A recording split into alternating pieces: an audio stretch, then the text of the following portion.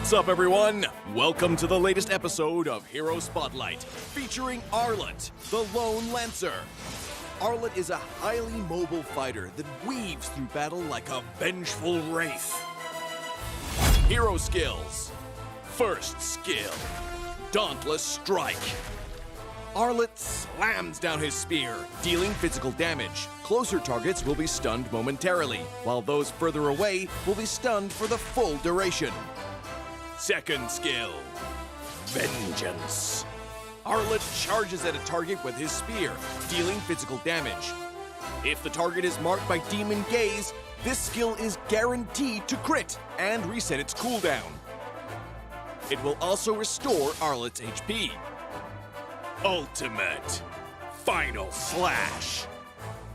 Arlet performs a wide, sweeping attack, dealing physical damage to targets and displacing them to the end of the swing. Passive skill, Demon Gaze. Arlet's demonic eyes will periodically mark a nearby enemy hero. Demon Gaze will also mark enemy units near Arlet that are affected by control effects from any source. Pro tips. Dauntless Strike is best used from a short distance, positioned to catch enemies at the end of the AoE for the full stun effect. Vengeance is Arlet's primary source of damage and sustain. If an enemy is just out of reach, stun minions and use Vengeance to leapfrog and quickly cover the gap. When low on HP, Arlet can mark a group of minions with his stun and chain cast Vengeance to quickly recover. Final Slash is a powerful displacement ability that can push enemies out of position for picks or unleashed at the perfect moment to catch the entire team. Combo tips. During the laning phase, wait for your passive to mark the enemy hero. Then strike them with Vengeance, followed by Dauntless Strike to stun and reapply the mark. Use Vengeance again and weave in a basic attack before finishing with another Vengeance. When going into a team fight, look for opportunities to use Vengeance on marked enemies. Use Final Slash to mark and group up enemies and tear into them with skill resets. Use Dauntless Strike to stun low enemies and finish them off with Vengeance. Tactics. Arlet is a formidable hero in the early and mid-game. By repeatedly marking the enemy, he can use Vengeance multiple times in quick succession to wear down his opponent while healing himself. After gearing up in the late game, Arlet becomes an even deadlier force, with more defense on top of his mobility and the constant healing from Vengeance resets. Arlet can sustain himself through the fight to continue dishing out damage. For his role as a fighter, we recommend this equipment build to bolster his damage and self-sustain. Choose the fighter emblem to further enhance his survivability, and for battle spells, we recommend Petrify to synergize with his passive and Vengeance skill. Arlet, the Lone Lancer, coming February 14th, 30% off during launch week. Get his Wandering Spear skin for only 51 diamonds the first 2 weeks. And until next time, we'll be seeing you in the Land of Dawn. Arlet, Lone Lancer, official release 0214.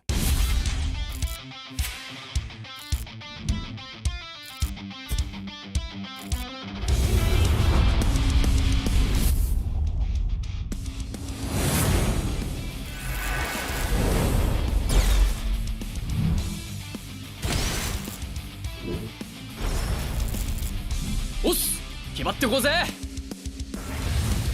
少し乱暴しようか釘崎野原喜べ男子こう一点よ邪魔だ虎杖裕二です好みのタイプはジェニファー・ローレンスよろしくお願いします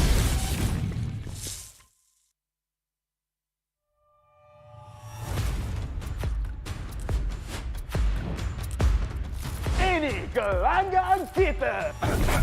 Ini gaya kita.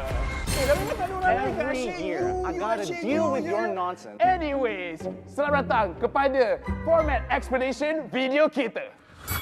This season, a brand new game format has been introduced, and we are thrilled to be presenting it to you.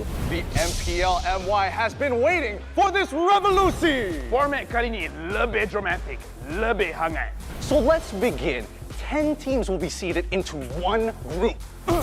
Masa regular season, 10 pasukan akan main sesama sendiri satu kali saja. That's right, and these teams will score based on those games. Bila cerita pasal markah, kalau menang 2-0, 3 markah. 2-1, 2 markah saja. But if they lose 1-2, they will only earn 1 point. But if they lose 0-2, they won't score at all. Markah yang terakhir akan menentukan kedudukan terakhir mereka.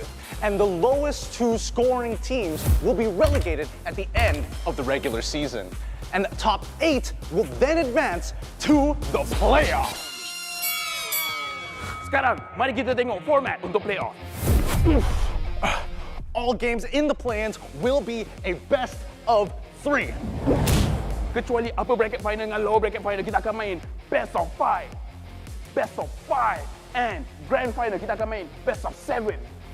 Teams ranked between the 5th as well as 8th place of the regular season will have to play in the play-ins. Team yang menang dekat play-in akan lawan dengan tempat ketiga dan keempat dekat upper bracket quarterfinals.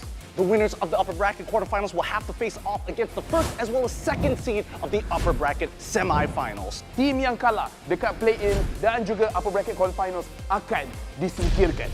Luckily, if your team is in the upper bracket semifinals and they lose, they will go down to the lower bracket semifinals having a second life. Kalau team menang dekat upper bracket semifinal, akan gerak kepada upper bracket finals. Finally, the upper bracket finals as well as lower bracket final winners will face each other off in the grand finals. Untuk lawan, untuk dapatkan trofi MPL Malaysia. Inilah video format explanation kita. Siapakah akan jadi juara kali ini? The stage is set. Let the games begin. Ini gaya kita.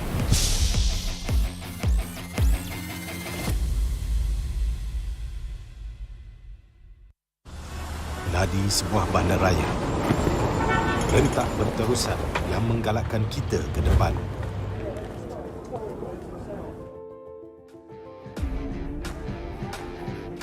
Sesuatu yang mengapi-apikan hidup dan semangat kita. Setiap orang mempunyai gaya dan irama tersendiri. Tapi, apakah yang boleh menyatukan semua lapisan masyarakat?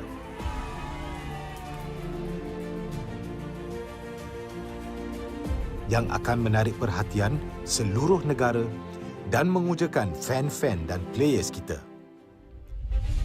MPL Malaysia ditubuh pada tahun 2017 dengan impian yang besar untuk menghimpunkan player-player Mobile Legends terbaik di atas satu pentas kompetitif yang terbesar di Malaysia.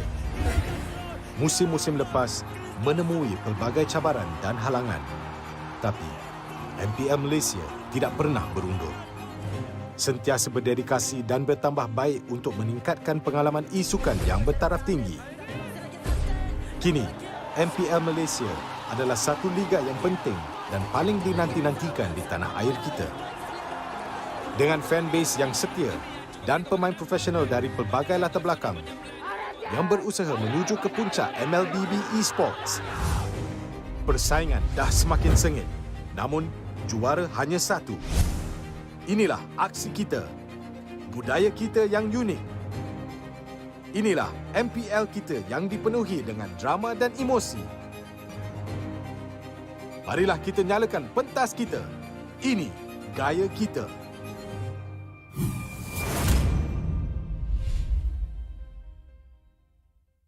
Bulan lepas, tim Malaysia yang layak ke tournament peringkat antarabangsa telah gagal. Tapi yang dah lalu, biarlah berlalu. Kita akan bangkit semula dengan semangat reformasi yang terus membara. Tahun ini, kita berbeza. Bermula dari 10 Mac hingga 16 April, jangan terlepas kejohanan yang akan berlangsung di Stadium Juara. Datang dan saksikan pemain terbaik bersaing dalam MPL season ke-11. Ini gaya kita.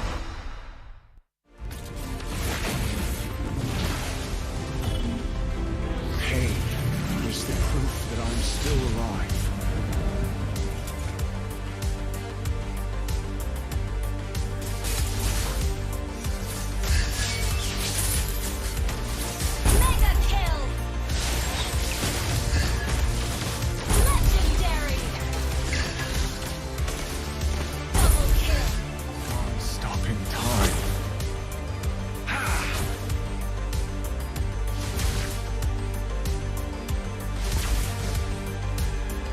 Feel what I feel. Feel what I feel. Huh.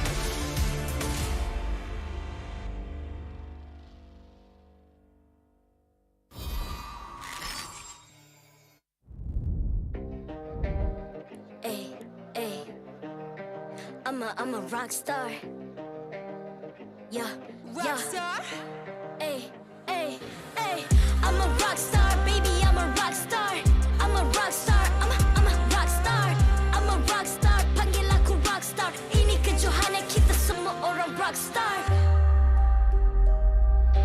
Kita rock star, kita buat saja gaya kita.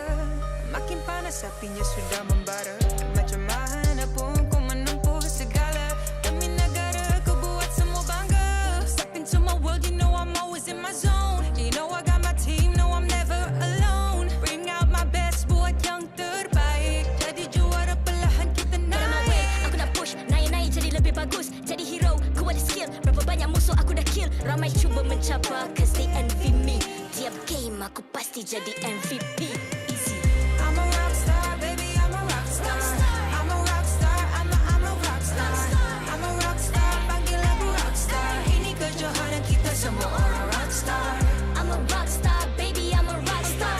I'm a rock star, I'm a rock star. I'm a rock star, panggil aku rock star. Ini kejohanan kita semua orang rock star.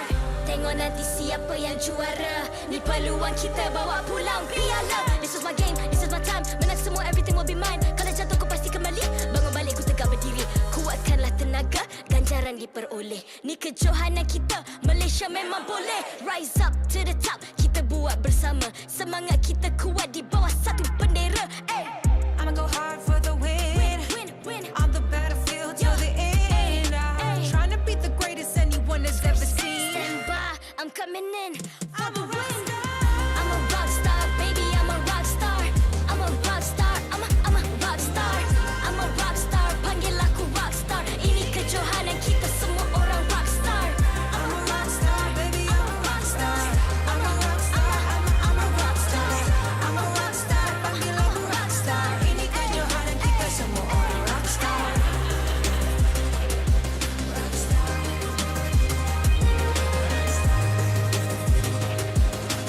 Ini kejohanan kita semua orang rock star. I'm a rock star, baby, I'm a rock star. I'm a rock star, I'm a rock star. I'm a rock star, panggil aku rock star. Ini kejohanan kita semua orang rock star.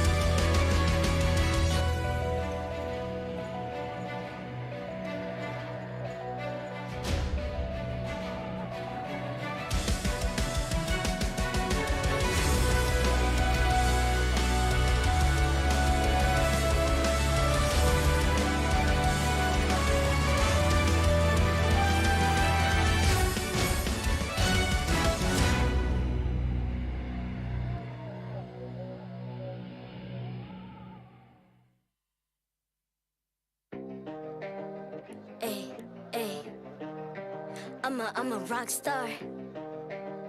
Yeah, rock star. Ay. I'm a rock star, baby. I'm a rock star. I'm a rock star. I'm a rock star. I'm a rock star. Panggil aku rock star. Ini kejohanan kita semua orang rock star. The rock rockstar, kita buat saja gaya kita. Makin panas apinya sudah membara. Macam mana pun kau menempuh segala. Demi negara kau buat semua bangga. Step into my world, you know I'm always in my zone. You know I got my team, no I'm never alone. Bring out my best, buat yang terbaik. Jadi juara perlahan kita naik. Aku nak push, naik-naik jadi lebih bagus. Jadi hero, ku ada skill. Berapa banyak musuh aku dah kill. Ramai cuba mencapai, cause they envy me. Tiap game aku pasti jadi MVP. Easy. I'm a rockstar, baby, I'm a rockstar. I'm a rockstar, I'm a rockstar. I'm a rockstar, panggil aku rockstar. Ini kejohanan kita semua orang rockstar. I'm a rockstar, baby, I'm a rockstar. I'm a rockstar, I'm a rockstar. I'm a rockstar, panggil aku rockstar. Ini kejohanan kita semua orang rockstar. Tengok nanti siapa yang juara. Ni peluang kita bawa pulang piala. This is my game, this is my time. Menang semua, everything will be mine. Kalau jatuh kau pasti kembali. Bangun balik ku tegak berdiri. Kuatkanlah tenaga, ganjaran diperoleh. Hello everybody, welcome to the MPL Talk Show, a show where we membawang pasal pasukan kita. My name is Rose and today I have with me Lafel and Gideon. Gideon, just nak cakap, sorry for punching you in the face, man. Nope, totally understandable. Happens all the time. Yeah, formats is so crazy. The coordination. Yes. I like it. Okay, so let's talk about the first two teams that will be playing today, right? Now, both Gideon and Lafel went to M4, right? What are your thoughts? Let me ask Lafel. What are your thoughts on Team Huck's performance during M4? I mean, I don't think that... Okay, I jawab sebelah you lah kan. I tak rasa yang Team Huck punya performance, it's not bad. Just not good lah. It's like, okay, so dia macam ni tau. Untuk Team Huck, I tak nampak dia punya evolution. So I rasa macam dorang punya potential is there. Sebab dorang lawan dengan Echo, very strong. But it's like, where do you go from there? So I rasa macam dorang dah dekat ceiling. Dorang cuma tak tahu macam nak renovate, nak pecahkan ceiling tu. So itu I punya point lah. I think that, to be fair, it is tough. Once you've kind of hit that plateau, it's hard to kind of just peak again. So I think what they're doing right now with their team, adding in the additions of, hey, throw in a couple of imports, maybe that's just the way to do it. I see. So you think the imports are gonna help, right? Speaking of imports, now Homebois did actually bring in a few import players, including a new coach. What are your thoughts on Homebois' past performances? Because we all know that Homebois would actually perform during the regular season and then they would slowly decline as they enter the playoffs. What are your thoughts on that, Gideon? I mean, to be fair, yes, it is a little bit of the playoff curse, as everybody knows. They haven't been able to actually win a championship or actually go to the internationals. But I think the way that Daddyhood is kind of running the organization is really well. They identified the problems, really needed help during the mid lane and as well as the support section. So they got the imports to actually fill in that area. Actually kat sini kan, I boleh rasa perasaan Gideon. Selama ni semua cakap Melayu, dia seorang cakap English. Dah semua cakap English, I seorang cakap Melayu. Hey, you know what? Ini revolusi. Kita akan ubah sekali je. Tapi I setuju sebab bila berbual dengan semua orang lain pun, kita nampak perubahan. Kita nak tengok perubahan apa yang betul-betul akan membantu. And I rasa memang untuk Homebois, it's always dekat area mid. Bukan nak cakap diorang punya mid sebelum ni tak bagus, tapi tak cukup. So Barbosa, Warlord, I nampak a little bit of diorang punya games and diorang nampak sangat-sangat kuat. I am actually very hopeful dengan Homebois punya performance season ni. Oh, okay, interesting ah. Saya pun actually rasa Homebois akan perform lebih baik untuk season ni kan. Saya confirm diorang akan perform. Confirm. Double chop confirm Double chop confirm. Okay, so I nak tanya both of you lah kan. Sekarang dua-dua team sudah buat like changes based on the previous performance kan. We all know stuff happen. Now, what are your thoughts dengan changes baru? Like all the imports, everything. Do you think they still have a good shot at winning or going into the internationals? Okay, I nak start dengan Team Huck because bila kita berbual pasal perubahan, itu yang kita kena nampak, perubahan. I cuma risau kalau masukkan Hito, play baru, Zai dan sebagainya, tak cukup perubahan because dorang punya core gameplay tu, it's more or less the same. So kalau Hito masuk and then the gameplay is the same, I tak fully sure yet. Sebab individual skill is good, tetapi macam mana kita dah discuss tadi, there's a plateau. Macam mana diorang nak lepaskan plateau tu. And I rasa hari ni kita akan tengok kalau Hito main, maybe there's a change. So kita kena tengok Hito main atau tak hari ni. Honestly, I don't think it's even about the imports at this point. I think it's about the supporting staff around them, and I think that's the big difference between Team Hawk and as well as Homebois. Team Hawk hasn't really changed too much overall other than the imports. And for Homebois, I'm seeing sports psychologists, I am seeing people, nutritionists even coming in. It's rather crazy how they are treating their players like athletes to perform at their very peak. Maybe we can foresee a different horizon later in the future. Satu benda yang I nak tambah pasal Dale, satu benda yang bagus pasal Dale is dia enabler.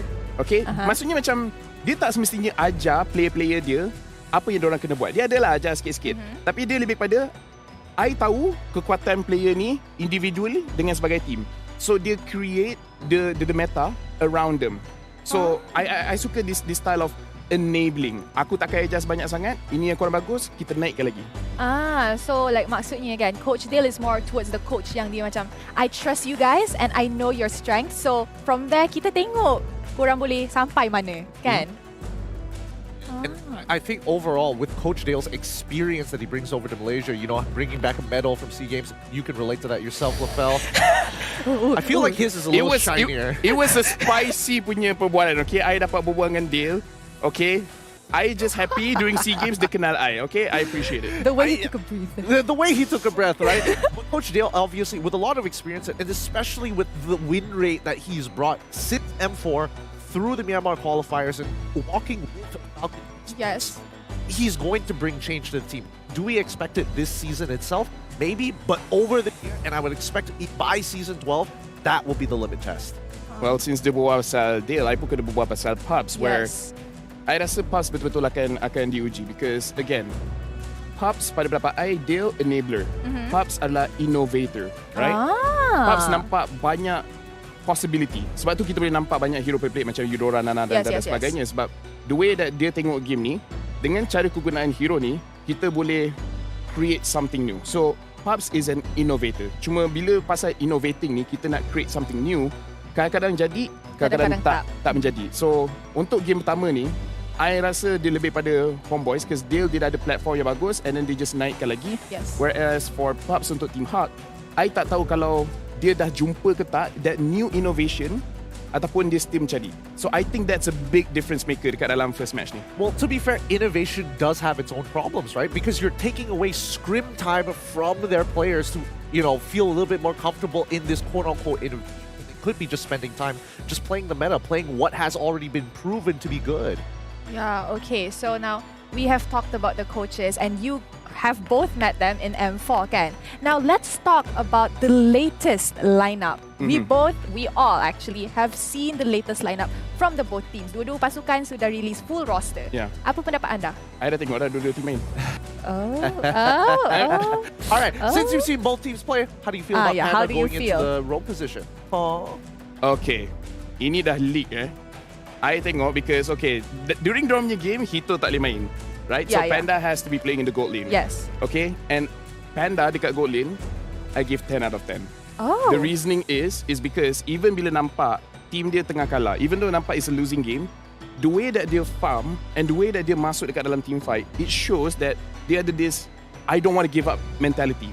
And I rasa it really shows, doesn't matter kau main roam ataupun gold lane dan sebagainya, asalkan ada mentality that I takkan give up selagi crystal tak pecah, I think that's a very good quality. So Panda going into the roam, I tak sure because Min punya performance is actually masih bagus. So I tak tahu kalau Panda nak masuk, dia kena kalahkan Min. I tak rasa Panda boleh kalahkan Min.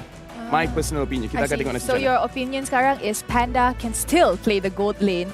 Yes, I rasa dia still boleh main. We have to see lah kan kalau macam mana dia perform masa. Sebab tu I tanya Hito ataupun Panda. So I don't know.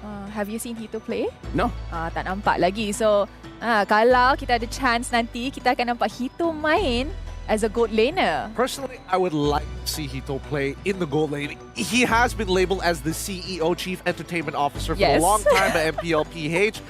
I want that to change. I want him to kind of find himself all over again. CEO of Marksman Malaysia. Exactly. That's the idea. And hopefully, based on what we're going to be seeing today itself, right? The biggest test is going to be Homebois in the mid lane. The biggest test for Team Hawk is whether or not they can actually integrate the overall lineup with import, because communication is so key in the game, right? You can't have people just speaking in Tagalog while others are speaking in BM, and it just doesn't work that way. I mean, to be fair, I rasa Team Hard punya English not bad lah. Not good, tapi not bad lah. I've But had not good. conversations, yeah. Yeah, kan? Yeah, we've been talking about Team Hawk. What about Homebois? Just a little bit. What do you guys think? Homebois menakutkan. Based on apa yang I nampak, diorang tak bawa Warlord or Barbosa. And even that one looks very scary. So with Warlord dengan Barbosa, and apa yang I dengar in scrims is dia punya mid laner Warlord really can carry games.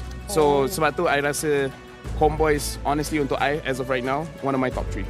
Okay, so there we have it. I rasa dua-dua pasukan untuk pemain pertama akan jadi game yang sangat-sangat panas dengan sangat-sangat intense because, you know, for once, edisi legenda and the other one is the defending champions of our MPL. So I can't wait to see what they're going to bring to the table. Thank you so much to Gideon and to Lafel for taking time out of your morning to be here with me. Okay guys, so thank you so much for watching the first episode of the MPL Talk Show. I'll see you on the next one.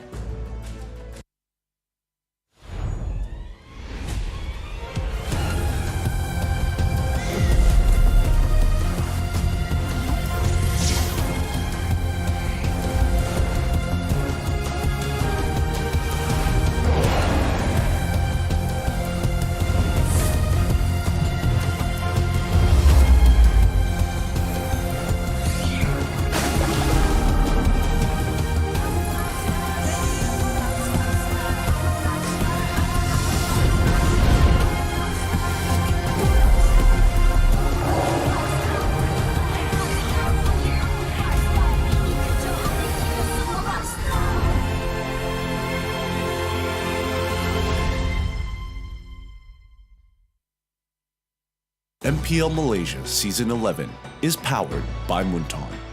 Official mobile internet, Hotlink. More internet, more speed, more Gaia with Hotlink. Game like a pro with ROG phone. Republic of Gamers, the #1 gaming brand in Malaysia. Champion Extra GG with Garnier Men. Fight 99.9% acne-causing bacteria in just 10 seconds. Official gaming chair, OSIM. Partners in Esports, AirAsia Super App, ESI, PKL, EGG, and PSM. Persediaan berganda, Malaysia berduka. Apa lagi yang perlukan? Apa lagi yang kita kurang sebenarnya untuk membawa jalur gemilang ke Grand Final di peringkat yang lebih tinggi? Kisah kita tidak berakhir seperti yang diharapkan dalam kejohanan M4. Namun, perjuangan kita tidak terhenti. Dan dalam kejatuhan itu, kita menemui sesuatu yang lebih bernilai. Kekuatan baru, tujuan baru, arah baru, dan azam baru. Kita tegas dalam mengejar matlamat kita demi transformasi.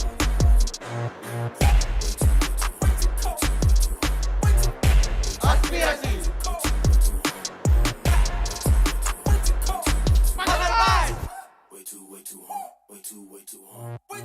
Dedikasi.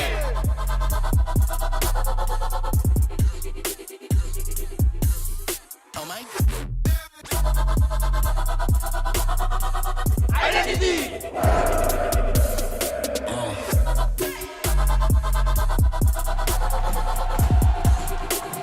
Polarisasi. Oh my. Silakan.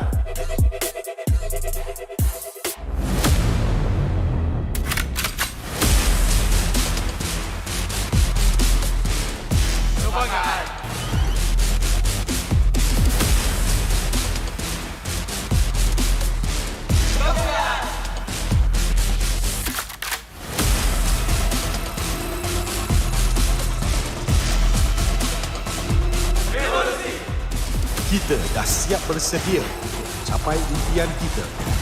Inilah dia. Revolusi kita bermula sekarang. Ini gaya kita.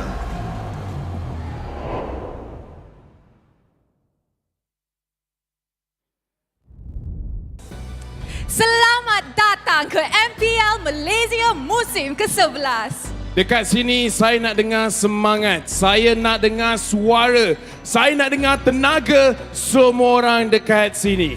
Apa khabar Stadium Juara?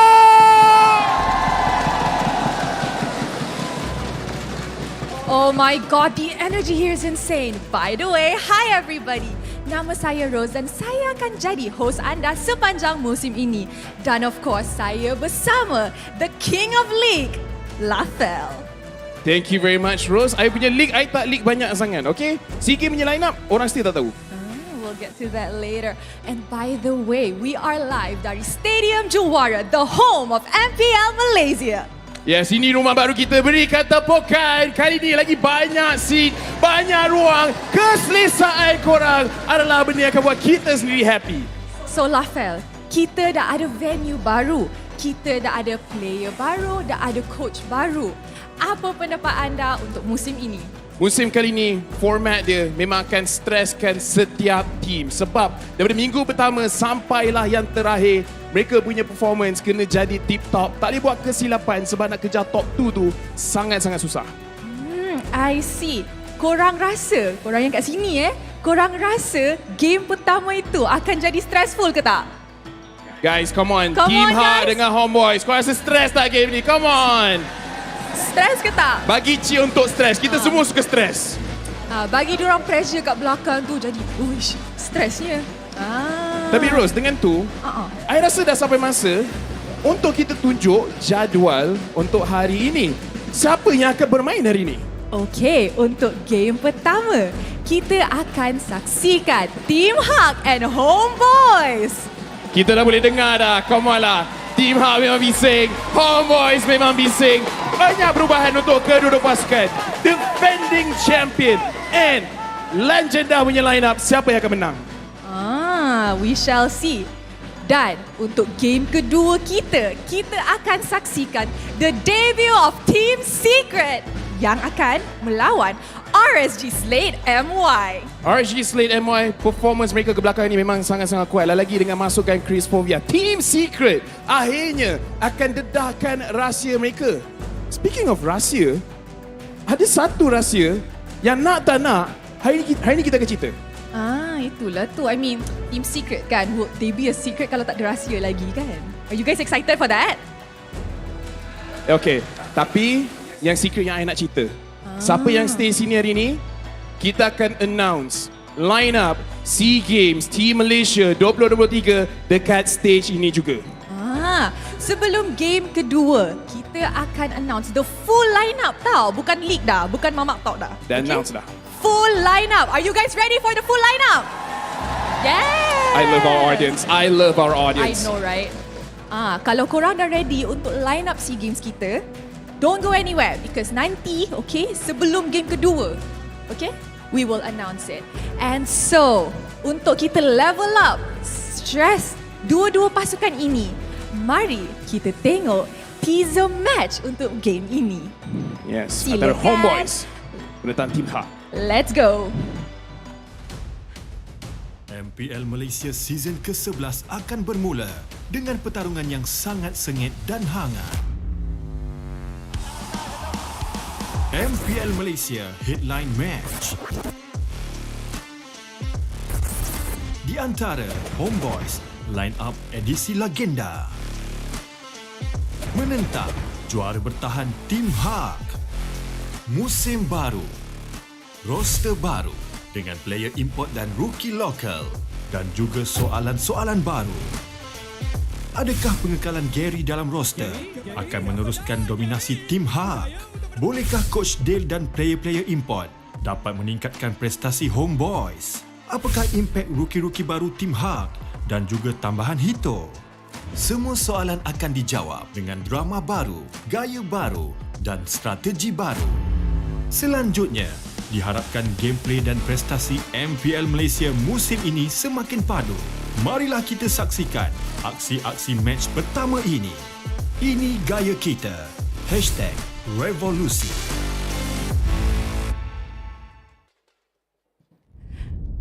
Dan itu dia line up edisi legenda dengan defending champions Team Hawk. So, this will be the grand opening match for MPL Malaysia musim ke-11. Are you guys ready to welcome Homebois and Team Hawk to the stage? with that, let's invite Team Hak and Homebois to the stage of MPL Malaysia musim ke-11. Let's go. Team Hak Melakukan kemunculan pada musim lalu sekaligus merangkul takhta dan mewakili Malaysia ke M4. Adakah the defending champion akan mengekalkan taring mereka sebagai the top contender? Adakah mereka akan mengekalkan prestasi cemerlang mereka dengan kehadiran import player? Segala preparation mereka akan saksikan sebentar lagi.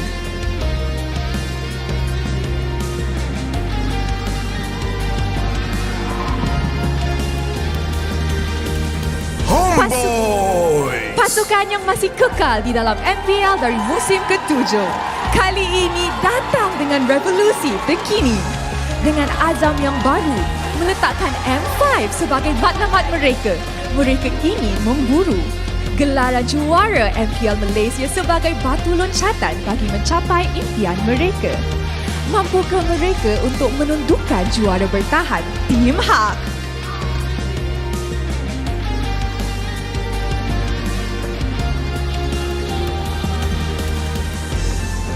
Tidak kita lupakan juga the backbone of the team. Inilah dia coach and analyst bagi kedua-dua pasukan. Coach Pubs dengan pencapaian yang cukup membanggakan ditemani Am Tua selaku analyst. Dan Coach Dale dari Philippines berganding bahu bersama Saiful sebagai analyst. Semestinya kita akan lihat strategi-strategi dan draft yang menarik.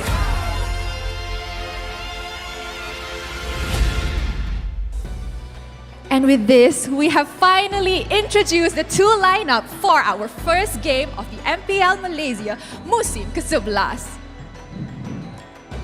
Akhir sekali, untuk mengekalkan integriti kejohanan, kita akan menjemput barisan. Mereka akan mengelas tugas bagi memastikan perlawanan berjalan dengan adil dan lancar. Introducing Head of League Ops, Jay Leong, Head Marshal, Nicholas, Marshal Haikal dan Yizi. Terima kasih kepada barisan Marshal kita. Dan dengan ini, kita sudah pun bersedia untuk memulakan perlawanan pertama ke MPL Malaysia musim ke-11. Are you guys ready? Louder! Teams, this is your moment. Game on.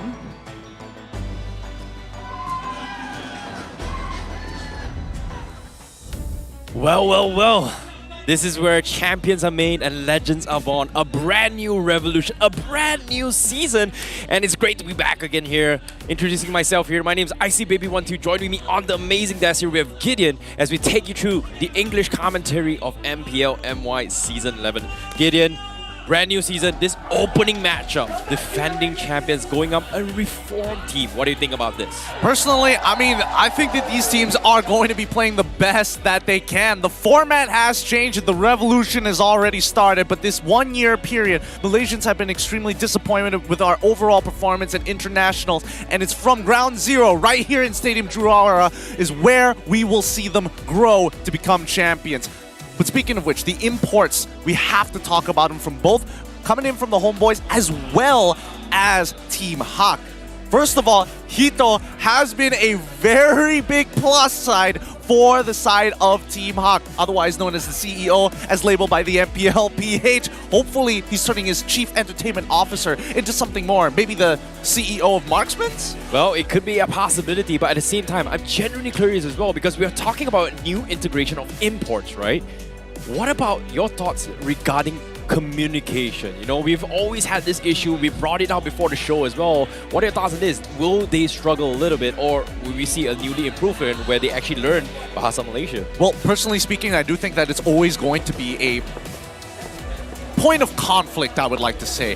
It's always going to be a pain for the teams if they cannot communicate exactly what they need when they need it. However, with the format only being 6 weeks, they don't have that kind of time, so they have to be doing their best from the get-go. No slow starts here for either the Homebois or even for Team Hak. Yep, speaking of Homebois as well, their addition of Coach Dale, who as well as two of the MDL Indonesia players, Coach Dale has previously pretty much led Falcon Esports to M4, right? What are your thoughts on them gelling with this, especially when they have two Indonesian players as well as Malaysian team? Do you think that there will be some sort of communication issues between the players as well as the coach? I definitely think that there has been communication issues before. However, as we've mentioned before, they don't have that sort of time. So they have to come down with the most minimal comms that expresses themselves exactly what they need in the game itself. I'm just curious how Coach Dale is actually going to lead this team to somewhere higher than just, 4th, maybe even 8th place during M5. But let's have a look at the lineups here, starting off with Team Hawk. Yep, introducing Team Hawk, we have Gary, Panda, Hito, Zai, and Lola going to be starting things off in the first game of MPL MY Season 11. And what's really interesting is that Panda, surprise, surprise, actually going to be playing on the roamer position, just like you called it as well. Hito going to be playing on the gold lane instead. Yeah, I'm excited to see these players actually show what they have to offer, right? Panda switching over into the roamer position is a big change, but he's played it previously when during Season 8 with SMG. Let's have a look at the Homebois lineup. I'm excited for the boys this time around. They've been denied from playoffs and internationals for so long. It's going to be Warlord, Chibi, Anim, Barbosa, and Sabat. Well, a legendary roster has been a staple name here in MPL MY. Multiple times they've made a mark, however, kind of slowed down the playoffs. And this time, with this redemption, bringing in two Indonesian flavor, I'm genuinely curious whether or not will they be able to deliver their results at the same time. I've heard rumors as well.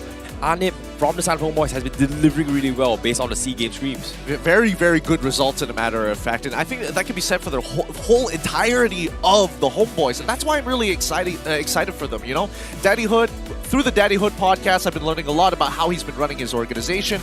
They've got the right direction, and I think there's going to be a lot of investment that has been made in this year alone. Season 11, it's just going to be a slow build-up. Season 12 is when we're going to see these teams pop. But for now, let's see what these stepping stones are going to be. Well, the grind's got to go, but as you can see, the fans from Homebois, they're extremely excited and looking forward to see what Coach Dale is going to be bringing up to the table alongside the entire org itself.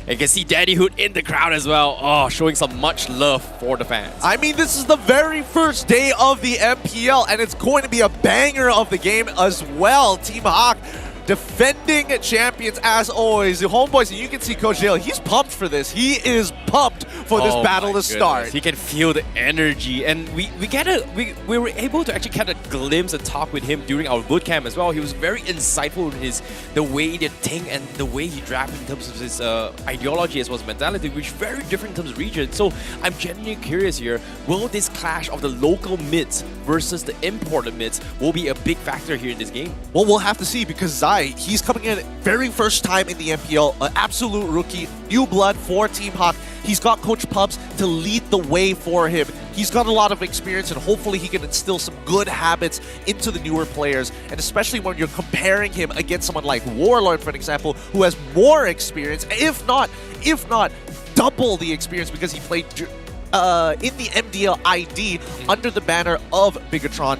I think there's going to be a very big skill disparity. Well, hopefully with that little experience here, it's going to help him scale through this match, because like you said as well, this is a very, very important match in every single matches, especially in Season 11, where there's no second chances anymore. It's all in or nothing. In this case, the fight for the top two is going to be extremely important. We are about 1 more minute into the game. Let's talk a little bit more shop here. Meta heroes, meta bands, prio picks here. What are your thoughts on that? Well, I think with Team Hawk, there's going to be a lot less predictability with them, because a lot of their members are veterans. They all have a decently sized hero pool. I think the only big question mark is going to come down to whether Zai can keep up with the rest of the team, or do they have to draft to make sure that Zai feels as comfortable as possible. We don't know just yet. Homebois, on the other hand, I think they're still going to be playing the traditionals. I do hope we see a Sapat Paquito here. It's a very kind of an off-meta pick in the EXP lane. I just don't want to see Edith. Yeah, really, you don't want to see I personally don't like it. I'm a big fan of Edith. Edith is pretty broken. But before we talk about heroes as well, we can feel the energy from the crowd. It's just electrifying right here, right now. And it's crazy. And I don't know, will you be overwhelmed by this? Can they overcome this as well, especially for the rookies? For Homebois, no worries whatsoever. MPL, same kind of crowd. They've got the drums, they've got everything. Team Hawk, Zai, keep your eyes on him. He could become a diamond right here. Well, without further ado, we're going to be jumping into the draft picks, ladies and gentlemen. This is game 1, the first game of MPL MY Season 11. Starting things off, we have Team Hawk on the blue side and Homebois on the red side. Now, we can start talking about the philosophies between both of the coaches and the way they actually think about the draft. For Team Hawk Pop specifically, what he does generally, that book he's holding right now has all of their scrim results, everything that they've been practicing over the past couple of weeks that they want to implement in this game. Homeboys, on the other hand, with Coach Dale, he's a little bit more adaptive. He wants to identify what's good about his players and create a meta centered around them. Well, I'm looking to see what kind of drafts is happening as well. We do see the Martins, Faramis, the Fanny, as well as the Joy being banned off. Means that there is a lot of room for that Fredrin pickup. There's also a lot of room for a potential Arlord, which is a brand new hero. Surprising enough, not priority pick among the players as well in the scrims. The hard part about Arlord specifically, getting a snowball with him, it's easy to achieve if it's a 1v1 situation, but in competitive play, there's so much interference from outside forces, the roamers, the mid laners, the junglers,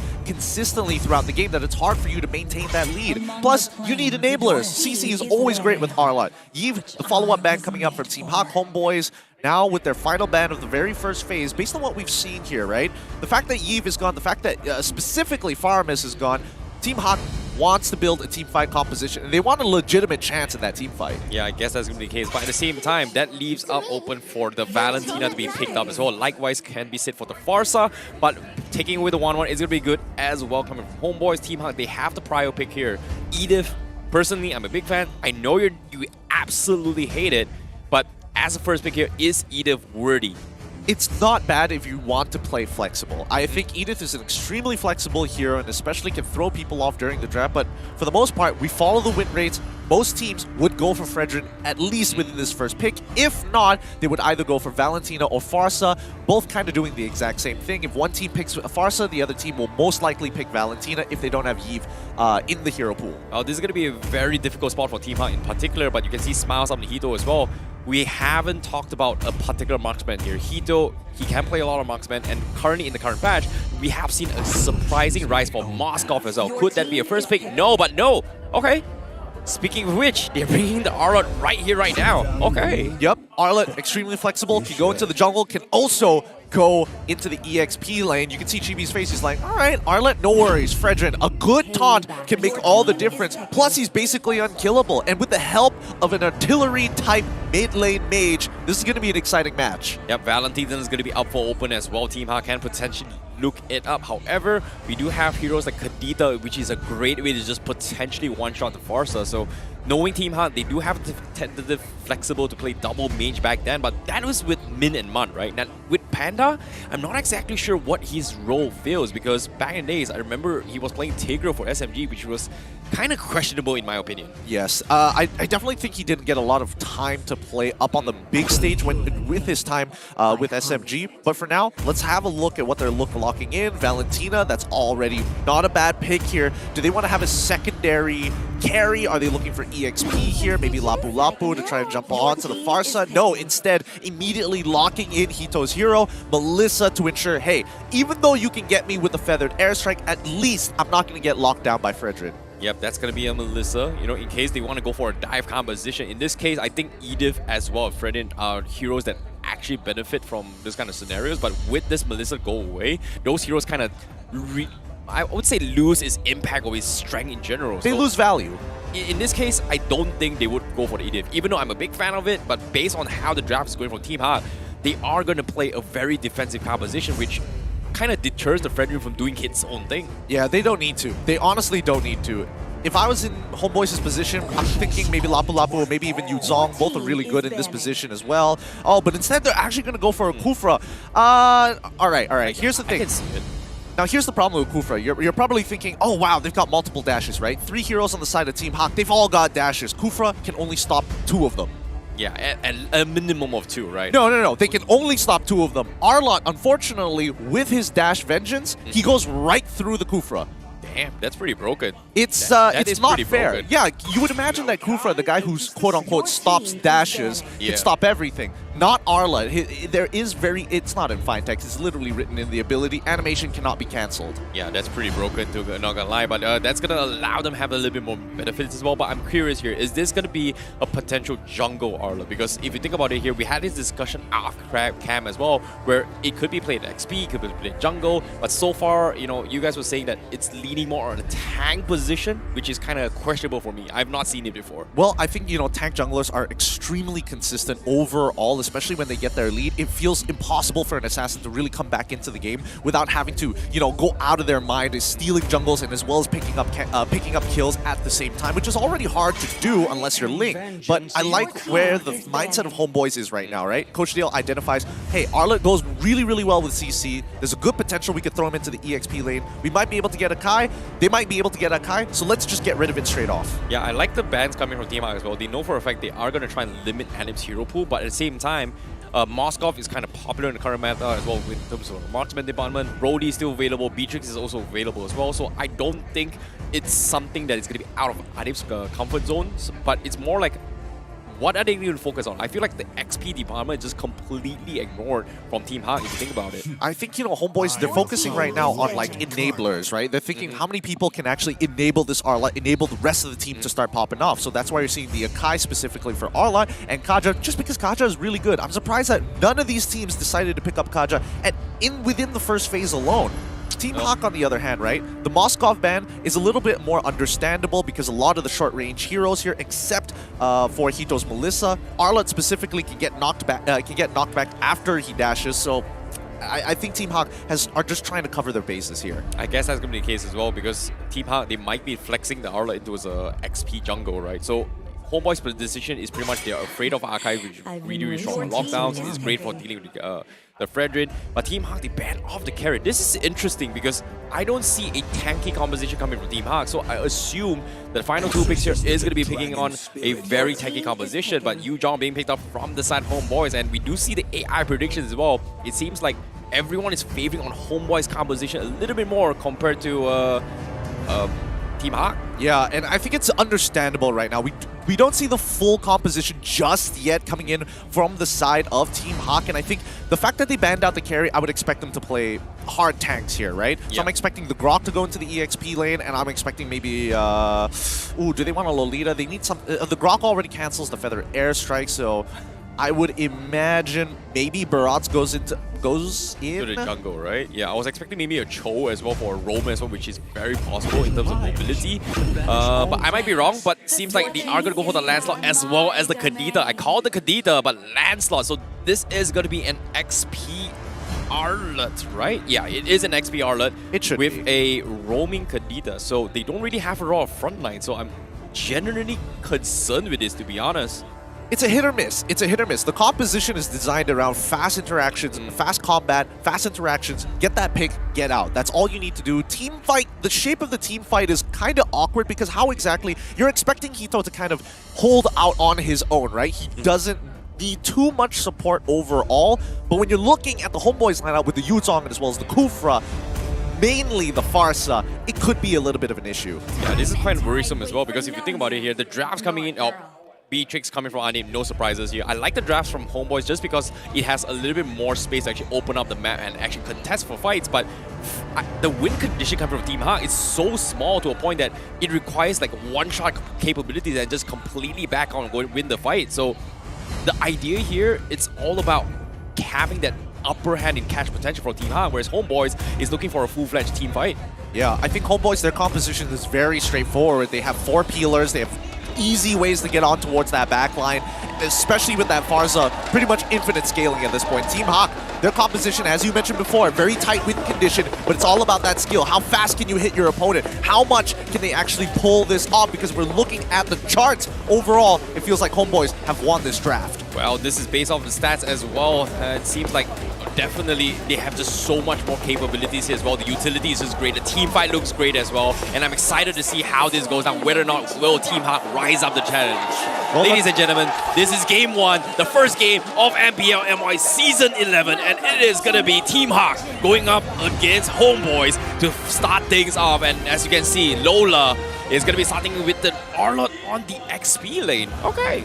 I like it. Personally, I like Arlott very, very much. I think he is a fun hero to play, and Panda immediately starting to annoy Chibi in his own jungle, and if he can get a retribution out of him, that would be even more ideal. Yeah, that's going to be tough as well, considering that Barbosa is here to say hello. There's only so much he can do for now. He needs a little bit more level. So Homebois, they have to play a little bit more safer and hit those level 4 timings before they engage in this upcoming fight. Whereas Team Ha, they have to make a play on this first 4. In this case, in terms of wave clear here, you can see Gary does have a little bit of a slight upper hand alongside with this Kadita. Really awkward composition coming out from Team Hawk here. It's awkward because like there's a couple of, you can definitely see a couple of synergies between two heroes, but not like an overall direction similarly to the Homebois, where it's like, yeah, we want to dive, we want to take you head on, we want the regular front to fronts, and if we can catch somebody off, easy combinations with Anip, easy ways to enable him. Yeah, it seems like Team Huck's objective is just they want a snowball, right? Panda starting off with a petrify to actually catch up Serpat. However, he is going to get countered back and taunted, and that's going to be first blood from Homebois. Mistakes were made, could not get out in time. I don't know what they were hoping for there. I mean, right, as of right now, Panda is in no position to really fight people, right? The most he can do is affect the side lanes, and I like the idea that he wanted to, hey, I want to even out the life totals to make sure that our secondary carry in Lola can do something, but just quick punishes from Homebois. Beautiful, beautiful side step coming from Gary, but hopefully it's going to be enough because you can see the pressure are starting to kick in coming from Homebois, knowing that Panda has not hit this 4 yet, and taking a kill off him is going to allow them to actually contest this turtle without worrying about that ocean, that rough waves. And as of yet, Team Ha, they need to wait up on him before they get engaged. But while I'm saying that as well, the turtle dropping pretty low, the Phantom Airstrike comes in as well, but no, it's stolen as well from Team Ha. They got the turtle fight. Chibi still holding on to the fight. Wow, Serpat is going to try and go for the rep for a round. Rough Waves finally pops here, barely does enough damage, and Homebois will get the disengage. A little unfortunate there because Zai was a little late to jump into the middle of the fight with the secondary Black Dragon form, but I think he managed to save 1 life at the very least, so doesn't really matter here, especially for Homebois, right? They understand that they want to get those team fights, but more importantly, when are those item power spikes? For Team Hawk, it's all about Hito. Everything they can do to make sure that he gets ahead is always going to be a plus. For Homebois, they have many different outlets. Warlord with already 1 assist, Serpat with already 2 assists. Most importantly, Chibi is significantly ahead, but it doesn't matter, because look at the EXP. Level 5, now turning into level 6 compared to Gary, who's already halfway to level 7. Yeah, this is so far ahead, right? He was able to get a very nice steal, but the problem here remains is that Team Ha, even though they have this kind of flanking capabilities, but as the game progresses, they need somebody open a map, and as soon as I say that, Barbosa goes in for a blind snipe. They know Panda is there, picks them apart. No chance for the rough waves at all. Yeah, and unfortunately, Hito doesn't even want to use his ultimate to try and push the Kufra away because that's such a powerful resource, and Homebois can set up for a dive. So now Zai takes the place of Panda and has to back him up to protect Hito from this dive. Oh, Zai is going to be recalling in away as well. Hito is going to be all by himself. Homebois, they're thinking about this aggressive chase, but Gary is going to be forced to back up. Seems like they are going to try and set up, trying to get a potential gang down bottom here. At the same time, we do see Panda coming in from the sides. Barbosa does scout out these movements, but Zai, he will get picked off a little bit of harassment in, but Homebois, they will respectfully back off for now. Yeah, Zai unfortunately losing 50% of his HP. A little sad. He still has to recall 6 seconds before the turtle even spawns here. Homebois looking to take an early position. And again, Team Hawk, they're a little bit behind tempo, but they have first move. It's going to be close as well. Chibi already in a very good position for this turtle fight, but Barbosa getting picked off from the side. This is huge for Hawk, while Lola going to be engaging as well. Goes for a couple of slides as well. Black Dragon comes in, but the counter Black Dragon from the side disrupts the back lines. The turtle dropping pretty low. Gary, he steals it once again, and now they are going to force the fight. The Feather Airstrike drops from Warlord to try and hold it down, but the Tyrant's Rage will finish off Gary alongside with Homebois. They lose the turtle, but they get 3 in return. Yep, Homebois are playing a strong game, and Anip this entire time was just farming the shields from the bottom turret. This whole time, Team Hawk, unfortunately, just taking fights that they just cannot win. Arlott is in no position right now with no kills, not even a first item, and it looks like Lola is going to go for the Hunter Strike into full tank build. Oh, this is going to be tough as well because they need some sort of hero to actually be in the front lines to open up the map. In this case, Panda can't exactly do that, and for Lola to get those tanky items, he needs at least 4 to maybe 5 more minutes before he can actually do the job that Barbosa is currently doing for Homebois. Yeah, but if you look down into the bottom side, the main win condition from Team Hawk is going to be Hito. So as long as he farms, he stays alive, this game could easily be turned around unless Homebois has something to do with it. If we look at top side, right, Lola, it feels like he's a little uncomfortable with Arlet as of right now. He can't really abuse people too much, but the Feather Airstrike coming in. Oh, the Feather Airstrike comes in. Panda misses the combo, doesn't pop the Petrify at all, so Homebois is going to get out scot-free. Zai, however, is going to get bullied out by Chibi, and with this play here, Zai might be in a little bit of trouble, but fortunately for him, he's going to be fine. Gary reviews himself, but doesn't want to overcommit, and this is the problem we're talking about from Team Hawk, right? They just don't have the tools to go in for the engage. However, as soon as I say this, Panda, does he make the play? He doesn't seem to want to. He's going to bail out instead. Chibi will catch him with a taunt. Hito is going to provide a little bit of assistance, but Panda gets focused down instead. And Chibi, does he have the Abrasive Draft? Yes, he will. And Hito will not be able to finish him off. And Barbosa, with a big Tyrant's Rage to save Chibi's life, he will gladly sacrifice it as they bail out the fight. But as soon as I say this, Lola, he dives the tower. He gets punished by Warlord, and Ani will get the kill. Unfortunate indeed. Anip didn't even have Flicker. That should have been a kill for Lola, but he whiffs the combo a little. It's really important to make sure that the opponent that you're jumping on has the mark, and the only way that you can get those demonic marks is through CC. Lola, unfortunately, can't just do this by himself. He has to wait around, wait for his passive to trigger onto one key target before he can start focusing down all of his damage. Oh, it's going to be tough indeed, but finally Homebois reclaiming a turtle for themselves after 2 unsuccessful attempts. Meanwhile, Team Ha, they're getting pressured really hard, and this is kind of worrisome. We're expecting more from Panda, and now he's always getting face checked by Barbosa, and now even here he's forced to back out. Yeah, I mean, there's nothing much he can do. He can't face check. All he can do is just bait abilities and try to dodge them with the Ocean Oddity. And I think that in and of itself is valuable, right? But unfortunately, for people like Chibi and Barbosa, who generally just don't care who they find in bushes when they face check it, ideally, if they can find specifically Panda or Zai, this game could easily fall into the hands of Homebois, who already have developed a 3K gold lead. Well, it's going to be extremely tough for Hawk, but Homebois, they do have the continuous loud, and they are going to try and take Tier 1. Feather Airstrike connects, but Barbosa with the flicker catches Zai. As soon as they say it, Homebois, they are going to keep up with the pressure, and Team Hawk can do absolutely nothing with this fight. Chibi going to continue with the South, connects on Panda, but the old Rough Waves does absolutely nothing. Gary is going to try and redeem himself, but they are just too darn tanky to finish off, and Team Hawk get nothing for this trade. And people wonder why. Why exactly does everybody play Frederick? This is why. He can take damage. He can take a lot of damage as well. He's a level lead against Gary finally. He's lost both of his Retribution battles for neutral for the Turtle, and now it just doesn't matter. Gary is pretty much out of this game unless he can find a way to get on top of the backline, specifically Farsa, maybe even Anip. Yep. And meanwhile, Homebois happening in this play. We do see the Lightning Trunkin purchase on Warlord. His Feather Airstrike has been on point for zoning for his team, and every single time it drops it, Team Ha can't seem to cancel him at all, which is kind of worrisome if you think about it. But at the same time, Gary is going to get contested. His orange buff stolen by Chibi in this engagement, while Gary has no choice to back out. The taunt goes there, and Barbosa is thinking to interject, but doesn't seem to be able to as well. The Lord is going to be spawning in 1 second, and Homebois is going to focus on Tier 1 for now.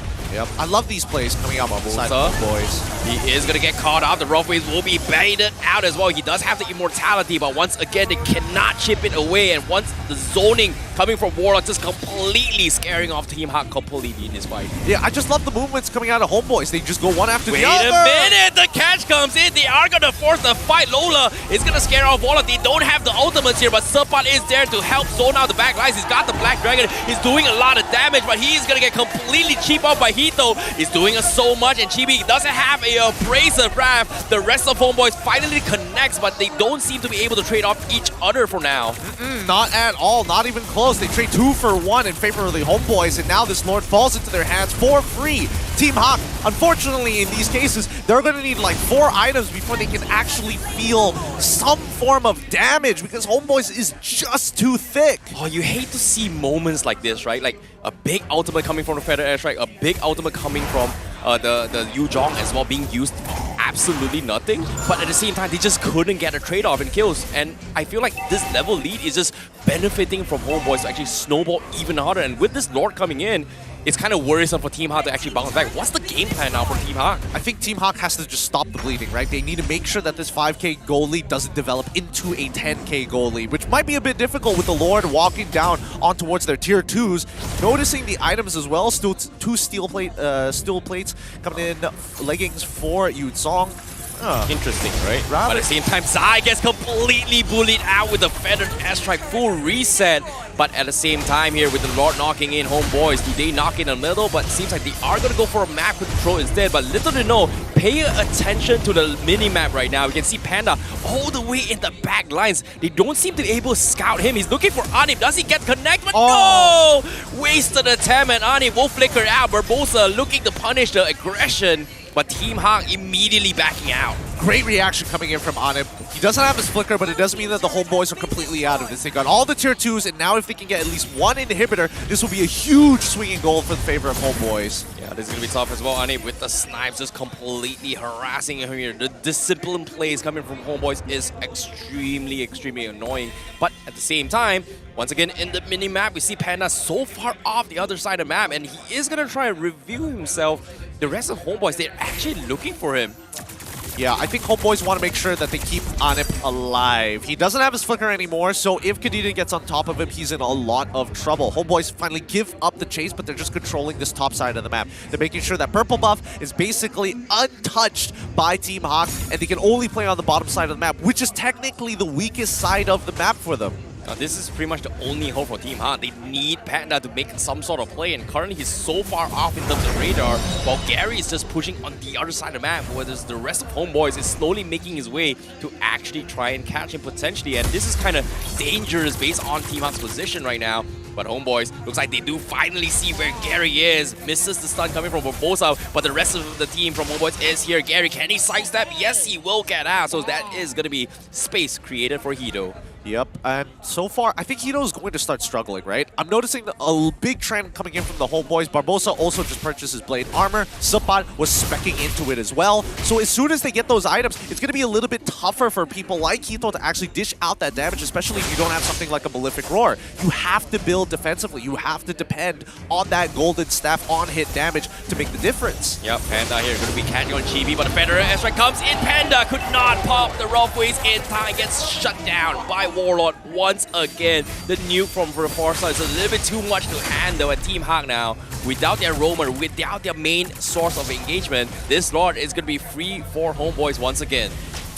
Yeah, there's nothing they can do here. With Panda down, they basically have no way to get on top of Anip except for Arlon, and even then, it's still very conditional. This Lord will fall into the hands of Homebois, and I think an inhibitor is almost guaranteed to break. Sapat a little late to respond to the top side, but hey, doesn't change a thing. It's only a tier 1. It's only a tier 1, Gideon. Calm down for now. But when we think about this, right, Team Hawk, they need every sort of goal as much as they can to kind of redeem themselves. And as this is stage, if they can hold out for 5 to 10 more minutes, there is a strong possibility that Hito is going to be able to carry the game. But I don't think Homebois would allow that as of yet. And you can see they're all completely starving them unless Panda on the bottom side gets a kill, which I don't think that's going to be anytime soon as well. I mean, let's keep in mind that they have Farsa in as well as the Yuzong. Both heroes do really well into the Melissa no matter what they do. And I think, oh, Barbosa going for the Tyrant Rage. He gets stuff done as well, but no, they burst down Gary in time, and with the jungler down, they lose a main source of damage. They even take down Panda in the process. The Black Dragon is still standing. Hito is holding on with the Pure Receptor together, but the Petrify stops him from attacking. He gets focused down. Subpad gets out scot-free. Chibi as well. Barbosa to interject, and Homebois, they take game 1 just like that, convincingly against Team Hawk. What an explosive game number 1 coming in for the Homebois. Unfortunately, for the defending champions, they get stooped down a little bit. The draft was a little tough, but overall, Homebois played a clean game. Oh my goodness, what a clean game indeed coming from Homebois, and one-sided massacre. Everything was just on point. The objective, the decision making was tip-top in game 1 here for Season 11, and what a way to start things off. a complete stomp in this composition. I mean, it's not over just yet here. This is best of 3, so both sides are required to win at least 2 games to continue on. But ideally for Homebois, if they win a 2-0, that's going to be full points for them. Yep, and at the same time, it's back to the drawing board for Team Hawk as they need to find a way to redeem themselves for game number 2. We talked about how important things can get when it comes to the point system on trying to fight for the top 2 in the upper brackets, right? You talked about it, we talked about it multiple times as well. Every team only has one chance to face off against each other. Yep, it's only a single round robin format this time round, and I think once we get to the playoffs, it's going to be a lot more interesting with that new format as well. But for the most part of it, this really shows you that teams that are slow to warm up in a league will get heavily punished in the first 3 weeks. You know, I like the idea that Team Hawk is kind of bringing to the table, right? They want to rely on a very snowball composition, but it's so difficult to do so. It's a high-risk, high-reward situation where if the Kadita gets an early lead, it's great. It's kind of like Selena as well. You snowball hard, it's great. But if you don't get kind of opportunity, it's so hard to actually bounce back from that situation. Absolutely. I mean, that's a high-risk, high-reward style of composition that we just witnessed for Team Hawk, and that's why you're seeing that these meta picks coming in from Homebois, with just simple protocols, it's very easy to kind of stop yourself from falling into that mistake of, hey, maybe if I path a little bit more aggressively, oh, suddenly I walk into Kadita. As you saw Warlord, the way he rotates across the map isn't just through walking through the river. Using that passive wings by wings, he can hop over walls and walk through his own jungle relatively safe. Yeah, his own pathing, his own version of rotation, right? Which is very interesting, which is something that I like that you actually point out as well. But before that, let's take a look at the itemizations of the teams here on how they actually adapted. I think we did catch a glimpse of double steel legs coming from Serpat, partially because it was one for the blade armor, one for the dominance eyes, which gives you so much value in terms of armor. Yeah, even though they do have unique passes, and stacking them isn't really worthwhile. For the most part, Serpat just wanted to make sure that he could actually get the blade armor as soon as possible and then eventually get the dominance ice later on into the game, because if we're talking about healing, the only person who really quote-unquote heals is going to be Hito and as well as Lola. Let's not forget that even Barbosa himself didn't even bother buying the dominance ice. He needed to make sure he could face check someone like Kadita and not die in one hit, so he had to go for the Athena shield.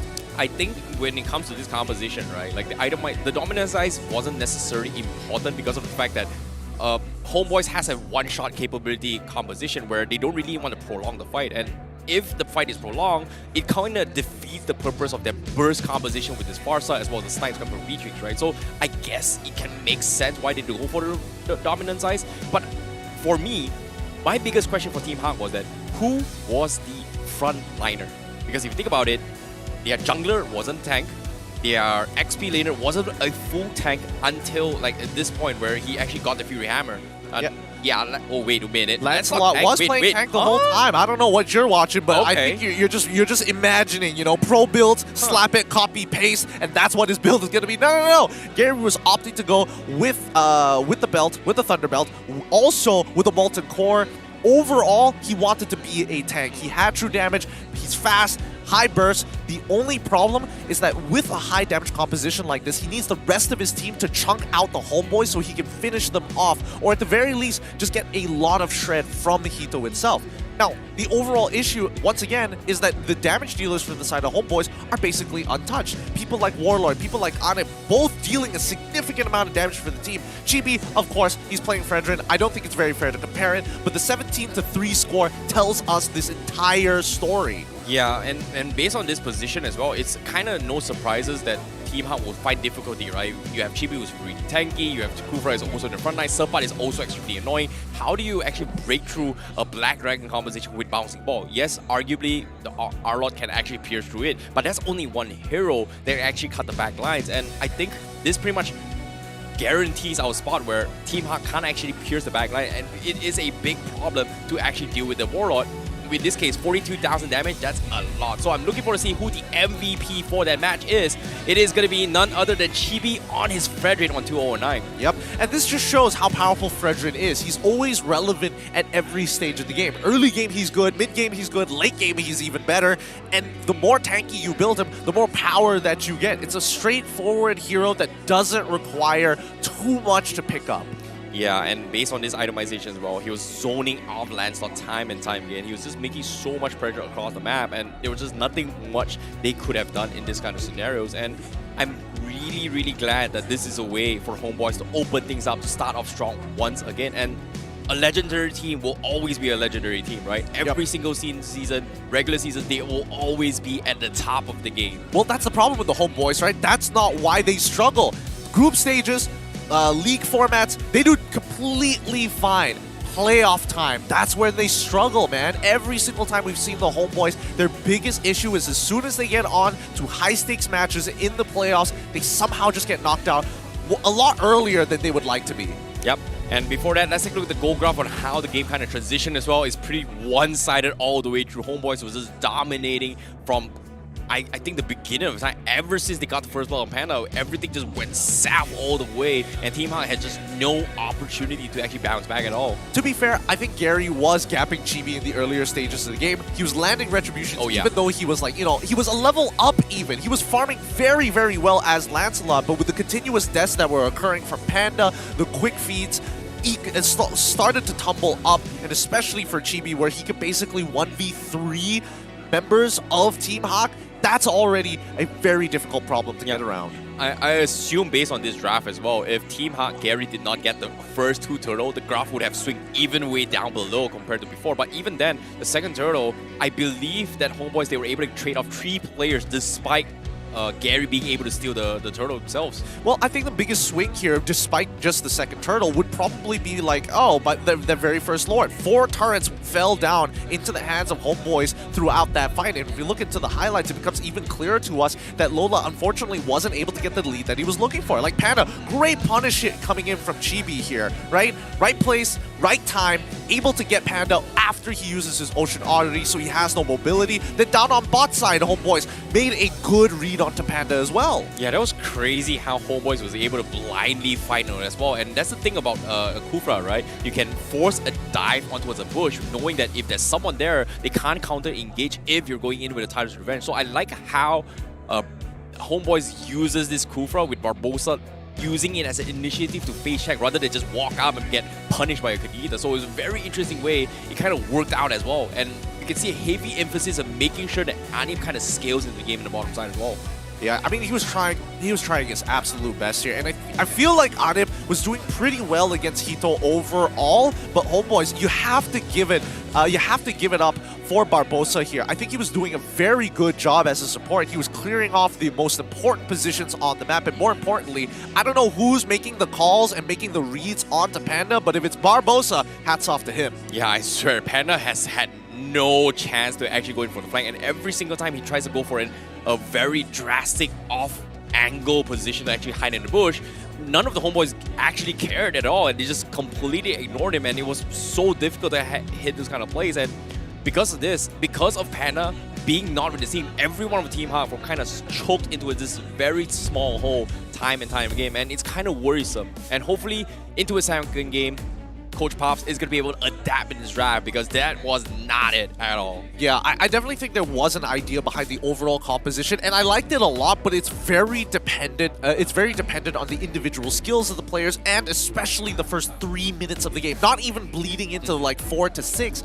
3 minutes. If you're not getting a kill within that period of time, the snowball doesn't even start. And if you get the snowball later into the game, it just becomes less impactful overall. The compounding interest isn't there. Yeah, it's kind of like Fanny, it's kind of like Selena, right? Into this later stage, they kind of scale off a little bit. No, it's not that it scales off. You just want to press an even harder advantage. Scaling is not an issue for Team Hawk's composition.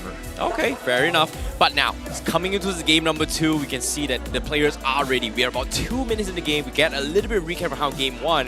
What do you think the adaptation's gotta be? Because personally, I feel like based on this draft recap, the biggest issue was that Team Hawk didn't have a very strong front line, but at the same time, I wasn't expecting the Lancelot to be played in the tank jungle, which is kind of popular in the other regions, but I'm not convinced yet.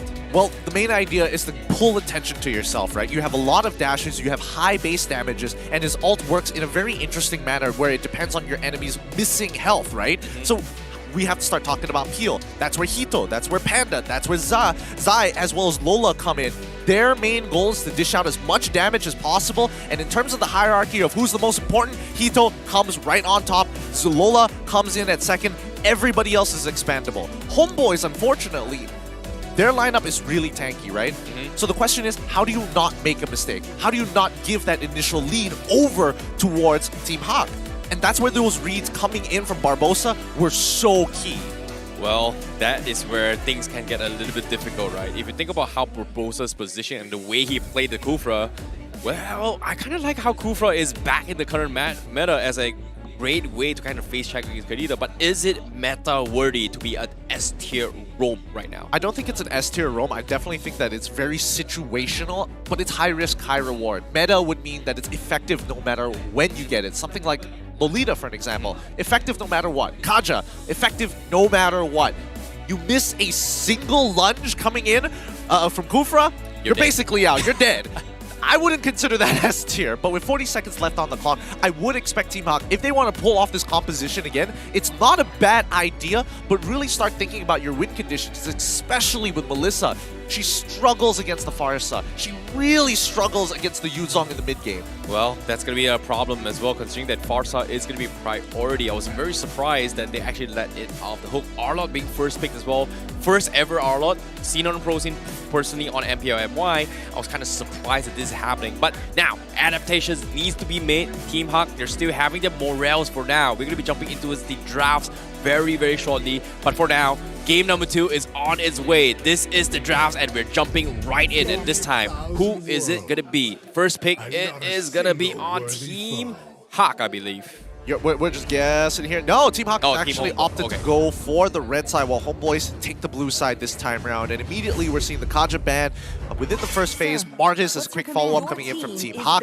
I feel like Team Hawk are going to, stick to their guns. They've been practicing this high damage, high risk, high reward composition. I don't think they're going to deviate from it too much. This is kind of interesting considering that Kaja was actually banned second phase in the first game. And for Homebois to actually first ban it this time, what's up with that? That's the thing. That's why I felt like it was quite interesting, right? Homebois, they see a high priority in it, but I also think that it's not a very fun hero to play.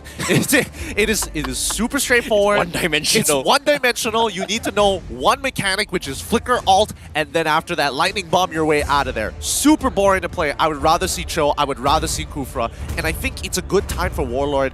To actually, flex his mechanics, show the ceiling, the level cap of how good a support can be. You know what's really surprising is that we didn't see a Glue pick up nor an Edith. Edith, it make a lot of sense just now for Homebois not to draft into it, considering the first 3 heroes course from Team Hawk was heroes that just completely denies Edith any opportunity to catch him. But for me, a Glue as well, which is kind of surprising because I feel like even though the nerfs came in, Glue was still kind of relevant in terms of his damage output as a roamer or even an XP laner. Yeah, but Glue sucks against Melissa.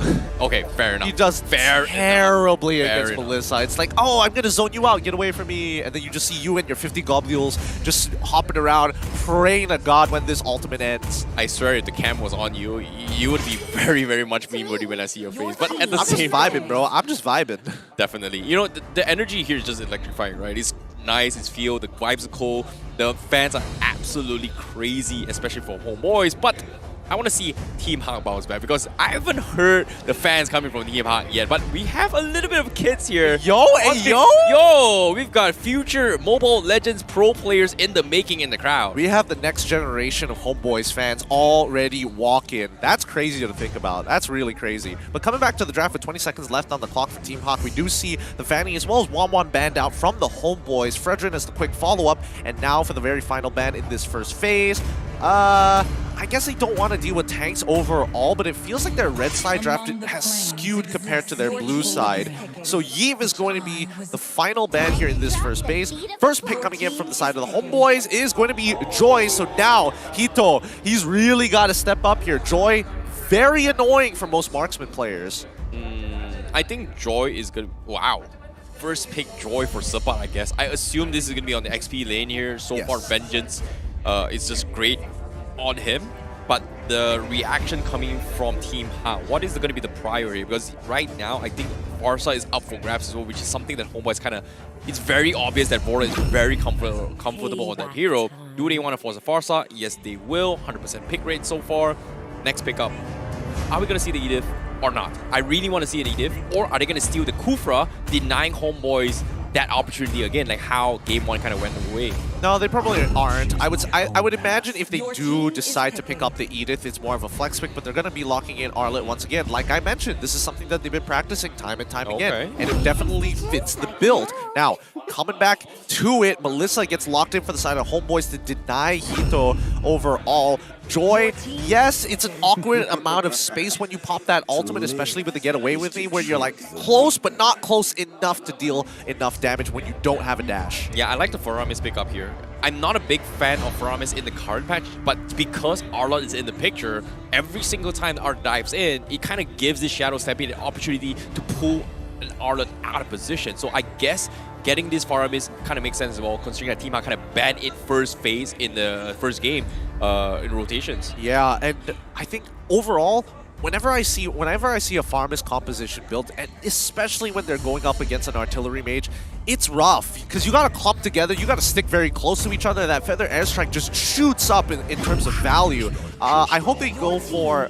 Oh, they want to go for the Atlas first. Okay, I respect that. I can respect the Atlas. Okay, the Team Hawk special going for the Atlas means that they might be forcing Homebois to go for the old school Diggy Faramis composition. Not a big fan of it, but could be a possibility, but at the same time can be easily countered by just purifying their way through. So forcing Chibi to go for, everyone, maybe 2 of the cores coming from Homebois going for Purify, it's still helpful to kind of limit their mobility, right? It allows Arlen to kind of dive the back lines, get a couple kills here and there, but at the same time, will they go for it? That's going to be a question. I don't think Adap is going to take... Purify, you might though. There's a very good argument for it, especially with the lineup that we're seeing from Team Hawk, but I think Inspire is way too valuable. Way too valuable, fair especially enough. If you are using a Golden Staff type hero, or unless you're part of the exception like Claude, then there's nothing you can do about it. Team Hawk, on the other hand, right? The Atlas pick is something that most people wouldn't keep an eye out for, and I'm surprised they didn't just take the Akai early on. It's kind of questionable, but at the same time, second ban coming again as well. Moskov still in the pool for Team Ha for the taking. Homebois might be considering to ban it off. But the question here is this an Arlot jungle, which I don't think it is. No, but Gary's going to pick up Lancelot again. For Gary? Yeah. Hayabusa maybe? I don't think, honestly, the tank Lancelot against the composition I'm looking right in front of me from the first 3 picks of the Homebois, it doesn't look that bad. The AoE shreds through the Cult Altar. Same goes for the ult, the Phantom Execution as well. It just makes sense to me. Homebois, they banned out the Link, while Team Hawk, they respond by banning out the Diggy. Thank God. Really smart coming in from Team Hawk. In case they go for the Diggy for Rami's composition. Right. So they play it safe. I like it, but at the same time, I guess Homebois are banning off Gary's comfort heroes, right? He was a star with his lane here. He's debuted himself in M4. He's debuted himself in MPL as well. So it makes sense why he takes it out of the equation. But the Lancelot in current patch didn't exactly suit him because I don't really see Gary much as a tank jungle player. He's more into his assassin playstyle. So if Gary brings in the Barats, like you said as well, maybe even a Baumon, even though, not a big fan of Baumon right now. But you know what's surprising? Martis is completely ignored as of yet from both sides.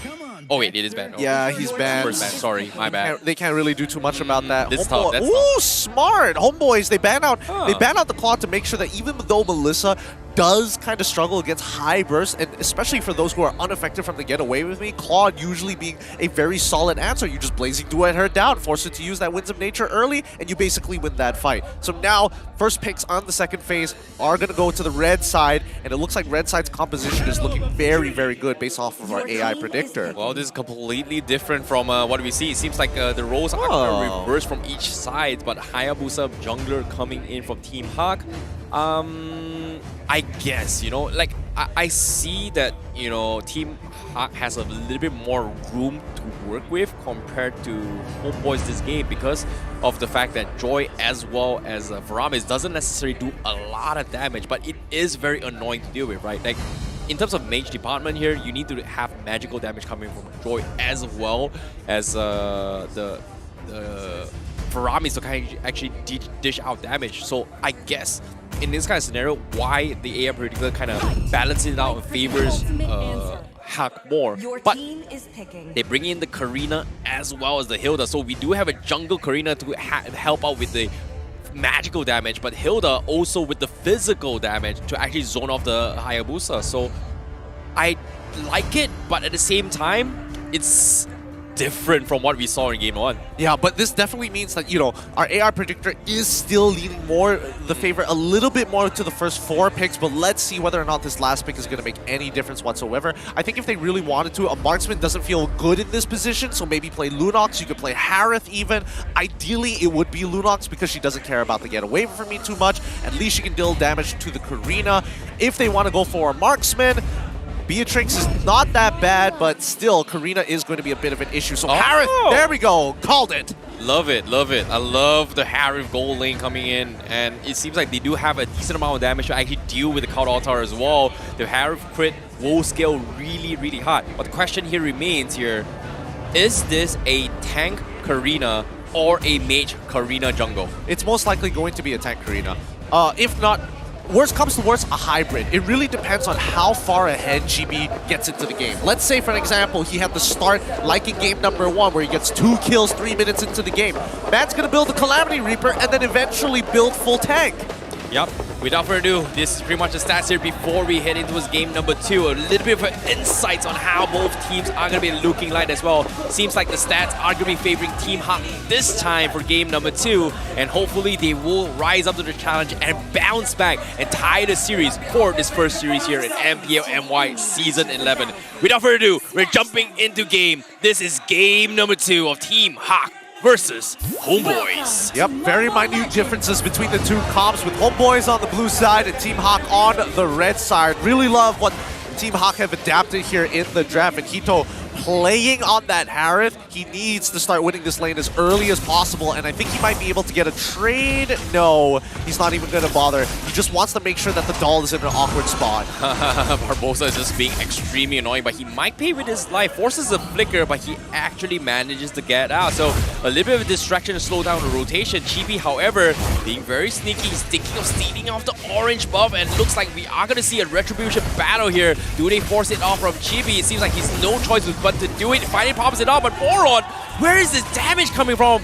He actually scares off Gary, and Gary tries to sneakily snipe him off. Unfortunately, not getting a kill, but they do force a recall up on Gary right now. Oh man, that's scary. That is so very scary. I thought Gary might have died there if Chibi just reacted a little bit faster, or at least if Barbosa was standing a little closer to him. But overall, a big win for the Homebois. They get to invade the jungle instantaneously, deny Gary of his orange buff as well. They steal away his Kerbal, and now Zai forced to flicker at the same time. They are just winning on all fronts. Very, very heavy invades here coming from Homebois, and this is the snowball they're looking forward to as well. And Panda getting completely bullied out by Barbosa, not being able to do anything at all. What is this game? What is this revamp? What is this revolution that Homebois is bringing to the table? This is why I've been very excited for this team. Hito, unfortunately, until he hits level 4, he can't even commit to an all-in. And hey, actually I noticed that Anip doesn't actually have Inspire, so if Hito wants to take a fight, he has to do it when he hits level 4 and within 26 seconds. Yeah, Vengeance up on the Harith. Interesting. I was expecting maybe an Execute, maybe Purify to some degree, but alright. Need that either. Okay, fair enough, but Turtle will be secure from the side of Homebois. Barbosa, however, going to get harassed a little bit, but he does have the level 4 GB. However, stealing the Retribution again. No, he didn't get it, but they do force the Retribution up on Gary for now. Subbot is going to back out as well with Chibi. Oh, that's some scary stuff here. Chibi needs to maintain this lead that he has over Gary. Oh my goodness, Gary going to get caught out as well. Atlas is going to be here to provide a little bit of assistance, but the damage for Barbosa with the counter attack buys so much time, and he actually gets out. Nope. As I say, this first blood is in Team Hak's hand. Panda dropping a little bit too low. Warlord looking for the kill, and he gets it right at the last tick. Nicely done coming in from Warlord, really making sure he's careful about his positioning, but he's also keeping a very close eye on his mana bar. Could he have pressed forward? No, but he quickly backed off, regenerated, get that little bit of mana back just to secure the kill at the very end. Well, this is tough. Gary losing out the Retribution battle, losing out on his purple buff, and he's 2 levels behind Chibi. As of yet, Team Hawk is looking a little bit lost as well, as they seem to be clumped up top to provide assistance for Hito. Chibi, however, scouts out 3 members up top, immediately rotates to another side. Barbosa continuing the pressure in the jungle. Gary is here to get a bit of kills, but it is going to be Lola that gets the kill instead. So that's not going to be a comeback goal for Gary for now. Well, I mean, even if they did get the kill, give the kill over to Gary, I don't think that was going to save him in any position. Barbosa, overall, not worth a lot of gold. Not worth a lot of gold in terms of value compared to everybody else. And Barbosa can just keep on dying if he wants to, as long as he's delaying Gary. Look, the man is 2 levels behind as a jungler 3 minutes into the game. That's devastating. Yeah, first item priority up on Anip as well, but we see harassments coming from Subban. Joy just harassing his way through Retribution on Gary, but the count-outs dive for the tier 1 is going to continue. They can't seem to actually finish off, whereas the rest of Team Hawk, they're just completely being bullied out as well. The Arlon is here to get a couple kills in, but at the same time, the pullback from the Shadow Stampede is going to finish off Panda. Zai falls as well, and this aggression from Homebois goes unpunished, and they're getting value out of this. Holy cow, Warlord is a beast. He is not messing around. He's really good in this game. Man, when did they get so good so fast? Time flies. I know, right? It's insane on how his decision making has been on point. You can see the recalls are coming in. Chibi also going to be stealing off the jungles once again. Gary cannot have any access to the jungle at all. Panda is here to zone him out, but Gary says, you know what, I'm out of here. I don't want to play the jungle lane. I want to farm someone else. And as soon as the Gary shows himself down bottom, top side, they make an attempt on Team Hawk, but Chibi, he dies instead. Yep, Panda feels a lot more comfortable on this Atlas. He's been getting some really, really good Fatal Links all together and perfect matches to set it up. Topside continues to start falling, but Hito, now without any Vengeance, could be a potential dive, but we'll see how Homebois wants to transverse the map. Oh, Homebois, they're getting so much value across the map, especially when this Joy just cutting off the creep base, making sure that Team Ha is losing out value minion goals if they do not go in for the lane clear. And in this case, they're going for an attempt on Subban, but what can they do at all? Honestly, they can't really do too much about this. Like, this aggression is a team effort. Oh, it's going to be tough, but the Feather Airstrike comes in. Warlord sidesteps his way through. They bait out the Feather Airstrike, doing absolutely nothing. But Bosa annoying the heck out of Gary, and they finally pop the count out to secure the purple buff, and they do get it, and they will back out safely. And Team Hawk lets this uncontested. Let them go. I mean, they can't do much about it overall. The 2.5k goal lead developed by Homebois is a team effort here. The macro has been looking really good. The priority that these teams are utilizing in this game, Masterclass so far. They haven't, for the Homebois, they haven't made too many mistakes. I think the only one is just dashing a little too far close. Oh, that's on for now. Top side, they do find an attempt on Hanif. Do they get the kill? Yes, they do, and that's huge. However, with what expense, because Barbosa is cleaning out the rest, same can be said from Warlord. They get 2 for 1, but they might get even more. Chibi is here. Gary forced a recall rather early, but Warlord, does he go for the cancel? He does as well, and Gary is still in the vicinity.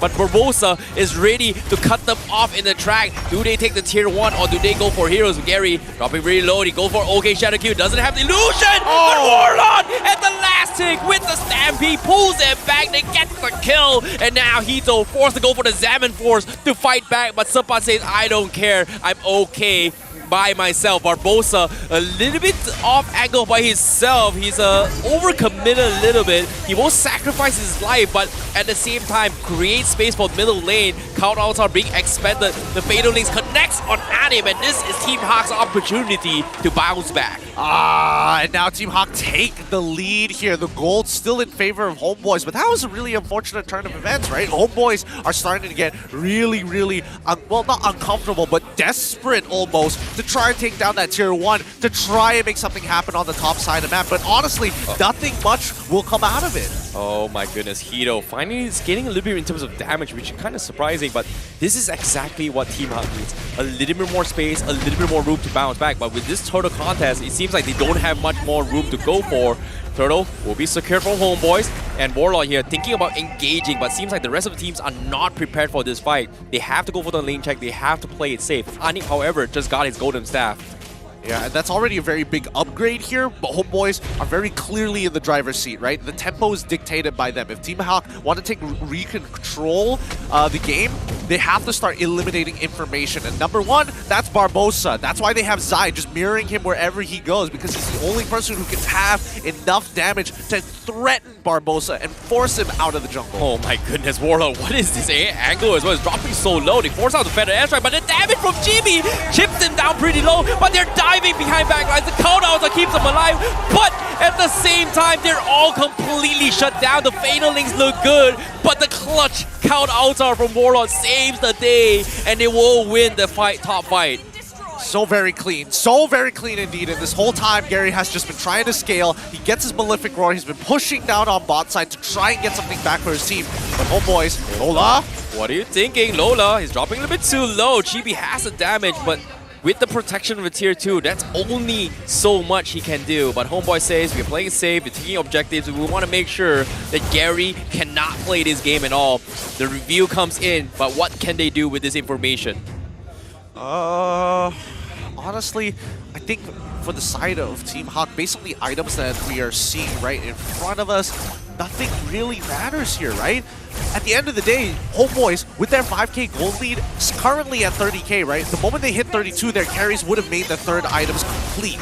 Oh, Gary dropping so low, he backs out, and Warlord, he's gonna completely recall back, and I've never seen a Faramis this clean so far, and Warlord debuting here in MPL MY looks pretty clean so far. Yep, the MDL has trained him very, very well. His timings on the Yoki Shadow kill to pull him right out of it as soon as he stops, on point so far. However, this Lord could be a very big breaking point for them if it falls into the hands of Team Hawk. Yep, Gary gonna be testing against the Joy for now. Sabat is doing fantastically well, is zoning them out. Zai, however, not gonna be able in position for the Wings by Wings and Feather Airstrike combo, while the Lord gets chipped completely apart, and that's gonna be a free one for Homebois. Wow, Barbosa looking for a solo kill, almost takes down Gary all by himself as a roamer. That is a scary composition for Homebois right now.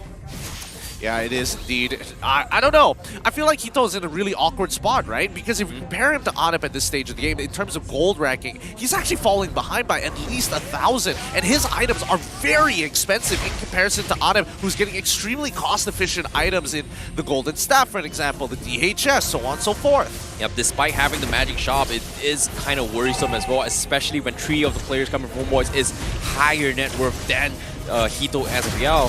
But with the Lord coming in, it is going to scale even harder. Team Hawk, they need to find a way to actually to make a comeback. They need the big Fatal Links, and this might be it. Warlock baits it out with the counter. Also, they pull Lola back. They do not get the trade-off, but the counter also pulls them back for now. Panda missing the Fatal Links, and then Anip, look at this. This is doing so much damage, and they're all completely scared off with the Trunket Clutch coming from Chibi to back out. Serpent finally re-engages, but I don't think they have the damage. But no, at the last take, they do get one with the Trunket from Serpent. He's greeting it out. He might die to this, and that is going to give Gary a kill. And that is going to be Team Hawk somehow holding on. That's the push and pull you want to see coming in from Team Hawk. You want to be able to see Hito jump into the middle of the fight. Then you want somebody else like Gary or even Lola to try and initiate, to pull attention to himself. It's that back and forth that we want to see from Team Hawk specifically. Panda, unfortunately, not being able to get any prime targets there, especially with such a good flank, thanks to the perfect match. However, Homebois, they got to be a little bit more careful here. They cannot be giving away too much over to Team Hawk, even though they have a 7.5k gold lead. Yeah, every kill counts, right? Like, the moment you start dying, this is where you give an opportunity for Team Hawk to actually bounce back, and that's exactly what they're looking for. So I was very surprised they were able to find this kind of opportunity. Warlord, however, 1 HP bait, survives with the Purify, survives to get out from the Fatal Links, even though Panda was so obviously aiming out at him, and unfortunately it just didn't work out. Dominance Eyes and Concentrated Purchase coming from Hito as well as Panda. Is it going to matter in this next upcoming fight? I mean, all items are going to matter, and especially for the Homebois, it matters significantly more to them because their next item power spike is just around the corner, while Team Hawk, they're feeling good. They're like, oh, nice, I just completed my core item. Homebois, if they start producing fights, if not, catching Team Hawk outside of their base because there's no more tier 2s, no more tier 1s, just inhibitors. Any little mistake could net them a win. Oh, this itemization is coming from Team Ha. They're at least 2 items behind Homebois, and this is kind of worrisome because they don't seem to be able to challenge them, and to buy a little bit more time is going to be extremely difficult, especially when Homebois is just completely starving them and depriving them of all the economy in all lanes as well as the jungle. And now with the Lord being the priority focus, Team Ha has no way to contest this at all. Yeah, they can't get any position so far. They have Barbosa just scouting out towards that top side to give a false sense of hope towards Team Hawk to believe that they are there. But at the end of the day, Team Hawk probably don't even want the Lord at this point. They just want to scale. If they can just defend the Lord, stagger, at the very least stagger the waves, that could prove very useful. Yep, Team Ha, they are going to try trade a tier 1 up top once again. We've seen this incident from game number 1.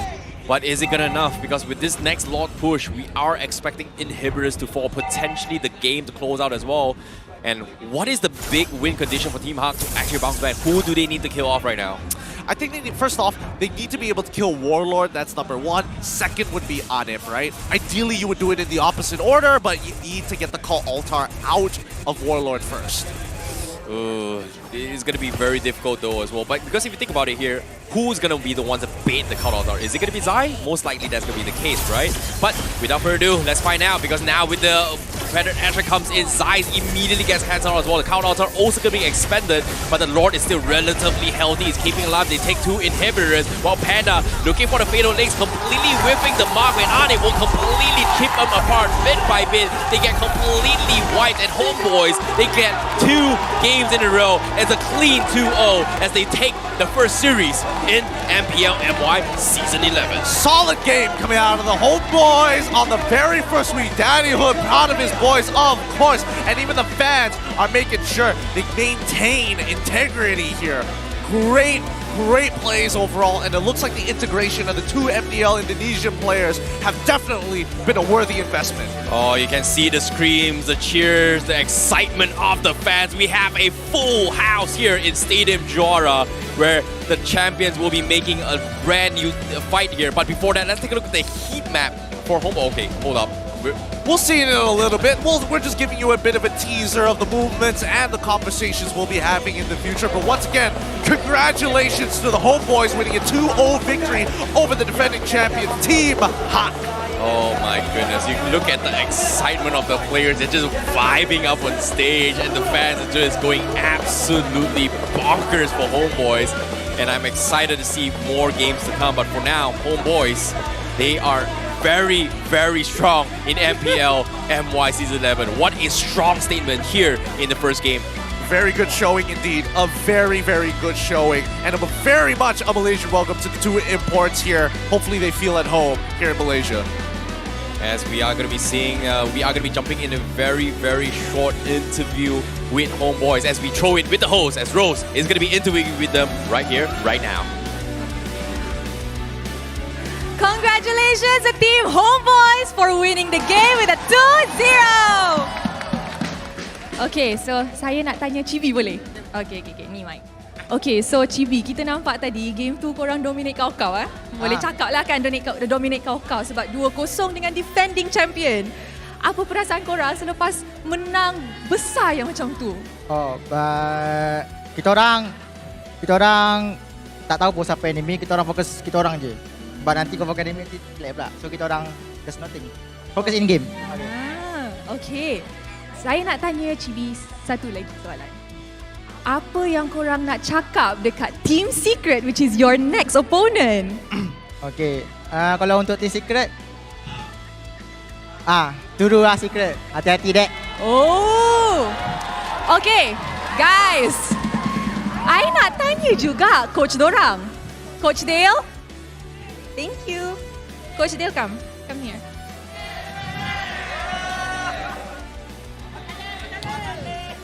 Okay guys. Apaan tu? Untuk soalan ni, saya akan cakap dalam bahasa lain. Nanti saya akan translate, okay? Coach Dale, anong pakiramdam nang manalo kayo sa unang laban nyo? Mas nagulat ako sa Tagalog mo eh. Okay, so saya tanya, apa perasaan dorang selepas menang first game dia? Lepas tu dia cakap, dia lagi terkejut sebab I cakap Tagalog. Tak adalah surprising sangat. It's not that surprising, so... Anong pakiramdam nyo? Saan? Sa game? Yes. To be honest, excited ako kasi excited kami lahat kasi sa haba ng panahon na nag-practice kami, nag-prepare kami. So, nag-paid off naman. Dia cakap dorang sangat excited sebab dorang practice lama, dorang train lama, lepas tu it paid off well dengan game yang 2-0 kan? One more question. Paano kayo nagko-communicate ng team nyo knowing that you're a Tagalog speaker and they're a Malay speaker? I'm teaching them how to speak English. Oh wow! That's what I like to hear, kan? Semua player belajar English. That's very good. Okay, thank you Coach Dale. Okay guys, kita ada segmen baru untuk MPL. You guys tahu tak apa tu? Setiap game kita akan invite satu fan untuk interact dengan player-player dan juga ambil gambar. And so, I heard that fan ini, dia fan yang sangat besar Homebois. Can we have Poji up on stage? Poji, mana Poji? Poji. Oh, hello Poji. Okay, this is your mic. Alright. So, I dengar you nak tanya soalan kan dekat Homebois? Macam mana? You nak tanya soalan kan dekat Homebois? Boleh juga tanya. Tanya je. Nak tanya saya pun tak tahu cakap apa sebenarnya. Tak payah nervous. Tanya je. Nak tanya, Solos mana Solos mana? Where Solos? Boleh. Where is boleh? I say where Solos. I don't know. I'm not his father. Oh, okay. Itu je. Okay. Thank you, Poji. Oh, tak. Bukan Poji. Poji kat mana ni? Mana Poji? Poji, come here, Poji. I've been waiting for you, Poji. Ingat dah kena scam. Itu dia, Poji. Come here. Okay. Ui. Okay, sini. Oi, pakai. Dia memang big fan Homebois. Tengok jersey pun Homebois kan? Okay, Poji. Yes. So, I heard you nak tanya diorang soalan. Oh, ya. Tanya. Saya tanya benda ni as a general question. So, Daddy Hood pernah cakap season kali ni Homebois memang nak all out. The real all out. Dan dekat dalam game yang first korang jumpa dengan champion season lepas 2-0. Adakah ini sebenarnya statement besar dekat team yang lain? Homebois dah online, korang semua rata.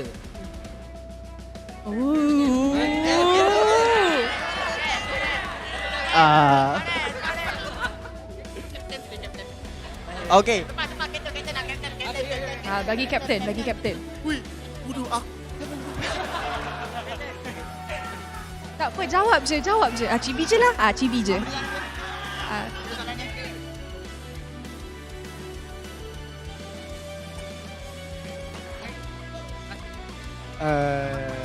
Tak juga. Kita orang menang luck je tadi. Oh. Wow. Humble answer. Alright. So, sebelum I let them all go, kita bagi Poji peluang untuk ambil gambar dengan Homebois. So, I will step aside dulu. Okay, korang ambil gambar Okay guys, korang tahu tak? Kalau korang datang sini dan korang akan jadi yang fans yang boleh naik stage, boleh interact dengan player-player yang favourite korang, korang boleh dapat menang skin bernilai 899 diamond. So Poji ni satulah pemenang kita kan? Lepas tu, we are now live from Stadium Juara, the home of MPL Malaysia. So tunggu apa lagi? Datang and get your tickets now. Don't forget to scan the QR code down below, okay? Okay, thank you so much Homebois and thank you so much Poji. Terima kasih. Thank you. Maraming salamat. Okay guys. So, kita nampak game yang sangat-sangat intense. It's now time to throw it back to the casters. Casters, take it away.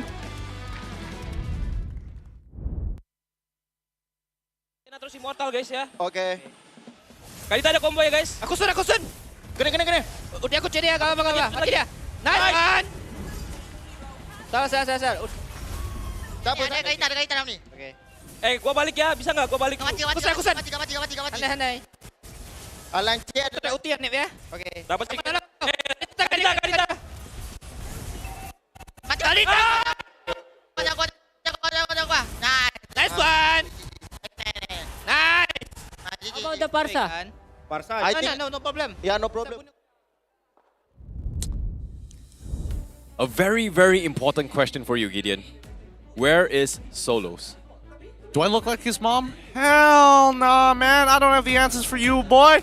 Honestly, really interesting to see the homeboys up on the stage. The boys are shy, of course, but those who are willing to speak definitely have some strong words. Yeah, in this case, GB, you know, as usual, very humble with his words. You know, a little bit lucky with their victory, but at the same time, luck wasn't an excuse, you know? It was pretty much all skills for Homeboys, and with Dale's integration into the team, it seems united. And guess what? They're learning a new language. Finally, we're having some love for the English broadcast, baby.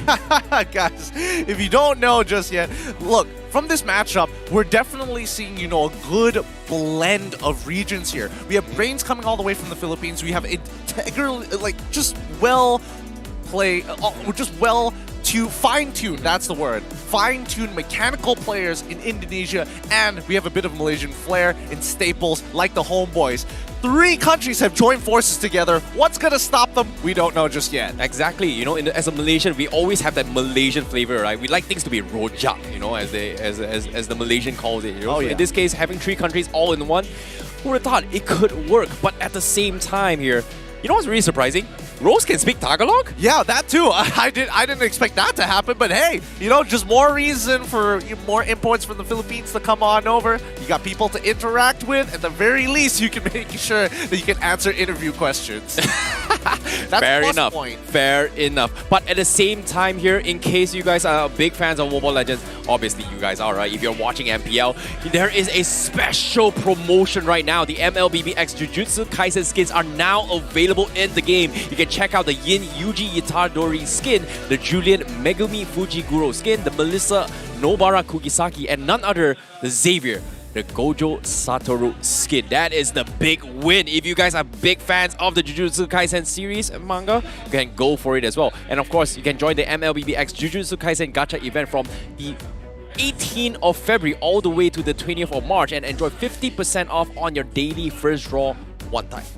Dude, you nailed everything until you got to I know. Satoru Gojo. Why'd you flip it at the end? Because I watch anime, the subtitles is Gojo Satoru, so it's like, you know, the script is like Satoru Gojo. I'm like, It's a cultural thing where you say the surname. You know what? It's much to explain, but let's jump into the numbers here. I think it's really important for you guys to actually take a look at this particular graph because it's very different on either side. Now, Team Hawk in game number 1 was yellow in this case. Homeboys were the red, and unfortunately, they couldn't do too much about the situation overall, right? If we're talking about, hey, can they actually team fight?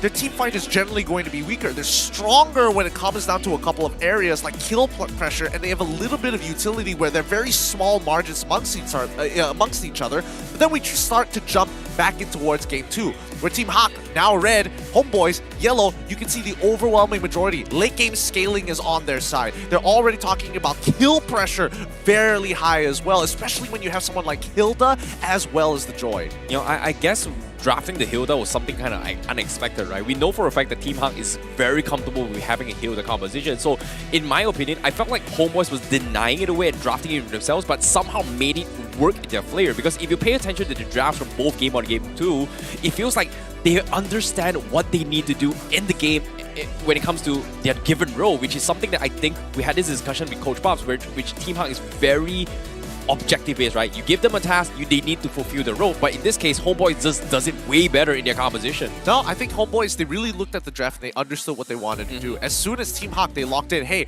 I've already shown that I wanted to play Atlas because you're going to clump together, and I have a Farsa, but they also showed the Hayabusa. It just means that Homeboys immediately, hey, we can punish you on your purple buff and make sure that Atlas isn't really going to do anything, because Atlas doesn't have that kind of early pressure like Hilda does. Let's say Atlas was switched out for a Lolita, for an example. I don't think it would be the exact same pick.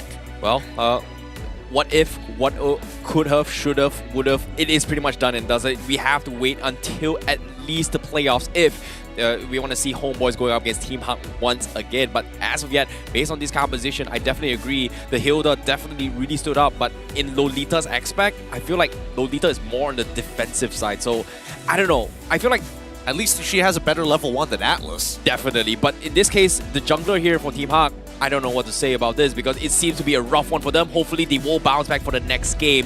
But as of yet, let's talk about the MVP for the match. It is going to be Warlord, the Faramis, coming with him with a 607 KDA, 93% kill participation. Only at the age of 21, he is a young lad, and he is now trying to make a name and carve a name for himself here in the MPL MY. Match KP of 93%, and overall, a really smart Faramis player. Timing on the call altars are really, really good. He will wait until big abilities are out, and if he wants to negate hard damage, instantly will use the call altar. Very good game sense all across the board. I have not seen a Faramis play like this in a long, long time since MPL MY, and Warlord representing Indonesia here, making a statement.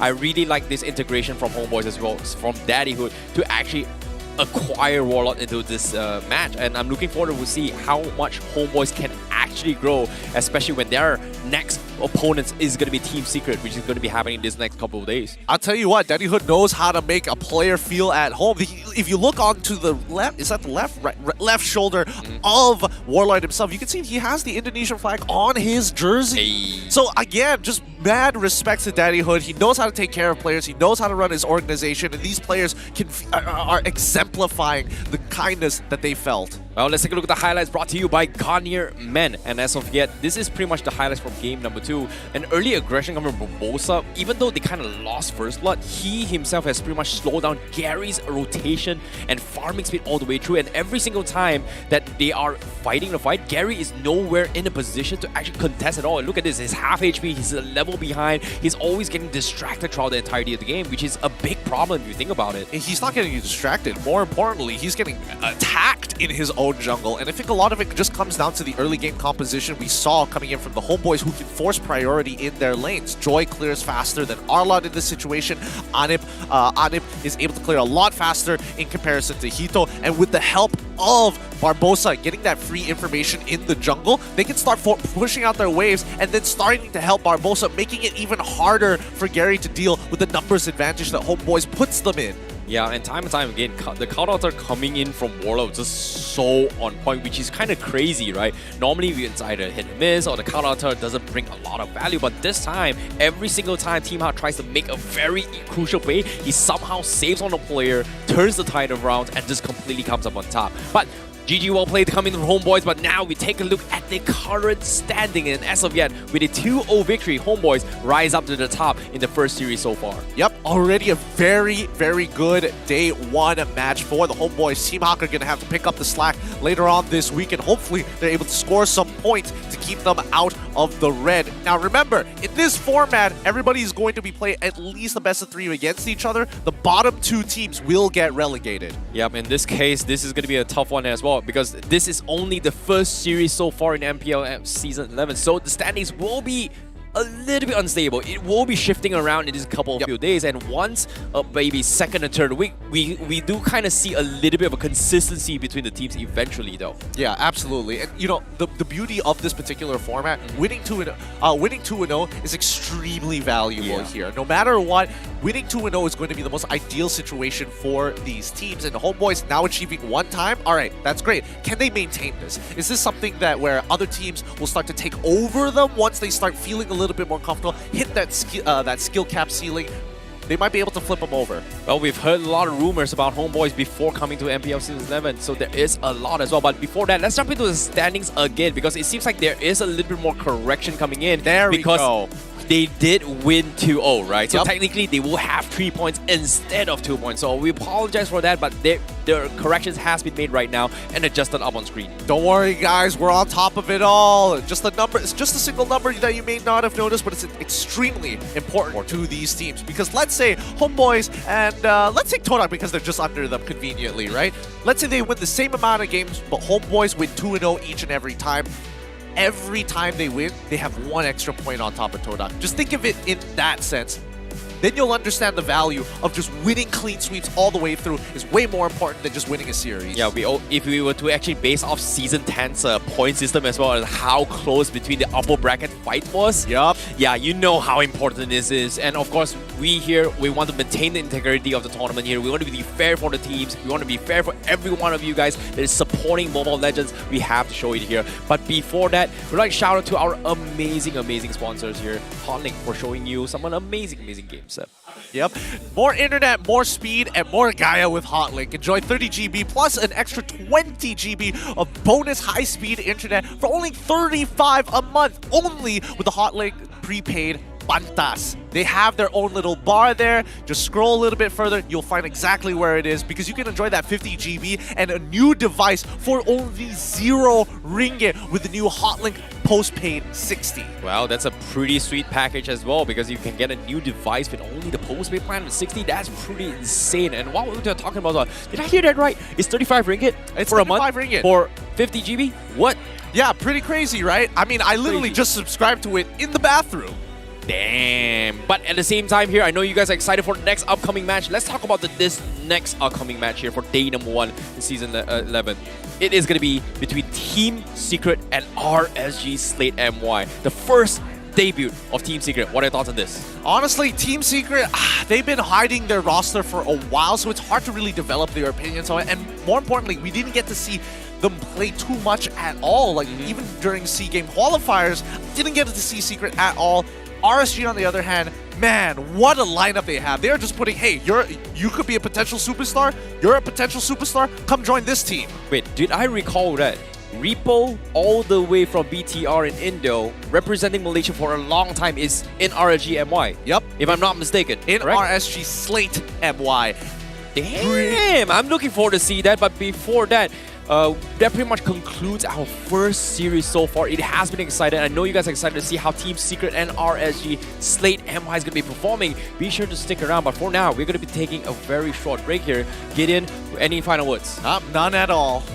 Yep, we are going to be seeing you guys right after this break, and we will see you guys with this next upcoming match. For now, see you all be square.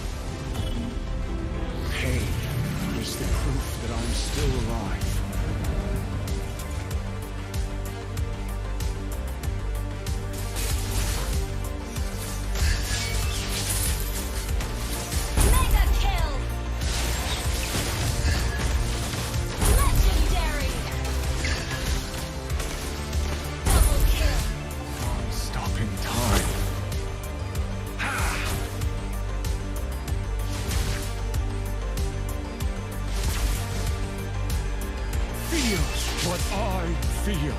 Feels what I feel.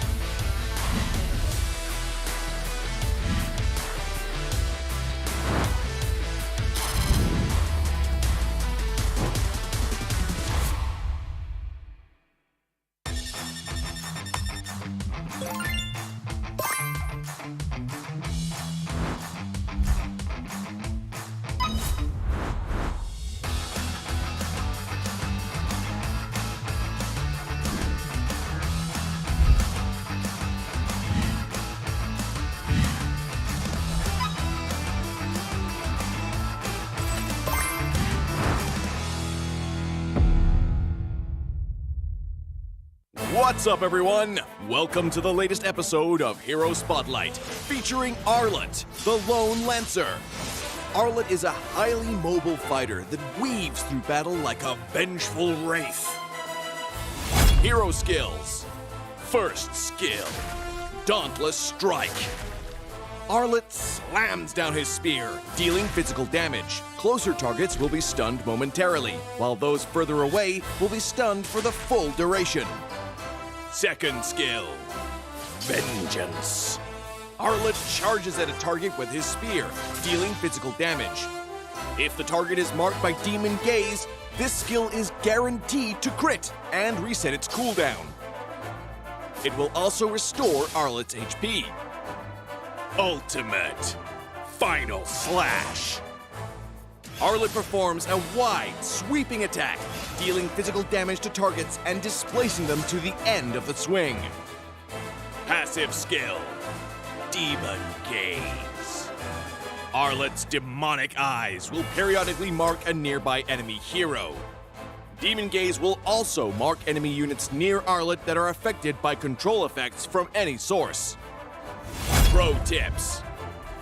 Dauntless Strike is best used from a short distance, positioned to catch enemies at the end of the AoE for the full stun effect. Vengeance is Arlet's primary source of damage and sustain. If an enemy is just out of reach, stun minions and use Vengeance to leapfrog and quickly cover the gap. When low on HP, Arlet can mark a group of minions with his stun and chain cast Vengeance to quickly recover. Final Slash is a powerful displacement ability that can push enemies out of position for picks or unleashed at the perfect moment to catch the entire team. Combo tips. During the laning phase, wait for your passive to mark the enemy hero.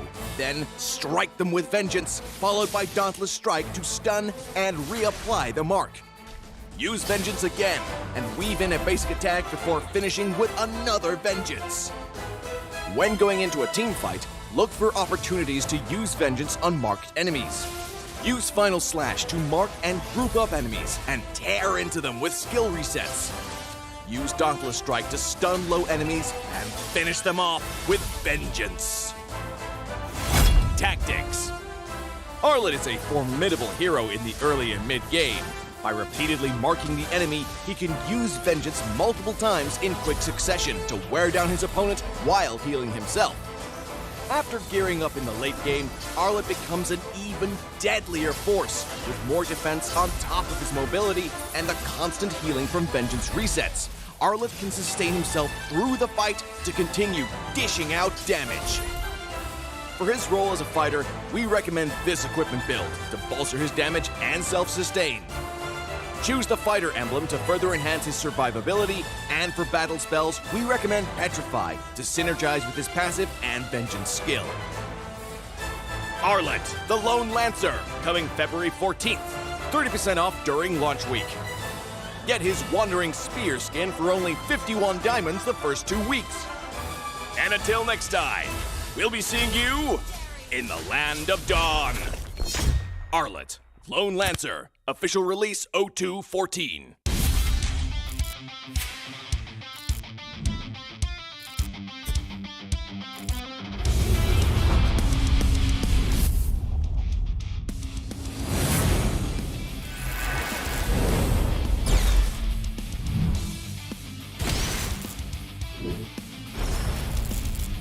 Oss! 決まってこうぜ! 少し乱暴しようか。釘崎野原、喜べ男子、こう一点よ。邪魔だ。虎杖裕二です。好みのタイプはジェニファー・ローレンス。よろしくお願いします。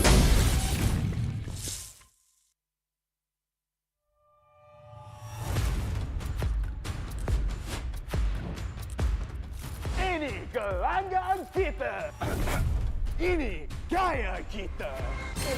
Every year, I gotta deal with your nonsense. Anyways, selamat datang kepada Format Expedition video kita. This season, a brand new game format has been introduced, and we are thrilled to be presenting it to you. The MPL MY has been waiting for this revolution. Format kali ni lebih dramatic, lebih hangat. So let's begin. 10 teams will be seeded into one group. Masa regular season, 10 pasukan akan main sesama sendiri satu kali saja. That's right, and these teams will score based on those games. Bila cerita pasal markah, kalau menang 2-0, 3 markah, 2-1, 2 markah saja. But if they lose 1-2, they will only earn 1 point. But if they lose 0-2, they won't score at all. Markah yang terakhir akan menentukan kedudukan terakhir mereka. And the lowest 2 scoring teams will be relegated at the end of the regular season. And the top 8 will then advance to the playoffs. Sekarang, mari kita tengok format untuk playoff. All games in the play-ins will be a best of 3. Kecuali upper bracket final dengan lower bracket final, kita akan main best of 5. Best of 5. And grand final, kita akan main best of 7. Teams ranked between the 5th as well as 8th place of the regular season will have to play in the play-ins. Team yang menang dekat play-in akan lawan dengan tempat ketiga dan keempat dekat upper bracket quarterfinals. The winners of the upper bracket quarterfinals will have to face off against the first as well as second seed of the upper bracket semifinals. Team yang kalah dekat play-in dan juga upper bracket quarterfinals akan disingkirkan.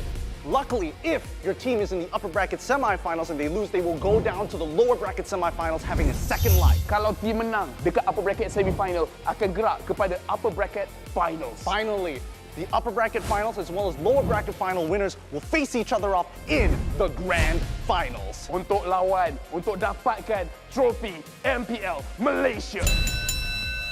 Inilah video format explanation kita. Siapakah akan jadi juara kali ini? The stage is set. Let the games begin. Ini gaya kita.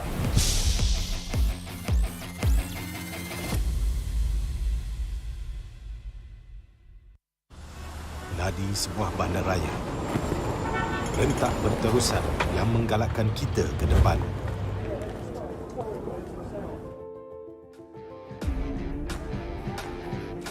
Sesuatu yang mengapi-apikan hidup dan semangat kita.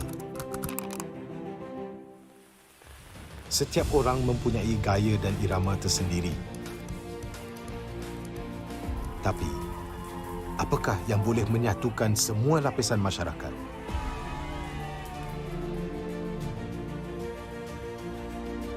Yang akan menarik perhatian seluruh negara dan mengujakan fan-fan dan players kita.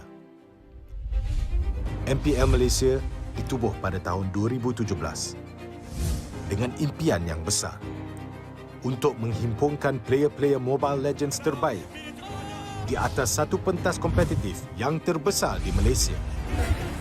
Musim-musim lepas menemui pelbagai cabaran dan halangan, tapi MPL Malaysia tidak pernah berundur.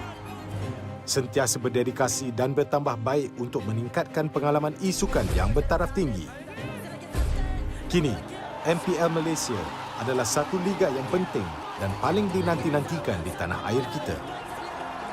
Dengan fanbase yang setia dan pemain profesional dari pelbagai latar belakang yang berusaha menuju ke puncak MLBB Esports.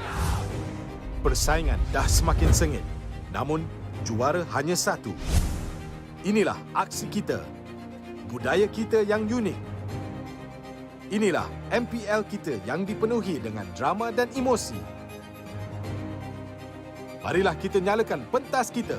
Ini gaya kita.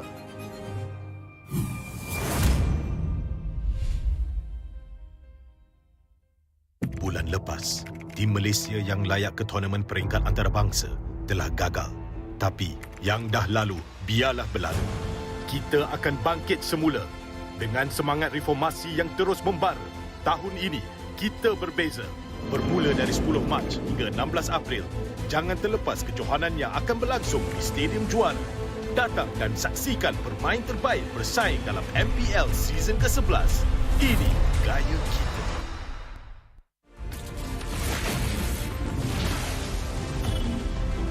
Pain is the proof that I'm still alive.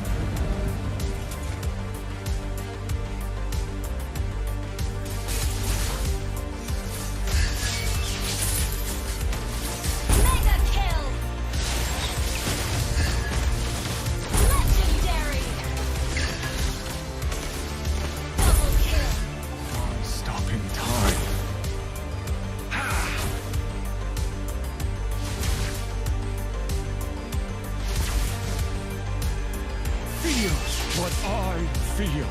Feel what I feel.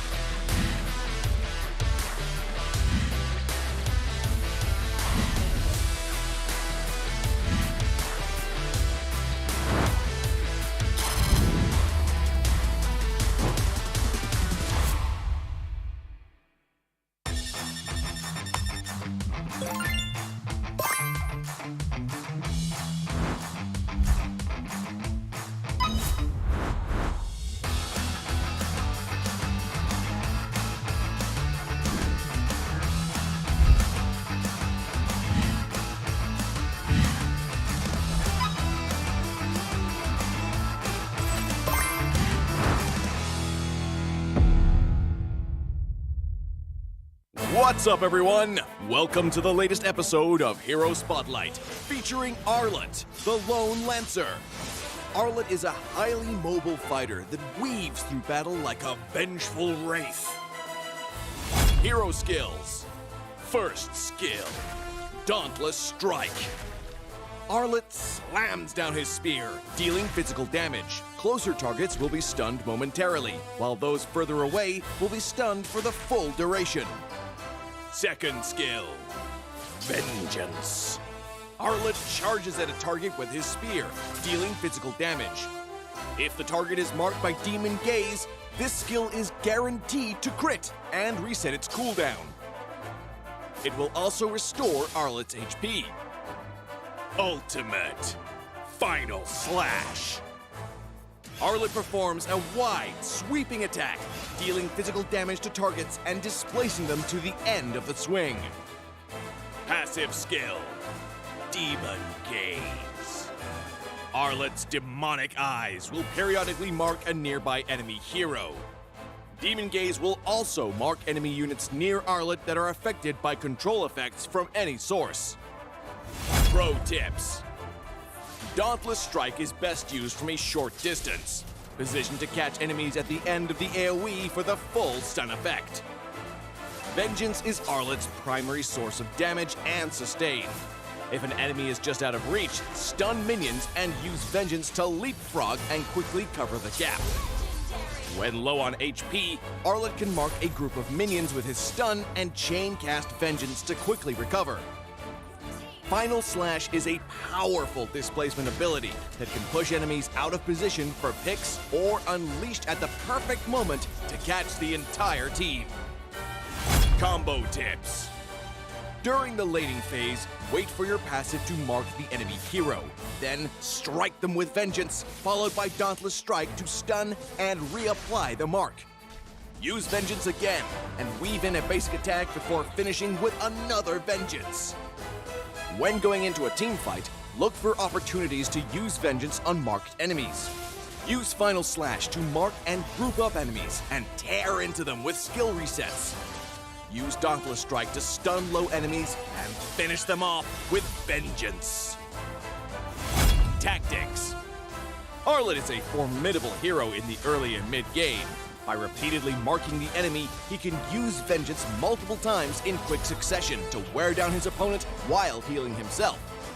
After gearing up in the late game, Arlet becomes an even deadlier force, with more defense on top of his mobility and the constant healing from Vengeance resets.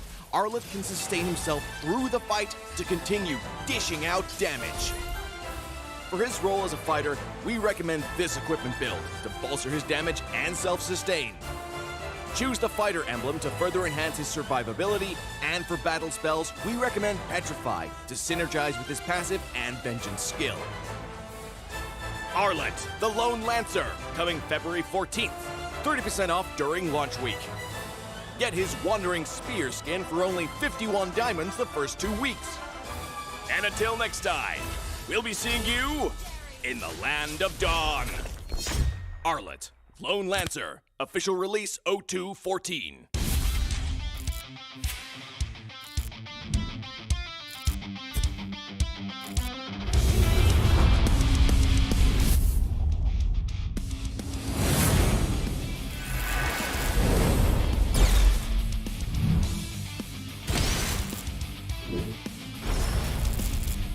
Os! 決まってこうぜ少し乱暴しようか。釘崎野原喜べ男子こう一点よ。邪魔だ。虎杖裕二です。好みのタイプはジェニファー・ローレンス。よろしくお願いします。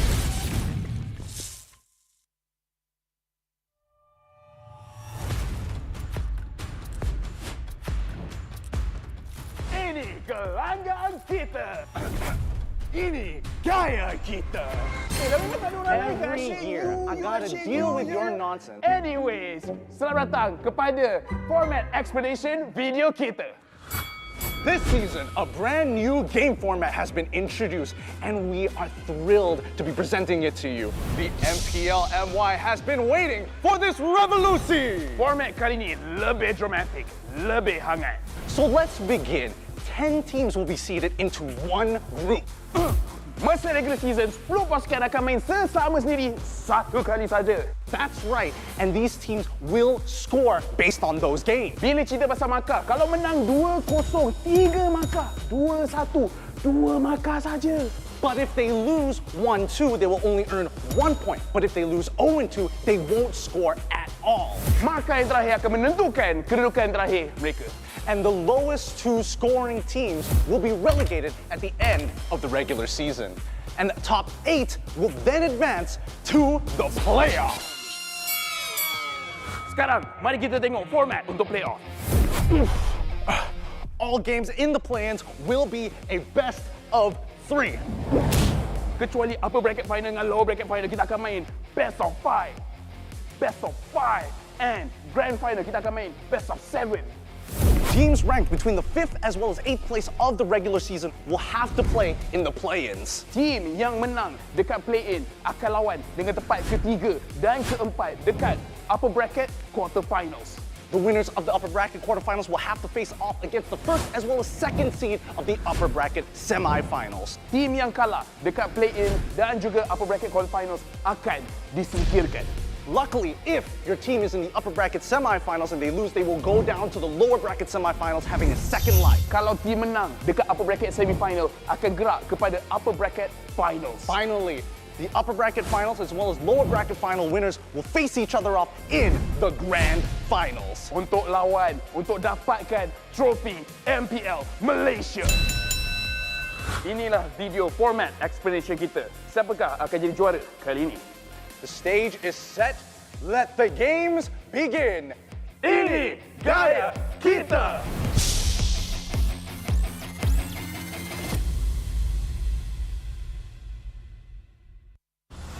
Ladi sebuah bandaraya. Rentak berterusan yang menggalakkan kita ke depan.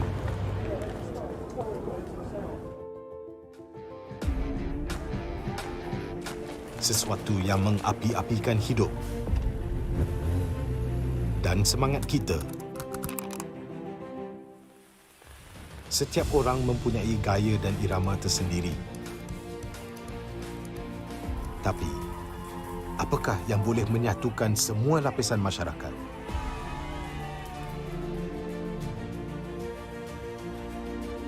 Yang akan menarik perhatian seluruh negara dan mengujakan fan-fan dan players kita. MPL Malaysia ditubuh pada tahun 2017 dengan impian yang besar untuk menghimpunkan player-player Mobile Legends terbaik di atas satu pentas kompetitif yang terbesar di Malaysia.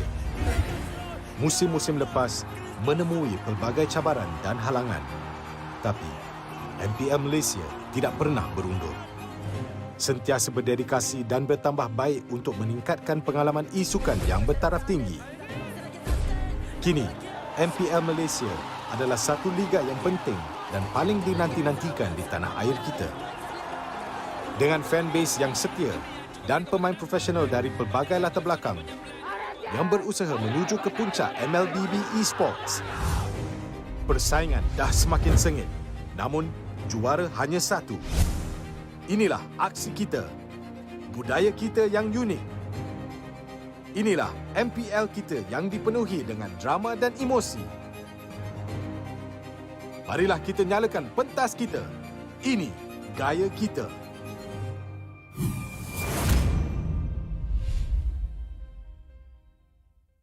Bulan lepas, tim Malaysia yang layak ke tournament peringkat antarabangsa telah gagal.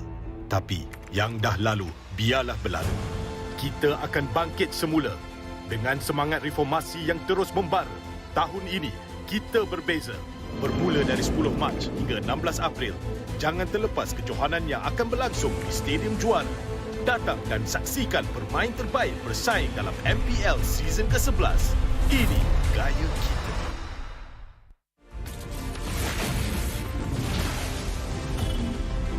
Pain is the proof that I'm still alive.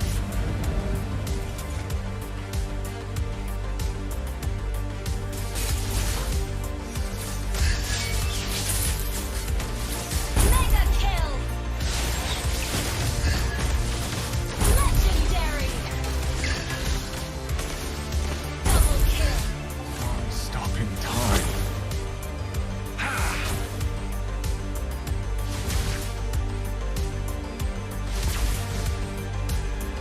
Feel what I feel. Feel what I feel.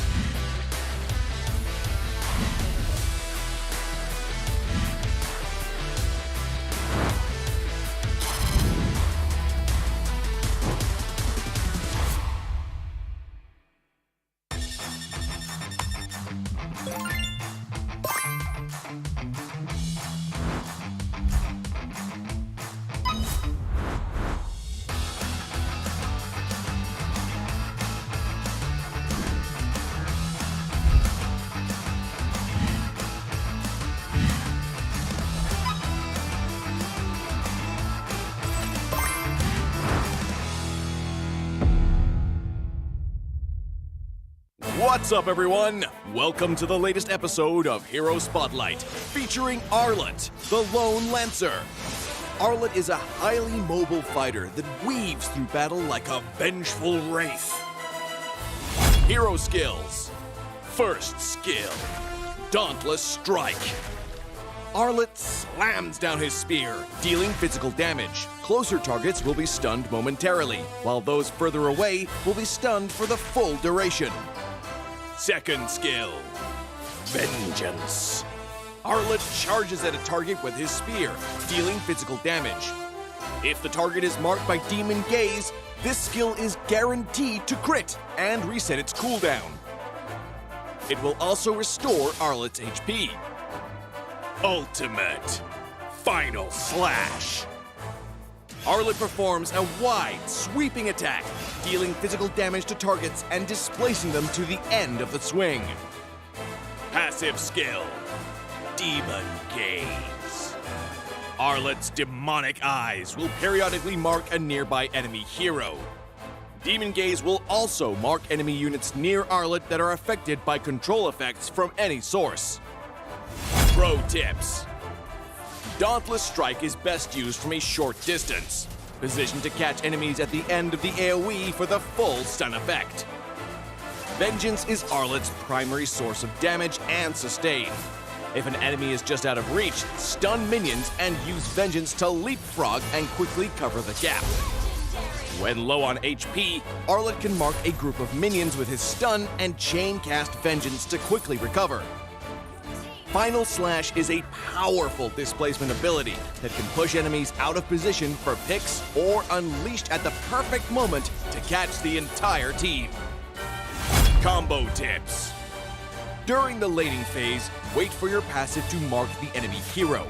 Then strike them with Vengeance, followed by Dauntless Strike to stun and reapply the mark. Use Vengeance again and weave in a basic attack before finishing with another Vengeance. When going into a team fight, look for opportunities to use Vengeance on marked enemies. Use Final Slash to mark and group up enemies and tear into them with skill resets. Use Dauntless Strike to stun low enemies and finish them off with Vengeance. Tactics. Arlet is a formidable hero in the early and mid-game. By repeatedly marking the enemy, he can use Vengeance multiple times in quick succession to wear down his opponent while healing himself. After gearing up in the late game, Arlet becomes an even deadlier force, with more defense on top of his mobility and the constant healing from Vengeance resets. Arlet can sustain himself through the fight to continue dishing out damage. For his role as a fighter, we recommend this equipment build to bolster his damage and self-sustain. Choose the fighter emblem to further enhance his survivability, and for battle spells, we recommend Petrify to synergize with his passive and Vengeance skill. Arlet, the Lone Lancer, coming February 14th. 30% off during launch week. Get his Wandering Spear skin for only 51 diamonds the first 2 weeks. And until next time, we'll be seeing you in the Land of Dawn. Arlet, Lone Lancer, official release 0214.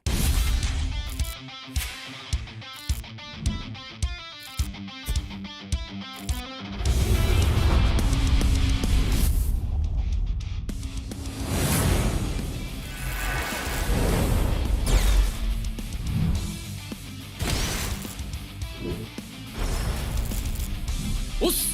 決まってこうぜ少し乱暴しようか釘崎野原喜べ男子こう一点よ邪魔だ虎杖裕二です好みのタイプはジェニファー・ローレンスよろしくお願いします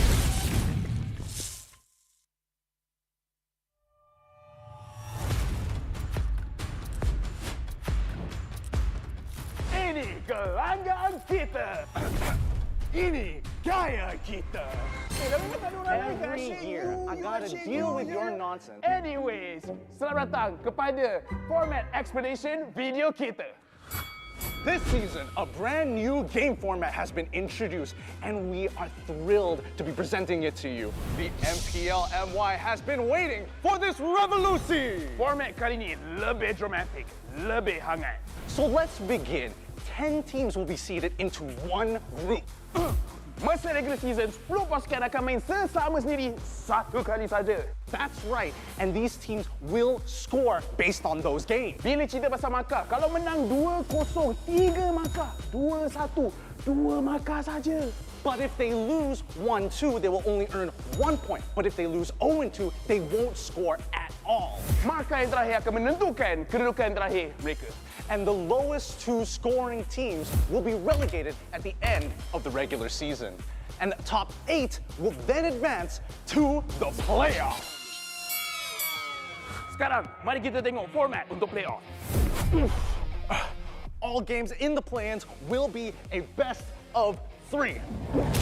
Kecuali upper bracket final dengan lower bracket final, kita akan main best of 5.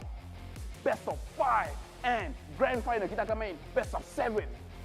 Teams ranked between the 5th as well as 8th place of the regular season will have to play in the play-ins. Team yang menang dekat play-in akan lawan dengan tempat ketiga dan keempat dekat upper bracket quarterfinals.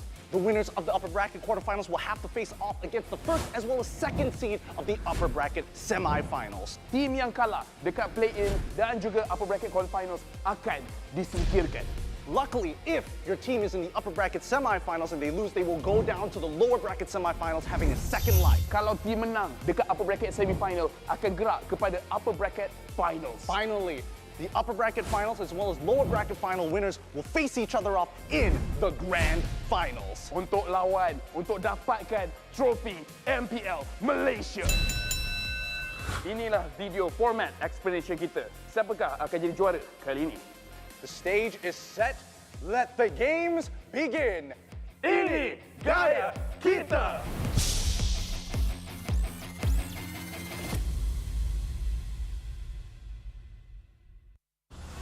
Nadi sebuah bandaraya rentak berterusan yang menggalakkan kita ke depan.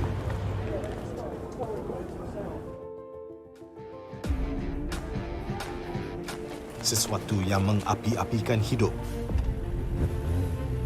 dan semangat kita. Setiap orang mempunyai gaya dan irama tersendiri. Tapi apakah yang boleh menyatukan semua lapisan masyarakat?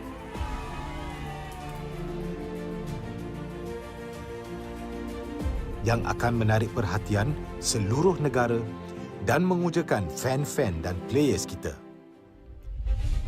MPL Malaysia ditubuh pada tahun 2017 dengan impian yang besar untuk menghimpunkan player-player Mobile Legends terbaik di atas satu pentas kompetitif yang terbesar di Malaysia.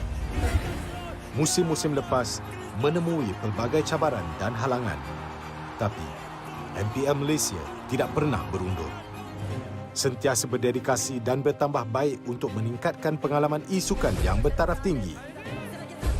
Kini, MPL Malaysia adalah satu liga yang penting dan paling dinanti-nantikan di tanah air kita. Dengan fanbase yang setia dan pemain profesional dari pelbagai latar belakang yang berusaha menuju ke puncak MLBB Esports. Persaingan dah semakin sengit, namun juara hanya satu. Inilah aksi kita, budaya kita yang unik. Inilah MPL kita yang dipenuhi dengan drama dan emosi. Marilah kita nyalakan pentas kita. Ini gaya kita.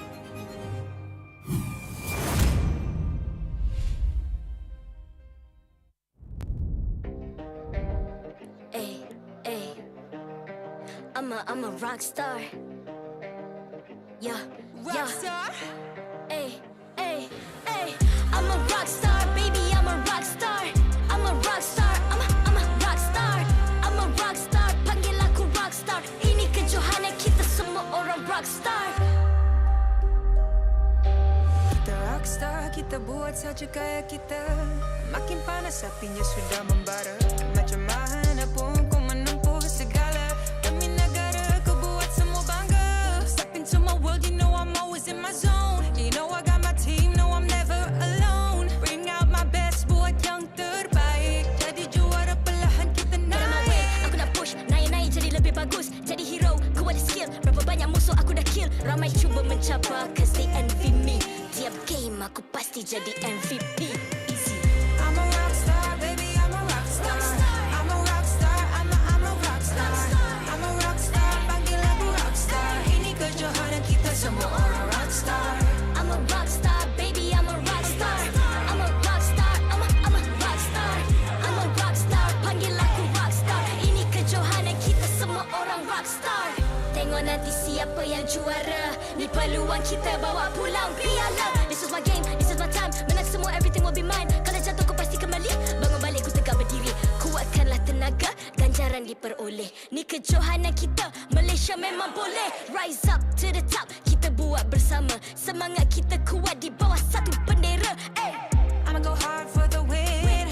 Win. On the battlefield till the end. I'm trying to beat the greatest anyone has ever seen. Stand by, I'm coming in for the win.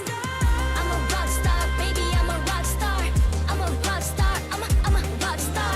I'm a rock star, panggil aku rock star. Ini kejohanan kita semua orang rock star. I'm a rock star, baby, I'm a rock star. I'm a rock star, I'm a rock star. I'm a rock star, panggil aku rock star. Ini kejohanan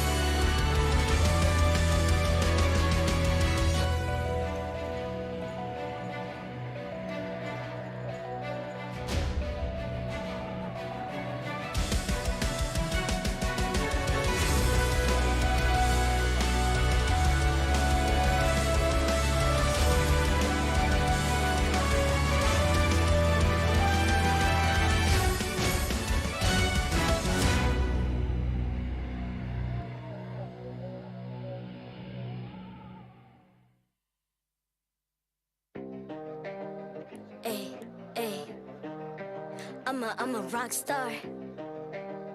Yeah, rock star. Ay, ay, ay. I'm a rock star, baby. I'm a rock star. I'm a rock star. I'm a rock star. I'm a rock star. Panggil aku rock star. Ini kejohanan kita semua orang rock star. Kita rock star, kita buat saja gaya kita. Makin panas apinya sudah membara. Macam mana pun kau menempuh segala. Demi negara kau buat semua bangga. Step into my world, you know I'm always in my zone. You know I got my team, no I'm never alone. Bring out my best, buat yang terbaik. Jadi juara perlahan kita naik. Aku nak push, naik-naik jadi lebih bagus. Jadi hero, ku ada skill. Berapa banyak musuh aku dah kill. Ramai cuba mencapai, cause they envy me. Tiap game aku pasti jadi MVP. Easy. I'm a rock star, baby, I'm a rock star. I'm a rock star, I'm a rock star. I'm a rock star, panggil aku rock star. Ini kejohanan kita semua orang rock star. I'm a rock star, baby, I'm a rock star. I'm a rock star, I'm a rock star. I'm a rock star, panggil aku rock star. Ini kejohanan kita semua orang rock star. Tengok nanti siapa yang juara. Ni peluang kita bawa pulang piala. This is my game, this is my time. Menang semua, everything will be mine. Kalau jatuh kau pasti kembali. Bangun balik ku tegak berdiri. Kuatkanlah tenaga, ganjaran diperoleh. Ni kejohanan kita, Malaysia memang boleh. Rise up to the top, kita buat bersama. Semangat kita kuat di bawah satu bendera. Ay. I'ma go hard for the win. Win. On the battlefield till the end. I'm trying to beat the greatest anyone has ever seen. Stand by, I'm coming in for the win. I'm a rock star, baby, I'm a rock star. I'm a rock star, I'm a rock star. I'm a rock star, panggil aku rock star. Ini kejohanan kita semua orang rock star. I'm a rock star, baby, I'm a rock star. I'm a rock star, I'm a rock star. I'm a rock star, panggil aku rock star. Ini kejohanan kita semua orang rock star.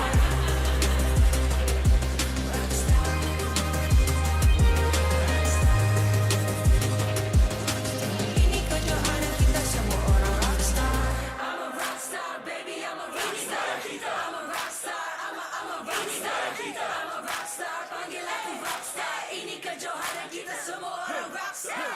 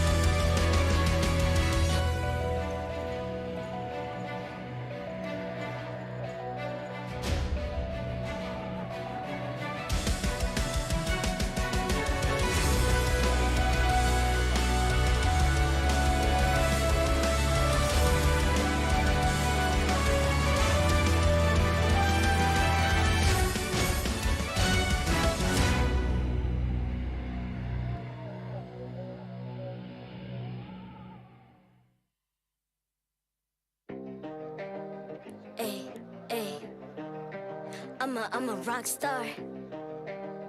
Yeah, rock star.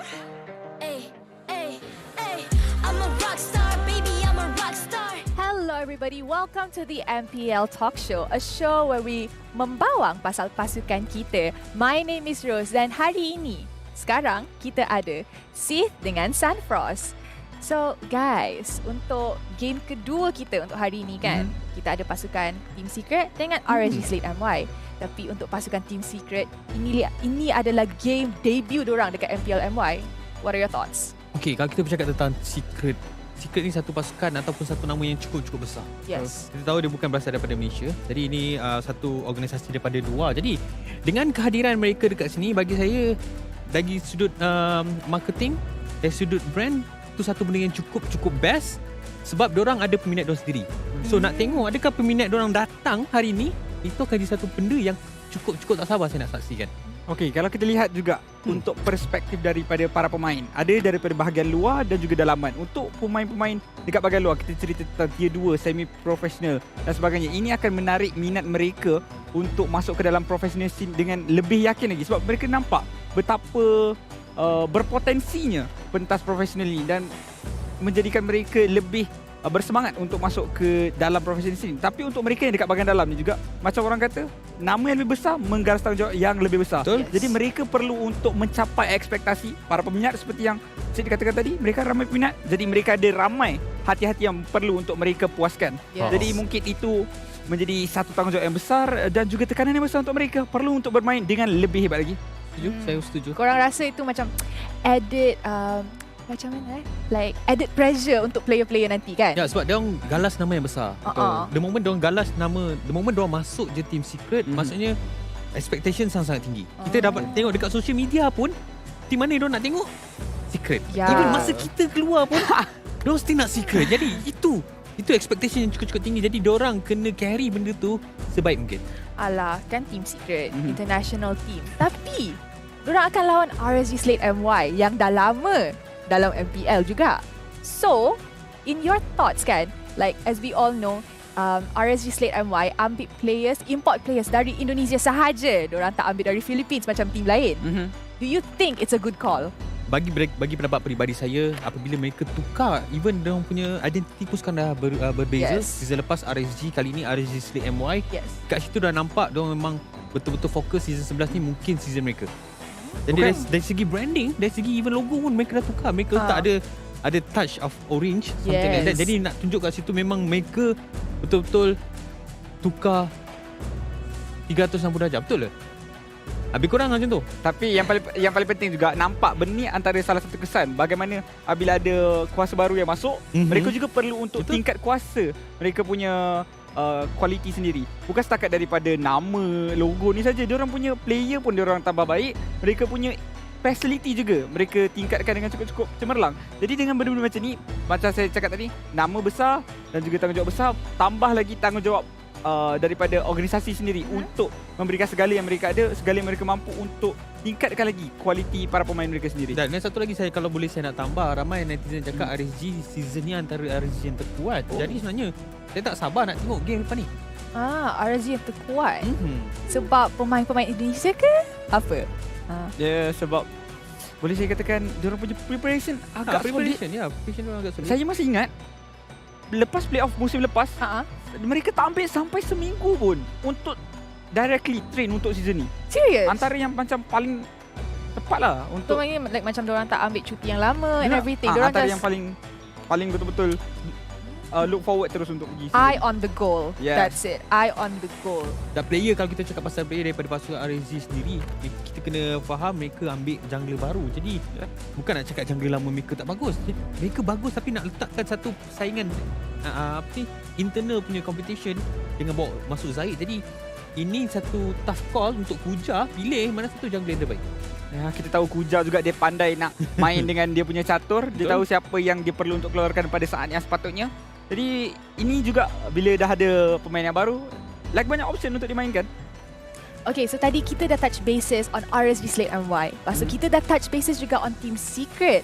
Tapi at the end of the day, dua-dua pasukan ini adalah dua-dua pasukan yang international organisation. How do you think it will affect the game today, the scene today dengan the social presence today? Okay, mungkin Sunfrost ada pendapat beliau sendiri. Saya ada pendapat. Kalau kita tengok daripada perspektif marketing, dari segi perspektif branding, sebenarnya ini secara tak langsung dia boleh attract lagi banyak brand-brand luar masuk. Mungkin ini boleh jadi satu case study yang baik untuk tim-tim besar kat luar, ataupun mungkin PSG, kita dah nampak Yudu Red Giant, dan mungkin PSG nampak benda ni satu peluang yang baik. Jadi dari segi branding, saya rasa ini satu perkara yang cukup baik. Nampak industri kita semakin lama semakin meriah. Yes, kita agak sedih dengan M4, tapi kita masih lagi mempunyai harapan yang cukup tinggi. bukan tu saja, kita nak tengok juga ini antara tim yang orang kata mempunyai preparation yang cukup solid. Jadi kita nak tengok adakah preparation diorang ni mampu untuk bawa diorang dengan performance yang lebih baik, sebab tak semesti preparation yang tinggi mampu untuk berikan kualiti yang tinggi. Mungkin dengan ada facility yang jauh lebih cemerlang macam RSG, mungkin mereka boleh untuk bawa pasukan ni terus ke peringkat antarabangsa, ataupun boleh kita kata satu slot MSC tersebut boleh jadi milik diorang. I see, interesting. So I rasa macam dua-dua pasukan ni ada added pressure, not just from the game, not just from the organisation, tapi dari penonton-penonton dengan fans diorang juga kan. Betul. Okay, so this is a very insightful interview. Saya rasa memang I cannot wait honestly untuk game kedua hari ni. Ya, kita orang pun memang dah tak sabar sangat nak tengok. So I would like to thank Sith dengan Sunfrost for being here today. Now guys, thank you so much for watching the second episode of the MPL Talk Show. Don't go anywhere because you guys will see me on the next one. Bye!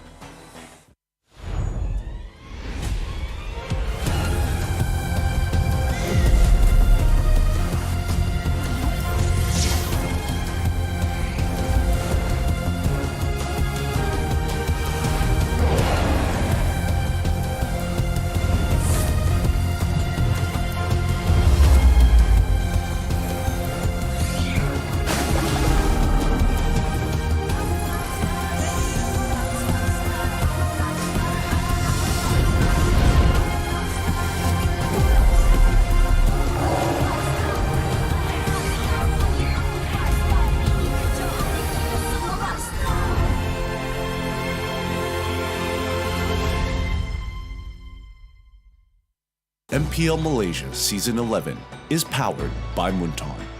Official mobile internet, Hotlink. More internet, more speed, more Gaia with Hotlink. Game like a pro with ROG phone. Republic of Gamers, the #1 gaming brand in Malaysia. Champion Extra GG with Garnier Men. Fight 99.9% acne-causing bacteria in just 10 seconds.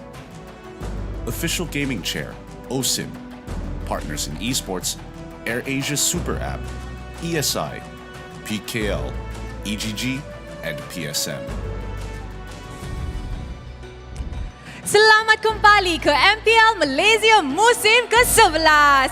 Anda bersama lagi dengan saya Rose dan juga the King of League, Lafel. I rasa macam you guys tak cukup kuat, okay? Apa khabar Stadia Juara? There we go. Inilah energi yang kita nak dengar untuk match kedua di antara RSG Slate MY menentang dengan Team Secret. I agree. Satu game, dua perlawanan yang sangat intens, sangat panas dan kita boleh saksikan the debut of Team Secret. Tapi dekat sini Rose, kita bukan saja nak bincangkan dua game yang akan datang. Kita dekat sini juga diberikan tugas untuk buat satu announcement yang besar dekat MPL punya stage. Yes, I agree. So guys, tadi kita dah tease korang kan masa first game. So like, are you guys ready for the SEA Games lineup? Come on, korang nak dengar tak lineup SEA Games siapa? On you. Alright. Dengan ni. Okay. Kita akan tunjuk inilah lineup SEA Games 2023 di mana kita akan mulakan dengan kita punya 3 coaches, head coach Pubs, assistant coach Ozra Veki dan juga analyst Hazim daripada Team Hak, Euroraid Giant dan juga Team Toda. And now for the main lineup, kita akan ada. Alright, kita akan stand by untuk tunjuk all the players. Drum roll, please. This is Contingent Malaysia, GB, Zorn, Momo, Chiku Guys, Izanami, Gary dan juga Ripo. And percaya cakap saya, the selection is sangat-sangat susah. Dan walaupun dekat sini, letak subs kat situ, percaya cakap saya, semua ni adalah main players. Yes, I agree. Dan this means that our game will be more and more intense.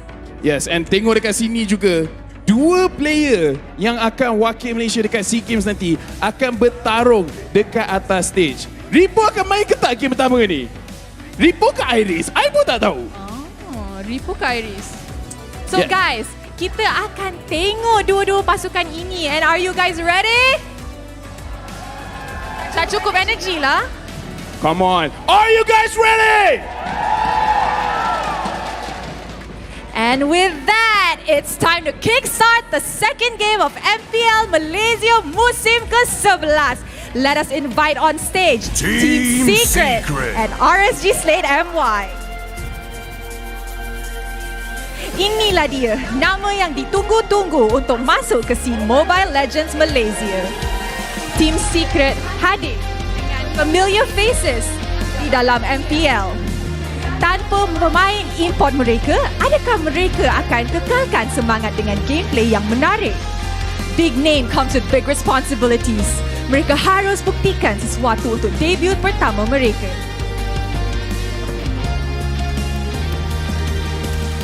RSG Slate MY. Berjersey warna biru dan orange, Season 7 champion kini hadir dengan nama baru, RSG Slate MY. Membawa masuk player dari Indonesia dan kembalinya Ripo ke tanah air. Line-up mereka kelihatan sangat solid. Tidak dilupakan juga dua pemain mereka, Izanami dan Ripo, bakal menjadi wakil Malaysia untuk SEA Games. Sama-sama kita saksikan kekuatan baru mereka.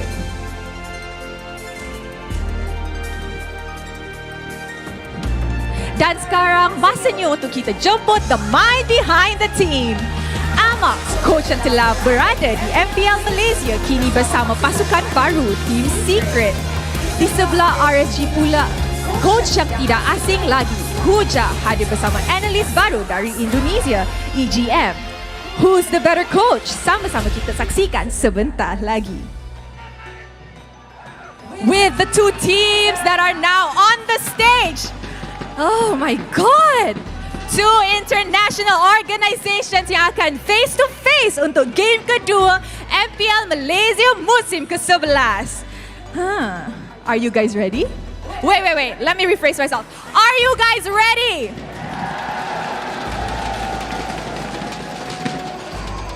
Okay, but before that, kita kena panggil Marshall lah datang on stage.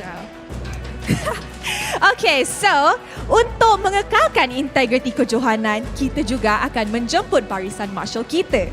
Mereka akan mengalas tugas bagi memastikan perlawanan sentiasa berjalan dengan adil dan lancar. Head of League Ops, Jay Leong. Head Marshall, Nicholas. Marshall, Haikal and Hebe. Terima kasih kepada barisan Marshall kita. And now that the stage is set, are we ready to see siapa yang akan dominate game ini? Are you guys ready? Come on, let me hear you scream, Stadium Juara. Teams, this is your moment. Game on.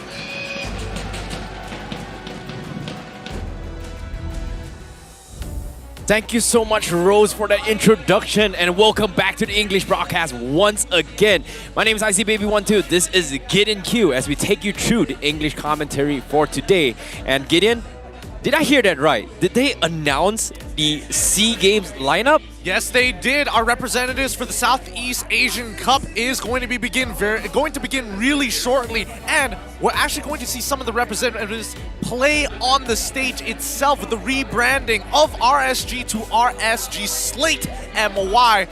I've heard a lot of good things about this team. They're looking mighty fine. Exactly. When Ripo coming back to Malaysia to represent a Malaysia MPL, this is something I'm looking forward to as well. There has been question as well. Is Ripo playing or Iris playing? But guess what? Up on stage, we did see Ripo from RSG State MY. However, let's talk a little bit more of Team Secret. You know, after Orange Esports kind of dropped their slot here, Team Secret kind of adapted it into its MPL. I was a little bit surprised as well. Did I hear that correctly from Rose that their imported players were not playing, and I do see Amox on stage as well? Yes, unfortunately for the two Filipino players that wanted to actually come on over to play under the name of Team Secret, visas are a bit of an issue, so they have the emergency of Amox to actually take the role for now until their players are at full speed. We're going to be starting in about 2 minutes and 22 seconds here, and yes, Most people have been giving this man heat, but he's going to be the step-in player for Team Secret. Okay, you know, introducing Team Secret here, we have Box, AIM, Amox, Dito, as well as Neo, going to be starting off from Team Secret in their debut match here in MPL MY Season 11. Amox going to be playing on the roam position, which is, I'm genuinely curious here, can he actually fare up against a legendary team like RNG State MY? Well, there's only one way to find out, is when they hit the land of Dawn, because again, this lineup was put together after Orange Esports had left the MPL and Team Secret decided to take their slot, but also a good majority of their players. However, on the opposite end, previous champions RSG, now known as RSGE, Slate MY with Izanami, Loliels, Christophobia, Link Eza, as well as Rippo for this lineup for today's match. Well, I briefly touched on Rippo coming back towards his own roots here. Christophobia representing from Indonesia. A little bit of an import coming in as well. And so far, this is another team we've seen on screen with imported players to bring you a different flavor to Malaysia. What are your thoughts on Christophobia so far? I think, you know, Christophobia, definitely everybody's eyes are on the imports in the MPL MY. We're judging whether or not they're going to be good for the team. And you know, specifically, import players from Indonesia integrate relatively well into Malaysian lineups, mainly because the language isn't too far apart. Exactly, and speaking of the game itself here, I think a lot of us are always going to be questioning here, when was Rippo going to come back to his own roots? Finally, in 11, he's back here. And do you think he's going to be able to bring the MPL Indonesia flavor into Malaysia, though? Oh, absolutely. We heard it from, you know, Coach Kuja's mouth himself. You know, he has a different way of looking at the game, a very Indonesian style. He has leveled himself up and really proved his worth in a different MPL. Coming back to MPL MY, he is now respected. But let's not forget that both Izanami as well as Rippo, we need to check out their performances. They were selected for the SEA Games for a reason. Yeah, I'm looking forward to see how it goes down as well. But at the same time, Kuja always chooses his team for the starting roster based on how well they perform in the scrims. And so far, this 5 has been doing extremely well in the scrims. And I'm looking forward to see how well it is. Because without further ado, we are jumping straight into the drafts of RSG Slate MY going up against Team Secret. Who's going to be on the first pick here? It seems like it is going to be on Team Secret side. And their starting band is going to be the Faramis, the Fanny, whereas RSG State MY, it is going to be the Joy. Yep, pretty meta picks all. Ooh, okay. I was about to say all meta picks until RSG decided to get rid of Claude, which does give us an idea of what RSG is leaning more towards to. They want artillery mages. They want to leave them up, as many up as possible. But more importantly, Claude is just the Swiss Army knife amongst marksmen. Doesn't have a lot of bad matchups, never loses to too many as well. Yeah, but he's not necessarily a strong one as well, right, in terms of head-to-head, but it's all about playing it safe, gather those farm, and that's pretty much the right idea of what a marksman kind of do, right? You just need to farm his way through, make sure he doesn't die, and then he just scales better into the middle late stage game, and then this is where he just delivers a result. So, well, I guess he has the mobility to kind of play on his own, and I guess teams prefer to, I think RNG doesn't want to deal with a composition where you need to overcommit to a golden gank, I guess. Well, that's a very typical way of thinking about it, because at the end of the day, Claude's damage is going to be relevant throughout the game. All he needs are 2 items, and you can already feel once he's max stacked, he hurts. He really does. And the same can be said about Wanwan. 3 items, she's always going to be a problem for her team, no matter how far behind you actually are in the game. But this is almost the conclusion of the draft, of the banning phase specifically. Since Wanwan has already gone out, Fanny is missing, Farmis is already gone, we're not seeing any tank jungle bans at this point of time. No Fredrin just yet, no consideration for Arlong. Yeah, Mortis as well is still pretty much up for grabs as well. Mortis pretty much 100% banned in the previous series. This series here, they're not gonna let go of they're gonna let go of Mortis, but they are gonna ban off the glue instead. So Mortis, TS, do they want to take it for themselves? That's something that I'm looking forward to as well. Or do they prioritize Fredrin? Seems like Fredrin is gonna be the case so far. 100% win rate based on the previous series, but we still need to scale off those data over the couple of matches we are going to be seeing these couple of weeks. For sure. And I think, you know, starting off with Fredrin as the first pick is very good overall. There's no real downside to picking him up, and he fits into basically every single composition that you're looking out for. Now, RSG, on the other hand, they have a really important decision to make. Now that they know for Fredrin is going to be played, do they want to lock in something early like a carry for an early counter? If not, do they want to kind of hide their resources? This is interesting. RSG MY, they prioritized the Kadita once again. We did see a Kadita play in the previous series, but it was played under roam position. We know RSG Slate MY has been known for their Kadita plays, especially for Izanami. But the question here is this a roaming Kadita, or is this going to be played on a mage here, as a mage role? Ah, very interesting. Good points that you're making, right? Kadita is flexible, but I like the opener that RSG has done. They wanted to make sure, hey, we have answers to Melissa specifically, as well as Farsa, so very good reads from the side of Kuja on RSG Slate MY. They were expecting these picks to come on through, and they have very good answers. Lapu Lapu, in particular, deals with both of these heroes very well. Now I'm curious here, what other marksman is great to actually benefit the current patch meta where back in the days, it's all about those Fury Hammers, etc. Now it's all about that Golden Staff and Corrosion Scythe and a priority. I think Corrosion Scythe is more of a priority now, and not many marksmen actually benefits from that. So I'm really surprised and curious here that they actually go for the Melissa instead of the Moskov, which is something that I think before coming to his MPL, a lot of teams has been saying that, hey, Moskov is kind of strong, it's kind of broken, but RSG Slate MY, they respond with the Martyrs, pretty solid one here, but what about the bans now?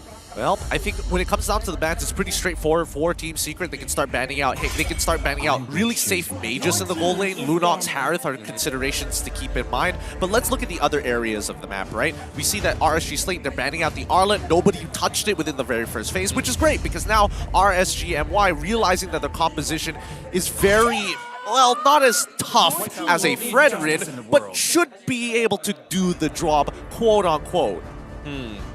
I was expecting probably an Edith pickup coming from both sides, but at the same time here, if Team Secret decides to go for Edith XP, it isn't too bad, but at the same time, against a Kadita is not exactly great, because if you don't get that one-shot potential from the Edith itself, this Kadita is going to get an Ocean's Breath all the way, the Rough Ways, and this completely one-shot people. But my question here is, where is this synergy coming up? Because it feels like RGMI, they're still playing around this Kadita being able to just set up a snowball for the team and then just kind of scale out of the way rather than a team composition where they go for a full-fledged fight. Because if you think about it, Team Secret right now, they have a very solid team fight potential where you have this Freddy's in the front lines, you have this Farsa to kind of zone people off, and it looks great for now.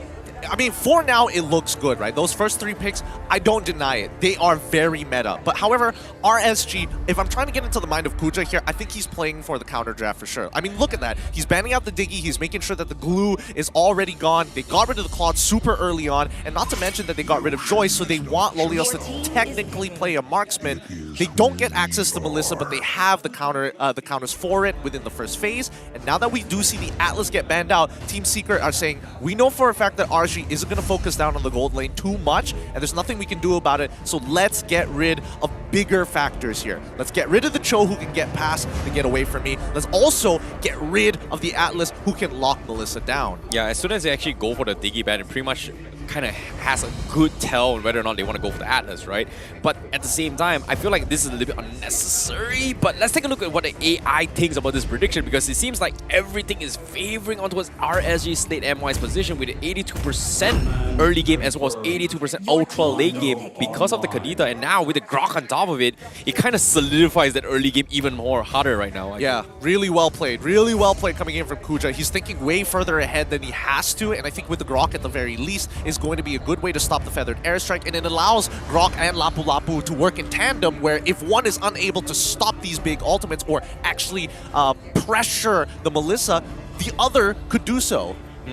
Now, what is going to be the response here? Because as of yet, from the side of Team Secret, it seems like they have a big problem in the jungle department. Because if you think about it, Freddy versus Martis is great and all, but XP-wise, against Lapu Lapu, arguably, there are a lot of matchups. But considering now the nerves have kind of hit on Lapu Lapu, I feel like they are way much more better XP laners. But in this case, Yu Jong, a reaction coming from them, and also the Kaja on top of it. You talk about a Kaja, but still, 0% win rate.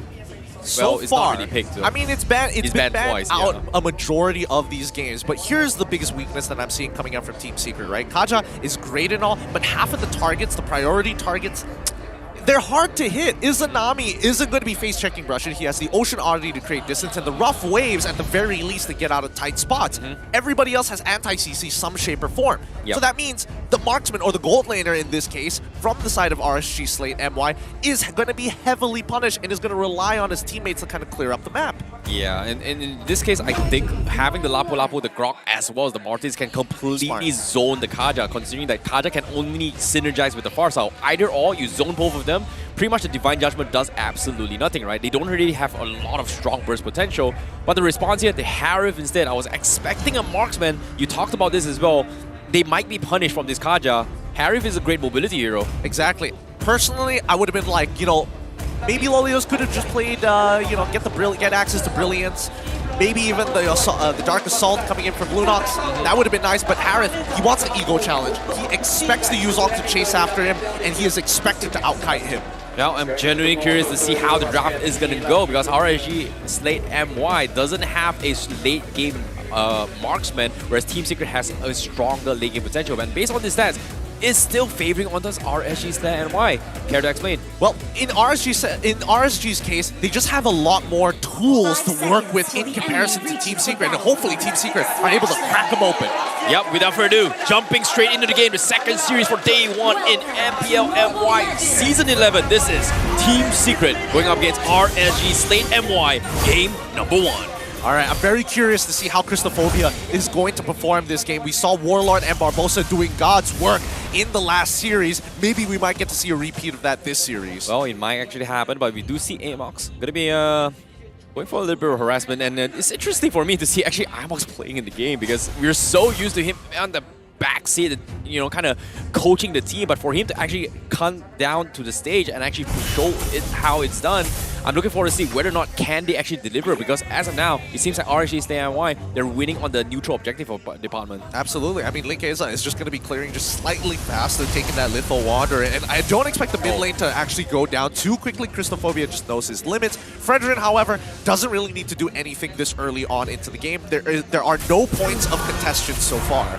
Yeah, I really like this adaptation from RSG Slate MY, right? We know for a fact that Kadita doesn't have the strongest damage output. He has the strongest burst, but in terms of consistent damage, it doesn't scale a lot into his magical department. But having the Harry, it kind of accelerates and forces Team Secret to still itemize into its magical defense as well as physical for the Mortis. But as of now, still a little bit skirmish down middle, but it seems like both sides doesn't really want to challenge or fight too much until at least, I think, both of their mid laners get their ultimate first. Honestly, I'm going to give it to RSG Slate. Their mid lane is playing well. However, Team Secret's side lanes, and with Amox in the game just constantly communicating it, whether they should start pulling back, whether they should play a little bit more defensively, is giving Team Secret very minimal opportunities for RSG Slate MY to actually hurt them in the lane. Because imagine if Dedo was at 50% HP, I don't think Loliels will be playing so far back. Yeah, it seems like Fox already going to be starting things off with the Turtle as well. Linkeza are not going to be getting the aggro for now. Amox in his position does have the Divine Judgment here, but the taunt comes in, and also with the Black Dragon from TES.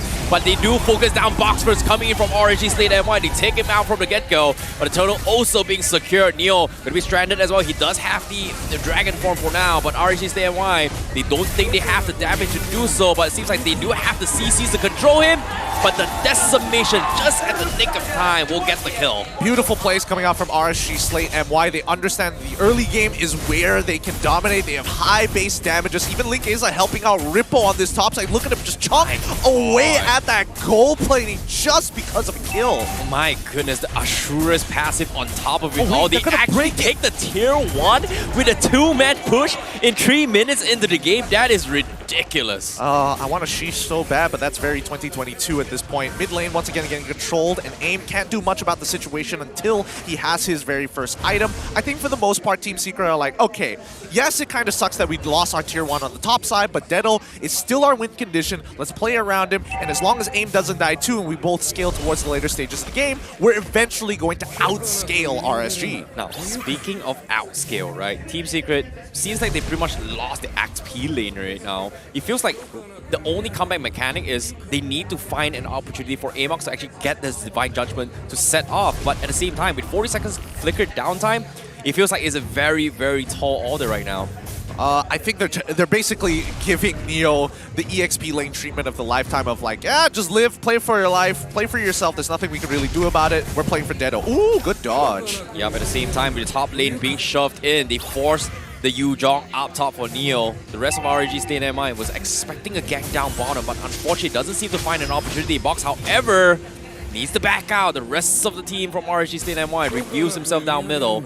But with 10 seconds left on the Turtle is going to be a priority from both sides now. Oh, RSG might be at a slight disadvantage now that Lapu Lapu doesn't actually have his ult, while Team Secret have all of their abilities ready to go. Maybe the ult economy is going to make a difference in actually stealing away this particular buff. This particular neutral objective. But Link is a level above Box as well. Yep, Turtle aggro is coming in. Black Dragon from Neon very early on to try and zone Link Aza. They are going to try and steal the Turtle. Turtle will be secured from RNG State MY, but they're all clumped up, and the AoEs from RNG State MY just completely obliterates Team Secret in a bloody brawl fight just like that. Oh my goodness, everybody dies there. There's nothing they could really do about it. Izanami getting some huge damage with his Petrify into the rough waves. They just Team Secret just clumped up way too close together. Oh, they just couldn't do anything at all, these wombo combos. Izanami just getting free value because of all these plays, and it's so unfortunate. Meanwhile, RNG State MI, they continue to dominate the jungle rotation. Team Secret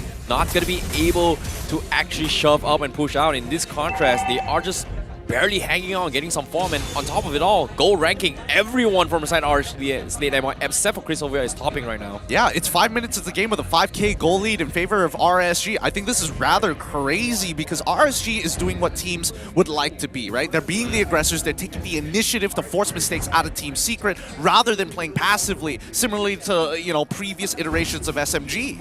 This is the dream game from RG as a Slate MY, right? But at the same time, you know, the only downside about this lead is that into his later. Oh my god! The wall charge connection into the flicker, connecting onto Team Secret, get completely obliterated, and the tier 1 falls on top of it all. Just like that, they take 3 out of the equation.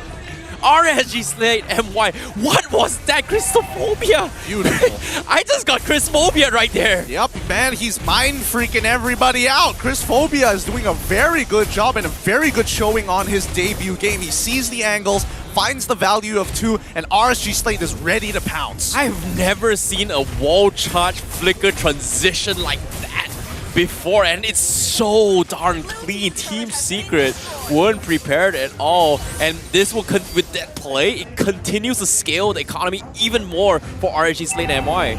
No, but with that outplay being said and done, here's the code for you guys at home. The more outplays we see here today, the more that you guys benefit. But with that being said, RSG now, again, they're not just staying in the enemy jungle and just trying to choke them out. The tier 2s have already fallen. They've basically gotten this turtle for free. I don't see Team Secret coming back from this kind of gold deficit this early on into the game. Oh, this is so difficult. Izanami got his Genius Wand. Ling Aza is level 11 in contrast to Box's only level 8. They're so far behind. Lolios even got his Feather as well. This Harif is going to start popping even harder.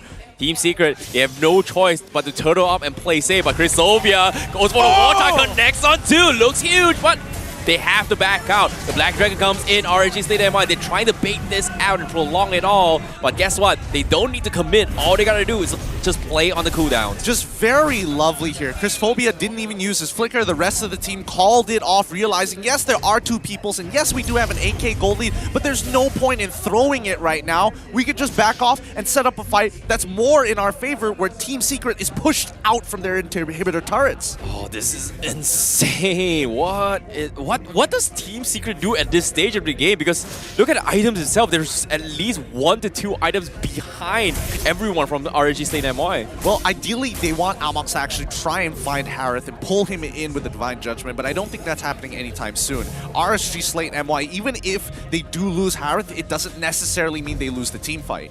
Well, it is what it is in the kind of scenarios, but as you can see, Team Secret, there's just no way out, and RSG Slate MY, they're not even shoving the creep waves, they're just freezing the lane.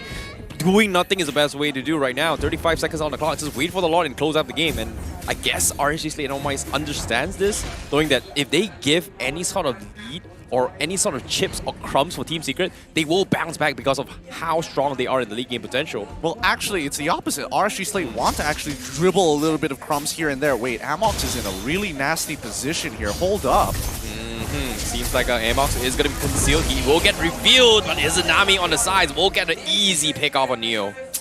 Couldn't do much about that situation. Team Secret was backing off. Amox decided to cancel it off, and unfortunately for Neo, he probably should have checked the brushes with his ult instead of just face checking it. Oh, so difficult. Easy Lord coming from RSG Slate MY. Team Secret immediately going off the other side of the map to try and get some sort of farm, but as soon as you see this, you look at this, Izanami as well as Repo already hitting down Dog to actually punish the Fredrin, and no, they actually catch box. Do they want to go for it? It seems like it's going to be the case. Christophobia doesn't have to wall charge. The wall block is there to buy enough time for Izanami, and they're setting up to trap him up, and he boxes his way through, and the wall charge comes in, and here comes the setup, and it is going to be enough to take him out. Slice and dice and assassinated. Played well. RSG Slate continue to dominate this game, and it doesn't look like anybody's able to stop them. 10k gold lead, 9 minutes into the game. Now Black Dragon going to be buying time for the team to zone them out while they pick off the Lord, and Team Secret will successfully clear it. RSG Slate MY still waiting on the cooldowns up for Izanami as well as the wall charge for Christophobia, but they managed to somehow defend against this, so this is still a good sign for Team Secret, but the lead still scales towards RSG Slate MY. Honestly, there's nothing much they can really do about it. By the time Team Secret is able to get their 3-item power spike, RSG Slate has already got max items at this point. It is a very slow burner of a game, but RSG Slate have no holes in their gameplay so far. This is why 2 of our Malaysian representatives came from this team. My goodness, RSG Slate MY just on a different level. Look at how patient they are. Even inhibitors as well, they're not even committing, just taking objectives bit by bit, and then they are going to try and close out the game. Team Secret, they can't even push out. Look at this. Whenever they try to make a play, they're just so afraid of what Christophobia might be doing to them. Yeah, I mean, the whole team is just nasty. 12k goal lead, 2 inhibitors down, 10 minutes into the game with 90 seconds on the clock until they get the next Lord and close it out. I don't know. Unless RSG Slate really blunder here. Yep, Izanami, he just got his Divine Glaive, but we talk about this. Divine Judgment connects on Christophobia. He turns the tide. A 4-man wall charge into the rough waves. They're all dead, and they are completely destroyed from the Worth, a land of dawn, and this is going to be game 1 for RSG Slate MY. A quick and fast game coming in from RSG Slate MY, playing a strong game in the debut of Christophobia. He has adjusted well to the team. Rippo's feeling good, but Izanami never misses a beat. Oh my goodness, Christophobia with this grog plays, the introduction of imported players for MPL MY Season 11 is leading the trend here for day number 1. Everyone is shining bright like a diamond right now. Absolutely. Well done. Unfortunately for Team Secret, this game was rather tough for them. They don't have their full lineup, and unfortunately, even with the leadership of Amox, the team took big hits. Oh, it's really, really unfortunate as well. It is a very, very critical, rushed roster coming from Team Secret. I would like to see more from them. However, with this defeat coming in, hopefully they're all able to bring back into this game number 2 to try and bring something new to the table, because that game 1 wasn't it at all. Yep. I mean, the early game completely dominated by RSG MY, but a couple of things that are interesting. Number 1, we're getting a lot more love for the EXP lane coming in from Link Aza. Some good communication with Ripple allowed them to break the first turret super early on, and they lost that entire side of the map. Immediately, we see jungle invades start happening. Immediately, we start seeing the mid lane slowly lose its pressure, and the gold lane basically was non-existent as long as we see Loliels just play a little bit more passively until Amox reveals himself. Yeah, it's scary how RSG Slate MY, right? They took multiple fights without Loliels in the picture, right? It's just 4 people just rotating the way through. Christophobia setting up for Izanami. He gets a nice catch, boom, someone's gonna die. Gets a nice catch, boom, someone's gonna die eventually. And every single time this has happened, Team Secret is in an awkward position where, like I said again, during the drafts, you have a Divine Judgment to set up for your team, but who has enough burst?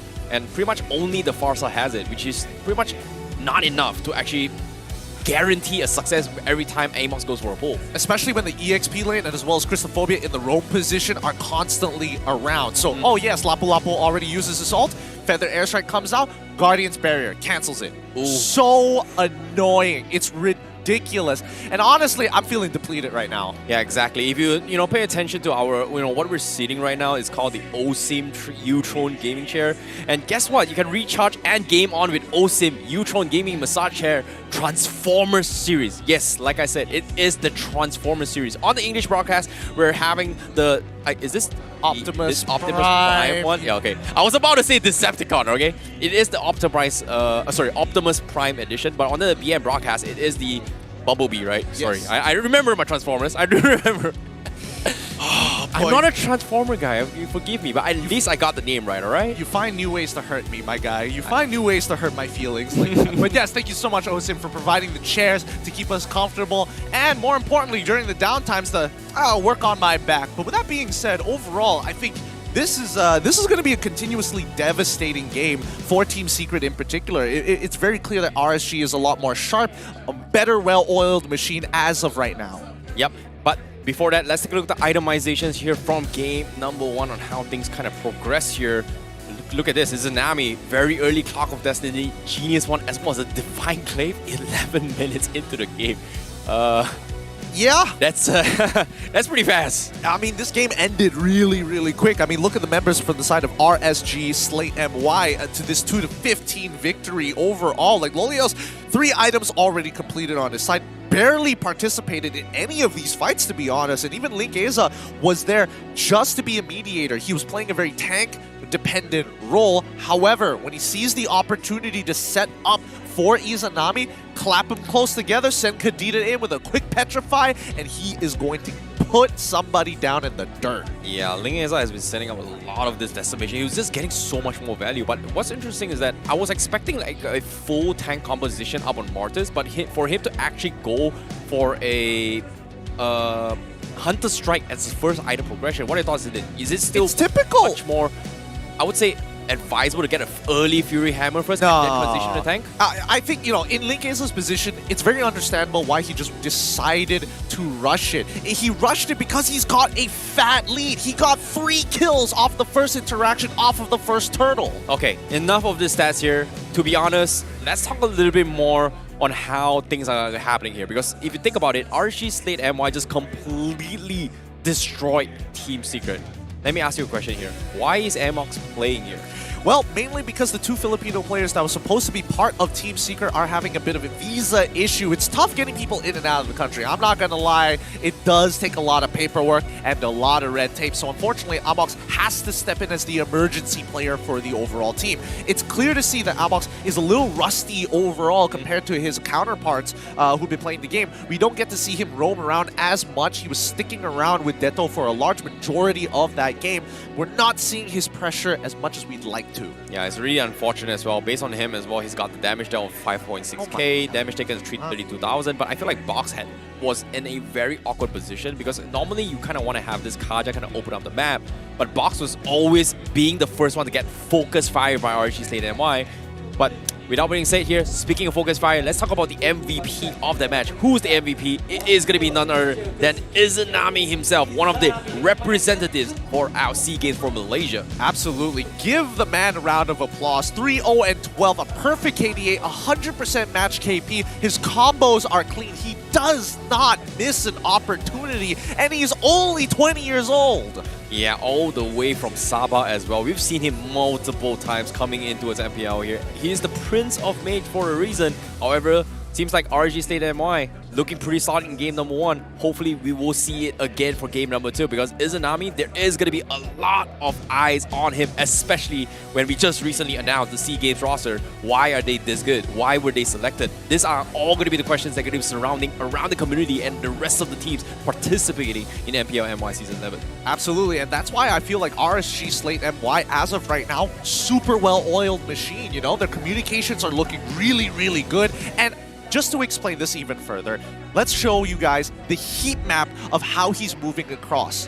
Does that tell you? Does that paint you a picture? Because I can't. I literally cannot see the river.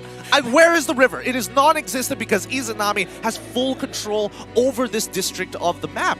Every single time you see a big fight happen, Izanami is catching 3, maybe even 4 people thanks to the setup of Chrysophobia, or maybe even Rippo, or maybe even Link Eza. He does not miss a beat. Okay, I really like this heat map a little bit more here. It just gives you a little bit more skill in here what he's prioritized on, right? Early on, making sure that Gold Lane gets some sort of farm. Once the Gold Laner gets about level 4, level 5, this is where he shifts his focus on another side of the lane. So this heat map kind of determines and shows a little bit more on how RNG State might played the game and prioritize their playstyle. And it kind of makes sense, right? Considering the first turtle is on the top side as well. But you can see here, every single time Izanami gets caught off, he is having the perfect rough ways to either counter engage or set up for his team to completely go for the one shot. And even this play as well, Chrysophobia was able to set up a big wall charge and then allowing Izanami just one-shot everybody. But even though he didn't get a kill, but he was one of the biggest contributing factor in terms of damage output in all these team fights. I mean, they have finishers like Link Eza to say, you know what, you can set it up, but you can also finish it as well. Izanami, yes, sometimes his damage may not necessarily be enough. Like here, for an example, where you see just a little bit of HP on box, which sets it up so nicely for Link Eza to just end the game. But I think it's just the understanding of power spikes of the heroes. They understand Fredrin is going to need more than just one person to sit on top of him, so they have Izanami and also Rippo on top of him at times, just to make sure and just to guarantee neutral objectives fall into their hand to maintain the snowball. My god, this final moment at the Crystal is literally a wombo combo clip-worthy moment right there. It's nearly almost impossible to happen in pro game, but it actually just happened like that because of one setup. And it's crazy to see it so beautifully clean. Everyone just dies in the snap of a finger. Yeah, I mean, that's what happens when you have a 12k gold lead, like 9 minutes into the game. You didn't even hit the 10-minute mark before that gold lead happened. And I think, you know, I don't think any player can recover from that sort of damage. Well, I'm looking forward to see a little bit more into how Team Secret is going to be adapting for game number 2. But before that, we have a special announcement for you guys, and that is the MLBB X Jujutsu Kaisen skins, which are now available in the game itself. You can check out the Yin Yuji Itadori, Julian Megumi Fujiguro skin, Melissa Nobara Kugisaki skin, and the Xavier Satoru Gojo skin, okay? And join us for the MLBB X crossover with Jujutsu Kaisen Gacha event from the 18th of February all the way to the 20th of March, and also enjoy yourself 50% off on your daily first draw for the Jujutsu Kaisen skins. Have you gotten in yet? Yeah, I've gotten a good number of mine. I don't have all of them. Okay, I've got one. Just one. Which one? I'm missing Yuji Itadori. Okay, I'm a Satoru guy. Yeah, of Gojo course. guy. Everybody's a Gojo guy. Everybody wants it. So guys, quickly try and abuse the daily first draws while you still can, all the way up to March 20th. If not, you're going to miss out on an opportunity to score yourself a skin. But let's talk about the draft here a little bit, right? I think the main issue that we noticed coming in from Team Secret almost immediately, right? In any other lineup, in any other MPL, this looks pretty standard, very meta. The question is the movement of Amok specifically. How is he supposed to control the tempo if he is just locked down to Dedo's lane? Yeah, it was extremely hard as well, right? Like, Chrysophobia was actually, like, his idea was just making sure that, hey, where is Chrysophobia? And I think one of the fights as well, I think prior to the second turtle, he was so focused on where Chrysophobia is. The rest of the teams coming from MLBB MY was nowhere near him at all, and they immediately found an opportunity to just completely dive on box without being punished because of how far the Kaja was away from the rest of the team. Absolutely. So I think right now they have to really consider the gold lane matchup, because I think the Melissa was very much a detriment to the team, especially since Loliels was actually getting incredible trades against Dedo prior to Amox actually coming back into lane. Loliels would have won the lane had not Amox done something about it, and that's a big problem here. You would expect someone like Melissa to be able to farm under the turret, to be a little slow on the ramp up, and allow somebody like your secondary carry, Farsa, to do the heavy lifting. Well, I like the adaptation so far, because to date itself, we've seen 2 high gold lanes, no marksman so far in this current meta, and I'm looking forward to see, is it the end of the marksman era for this season, potentially? No, I don't think it's the end of marksmans. I think marksmans are still really, really good. However, once you start getting rid of the meta marksmen, we immediately start thinking about mage marksmen. And mage marksmen, they scale well, but it takes so much gold to get their items. I think Harith is the most cost efficient amongst him and as well as Lunox. Lunox, oh, the items are so pricey. What about Kimmy? Do you think Kimmy's gonna make a comeback? No, I don't think Kimmy's gonna make a comeback anytime soon. Not, especially not in the gold lane. Okay, fair enough. But with about 8 more seconds in, I'm looking forward to see how Team Secret is going to be able to adapt. Can they rise up and tie the series against RSG Slate MY? Or will RSG Slate MY get the clean 2-0? Ladies and gentlemen, we're jumping into the draft. This is RSG Slate MY going up against Team Secret. Game number 2 with first pick in the hands of RSG Slate MY. Yep, Team Secret is going to be on the red side this time, so they're going to be looking to counter draft. I would assume they might still play their own game. I'm not entirely sure Amox's entire hero pool, but let's have a look. Bans coming in. We're seeing the Claw, we're seeing the Farmis. Fanny already banned out. Joy already banned out from Team Secret. Doesn't seem like much has changed. Seems like they pretty much have their own composition to actually prioritize on, right? Fredrin is a priority for Team Secret, which is a pretty clear indicator. But it feels like RSG Slate MY, they don't mind letting go to Fredrin, right? I think Martis brings a little bit more value, even though we didn't see too much of Ling Exil's flashy plays, but he's pretty much the finisher for the team, especially when you play as a jungler Martis. You are going to be able to get value damage. You talked about how strong in terms of base damage it brings to the table pre-4 and on the first turtle fight. I would agree with you, other than the fact that like towards the later stages of the game, that's when you really feel like Martis fall off. And it doesn't help that his animations aren't as smooth. He feels a little, well, yes, in the famous quote from Mobazane, a little clunky, of course. And I think that's why Fredrin is just overall better. He's more reliable. He does everything you need him to do, if not more, at every stage of the game. Well, first pick coming from RSG Slate MY. Instant locking. Is it going to be instant lock? Nah, I don't think so. He's taking his time, but I'm curious here. Take Kaja. No, I don't think it's going to be a first pick. Take Kaja and make Amok sweat. Make the poor guy sweat. Because what else does he play, right? I don't think anybody has legitimate information on what Amox has been playing, unless Amox has been playing with the team through the scrims. I highly doubt that. But once again, I thought it was going to be Grok, but fine, Glue. Okay, Glue kind of relevant as well, completely ignored from the first series. This time, first pick material kind of opened things up here instead of instant deadlocking your hero draft composition by picking a Fredrin. But from Team Secret, they pick up the Grok and the Farsa. That means Fredrin is up for grab for RSG Slate MY.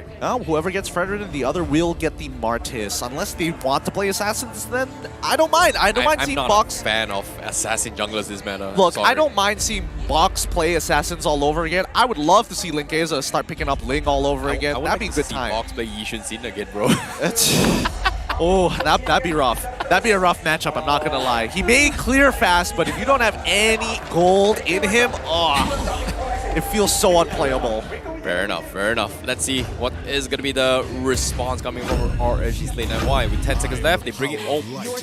Really, Gideon? Really? Yep, Kaja really? Kadita, I think it's really good. You know, Kadita already makes it difficult for Farsa to openly try to use the Feathered Airstrike. The Kaja is going to be good no matter what. Melissa gets locked in for the side of Team Secret, and yeah, it feels like Team Secret, they are going to be playing around the very few heroes that we've seen in game number 1. Why does it feel like, you know, the roles are, you know, like near identical heroes, but a little bit of tweaking here and there? But this time, Team Secret kind of adapts a little bit of Diao flavor from RSG Slate MY's game 1, and RSG Slate MY is like, you know what? Yeah. Let's make Amok sweat a little bit here. Chris Phobia, show us how to play a Kaja. Yeah, and let's not forget that Grok could be flexed into the EXP. We've seen Neo play it before, and I'm sure since Amox is playing in the support, it's definitely an option for him.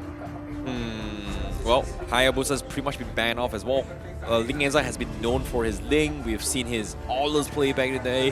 I want to see him play an Aulers again. We haven't seen him for a previous season at all, which is kind of weird for me, but I wouldn't be surprised to see him play the Mortis again, which I think Team Secret should be batting at this stage, or unless they just want to let the Fredrin go. Tough call, tough call. The fact that RSG is banning out the Lapu Lapu, I understand that he is strong, but what exactly does Lapu Lapu threaten on the side of RSG? What are they planning for? A particular Lapu type Lapu of is great for marksman? dealing against the Glue. I guess RSG Slave MY wants to play around where they want to draft for Repo, right? I think we had a little bit of inside talk with Kuja as well, saying that they want to make sure that Repo is very confident in his plays, right? Because he's very strong, he doesn't want to give up, and he doesn't want to lose his matchup. So I guess that's the idea where Kuja is leading on, I guess. I don't know what kind of match, what world is possible where Glue loses over the Lapu Lapu in the earlier phase. Well, only for the split, I guess. That's the thing, because no matter what, Glue fills the role in like similarly to Esmeralda and Uranus previously in the meta. You know, you just brick wall your opponent, and if you try to trade, you'll always out-trade them unless you commit an ultimate. So that's the annoying part. And I think this is the ban that I was looking for the side of RSG, banning out the Benedetta to make sure that Neo doesn't leave the lane. He has to be stuck with Rippo on this Glue. But if you look over to Team Secret, Hayabusa, as well as the Karina ban here, both assassins. Well, quote-unquote assassins. Yeah, but I'm not okay. I can see where they're coming from here. They want to make sure that this Farsa doesn't get dived on with the back lines. I get it. Melissa arguably doesn't want to get dived from an assassin, right? But the question here is that it feels like I think the Martyrs just does a little bit more coming from RG's MY, but I guess they're not expecting it to happen. Maybe on a Fredrin, they're expecting them to prioritize the Fredrin, right? If you think about it, Fredrin completely untouched, completely unbanned. So I guess Team Secret is hoping that they are going to go for Fredrin. They need something to cancel the Feathered Airstrike, right? They need somebody who can threaten that other than just Izanami. Izanami can threaten the position, but doesn't necessarily mean cancel that it off as well. Right? Exactly, because it's one of those movements where you have to guarantee I kill somebody or I stop the Feathered Airstrike. I cannot do both unless Farsa is just brain dead and not doing anything and just takes all the damage. Yeah, I think the Martyrs does so much better in this scenario based on this condition, right? You don't necessarily need Fredrin, but they go for the Moskov instead. It was banned in the first series of the game for today. This time, we are finally going to see how Moskov is going to go. However, prediction-wise, it seems like it is going to be favoring Team Secret a little bit more in terms of the overall stats as of yet based on this draft. Yeah, based on the calibrations, the early game, apparently it falls into the hands of Team Secret. I'm looking at the lineup, right? With the this is on the I think this is on the assumption that the Lancelot is going to be going for full damage, right? Not the tank that we saw previously. Right. Like, I assume it was a damage. You would assume it was a damage, but previous series we saw it a tank, and recent regions as well. A lot of them has been playing Lancelot tank, especially for Indonesia. I kind of think this is a tank Lancelot. I mean, the logic is definitely there. Ooh, Terizla getting locked in. Now, that's actually a decent matchup against the Glue. Yeah, I think you're really happy about this. Isn't this once upon a time your most favorite hero? Yeah, when it first got released, sure, yeah. But nowadays, it's like... Lapu Lapu. Yeah, I'd rather be relevant throughout the game than just the early game. But based on the draft so far, I'm definitely liking where RSG MY is at right now. Yeah, okay. I'm looking forward to see how it goes. But as of yet, Team Secret, they have adapted with their draft here. With this Terizla play, haven't seen this for a very, very long time. I want to see how this Terizla is going to match up against the Martyrs as well as the Glue, because as of now, he is looking for that big wombo combo setup. And the stats here seems pretty balanced, but in terms of pickup potential, it is favoring RG Slate MY, as you said. Absolutely, and I think their team fight from the side of Team Secret is looking good on top of it all. So RSG have to abuse every angle that they're given to as we jump into game number 2. Yep, without further ado, this is RSG Slate MY going up against Team Secret for game number 2. Will they be able to rise up to the challenge and bounce back for Team Secret, or is it going to be a clean 2-0 sweep? This is the game to watch out for. However, let's talk a little bit more on how the middle control is here. Amox currently is a little bit more confident compared to his Kaja play from game 1. For sure, like you gain a lot of confidence as a Grok when you're up against someone like Kaja. Ooh, Aim taking more damage than he should be. Very good movement, however. Izanami thinking that he can put the Breath of the Ocean behind him in between the river as well as the brush, hoping he doesn't notice the animation on the floor. Yeah, he knew it as well, preemptively going for the side step. Still's got the moves as a pro, but at the same time, you can see a little bit of a distraction coming from Team Secret as they want to try and prioritize on the XP lane. Gold lane, however, is getting a lot of pressure down bottom for Dito. Neo, however, is going to try and get up a couple of trades, but can they even kill Repo? It seems like they are trying to make an attempt. Repo immediately flickers out. It's like, you know what, it's not worth taking the damage, man. Yeah, it really isn't. And now the fact... And for a fact, we know that Ripple is going to lose a little bit of EXP on this side of the map. And without Flicker, he's going to lose a lot of relevance in this upcoming turtle fight. So, as Terizla, you hard push that lane, force it under the turret, make sure he loses at least one minion, and that way, you're going to be ahead of him forever unless you die. Amox getting harassed pretty low as well, but with 15 seconds left on the clock, there's going to be a long reset coming in from the top side. Repo, however, might be dived on. He doesn't have the ultimate aim, however, doesn't have the fighter airstrike as well. Repo, like you said, no flicker whatsoever. He might actually die right here, and that is going to be first blood for Team Secret. But they are still relatively low. RG State MY, they are going to focus on the turtle instead. Yeah, I think Team Secret just back off. There's no reason to fight. Aim just hit his level 4. Previously, he wasn't at that point yet. If they want to fight now, it's pretty good. But look, they didn't get the reset, so they are at a bit of a life deficit. Oh, this is going to be tough as well. Aim now having the feathered airstrike coming in. They're waiting for the moment to strike. Neo also having the ultimate to actually jump in and dive. I think Aza has to be patient. Repo shows himself. He has a split, but he's going to get focused down. They drop everything on him, and they take him out. And that is going to be Neo shutting down this glue. Petrify comes in. Izanami goes for the rough wave. Neo will survive the brunt, but it's all out brawl for the turtle. And it's going to be Amox that steals the turtle for Team Secret. Nicely played coming in from Team Secret. They dodged key abilities. They got the pick off onto Ripple. They are punishing him for walking up traditionally. Team Secret have pivoted. Instead of taking on the team, let's just cut down the key members. Oh, that is huge as well. Terizla as a way to soak through initial burst damage from the Kadita as well as the glue. And what an interesting way. I didn't expect that to actually work, but it kind of worked out in their favor. Body of the Smith, baby. That passive is a lot better than what people would imagine, especially in the early game. Towards the later side, it mainly really doesn't matter. But for now, Team Secret, they need to start walking with this lead and eventually start the run. Yep. Speaking of this fight as well, Chrisphobia, he doesn't have his flicker or the divine judgment yet, and now Bob is looking for this harassment. Chrisphobia was so angsty to actually go for it, but unfortunately, cooldown is pretty unreliable as of stage, especially without the fleeting time here. Yeah, Dedo. Oh, actually, Dedo is doing a very good job in his lane, trying to zone out. Oh, the catch! Oh, the wall charge comes in. They focus on Chrisphobia, and immediately they shut down one. The rough wave comes in, but it's not enough damage to shut down Team Secret at all. Very nice engagement here. Team Secret expecting a rotation from RSG Slate MY to try and punish Dedo, but instead they get the jump on them with a 2k gold lead here. Team Secret might be able to bring this to a game 3. Oh, it might be happening as well, considering how Team Secret is doing a little bit better compared to game number 1. Game 2, they are warmed up, a little bit more confident to play this game. And this Terizla pickup completely catching RSG State MY off guard.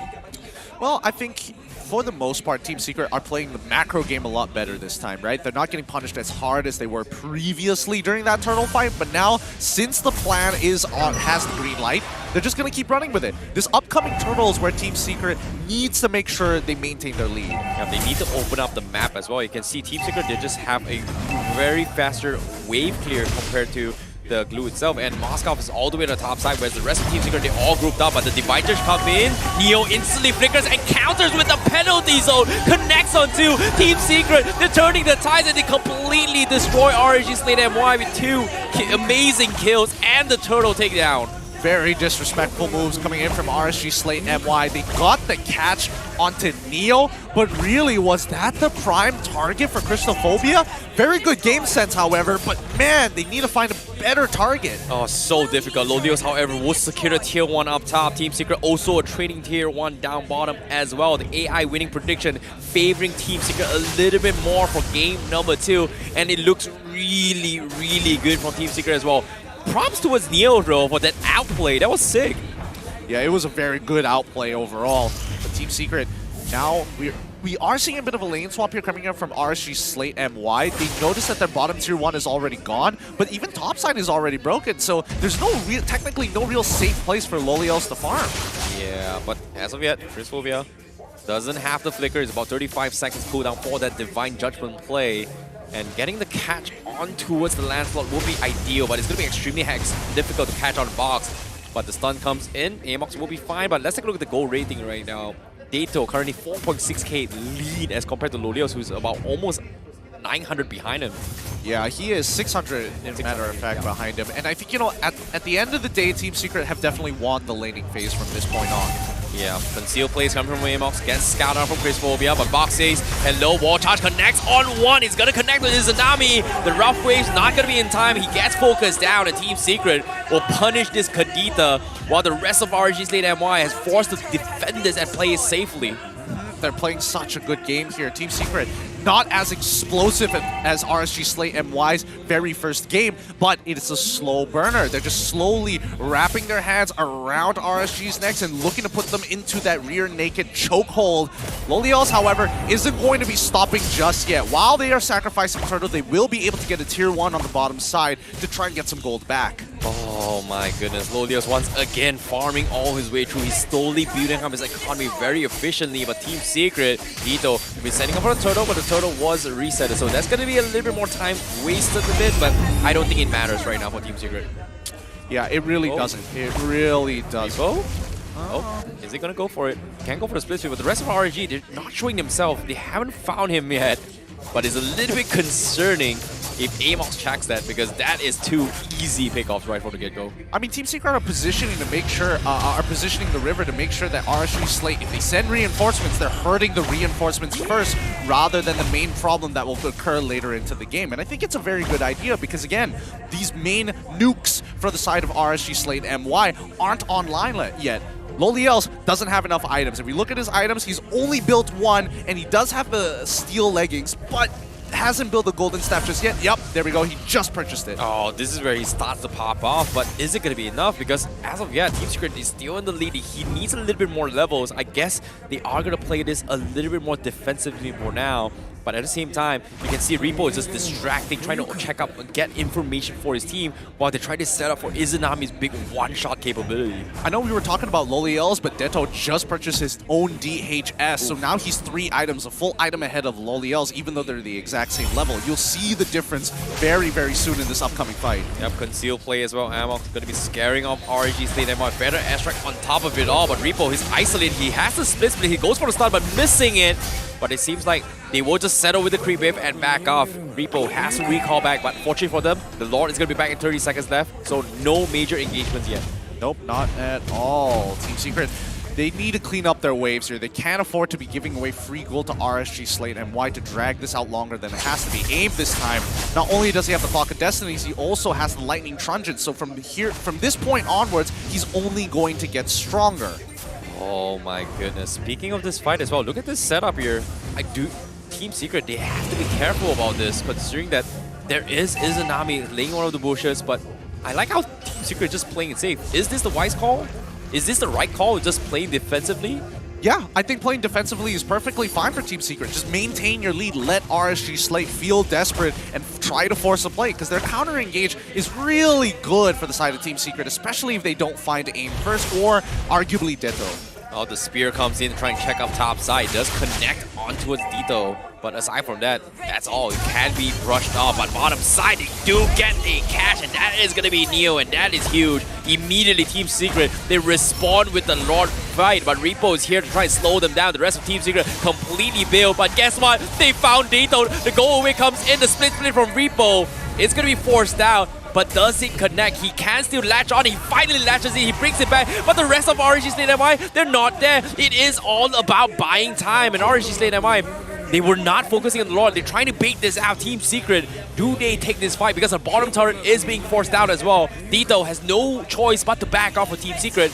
Whereas RG Slate MY, trying to still force mistakes, but it's not happening. Perfectly, macroly sound gameplay from RSG Slate, but now upcoming fight here. Oh, it is going to happen as well. Amox getting chipped down to his bottom side as well. Repo does have his second split. However, Neo on the penalty zone connects on Crisphobia. He's going to get focused down, and he's going to be the first to fall. No Divine Judgment set up for him. And now the rest of RSG Slate MY, they have no choice to collapse. Lolios waiting for the right moment to strike while Repo is buying so much time, and he shows himself. He comes in, he's fighting off Dito, he scares him off, and the rest of the team gets blasted smithereens as Neo will be focused down by Izanami. The right moment to strike to shove them away. Nicely played by Lolios. Unfortunately for him, he doesn't get too much off of it at the end of the day. But look at the gold lead from what 3,000 gold lead now over to 1.2. Rippo now feeling powerful. You hurt me in the early game. I finally have some items. Now I'm not a priority. Nah, I can't deal with that. Oh my goodness, Give he's me a so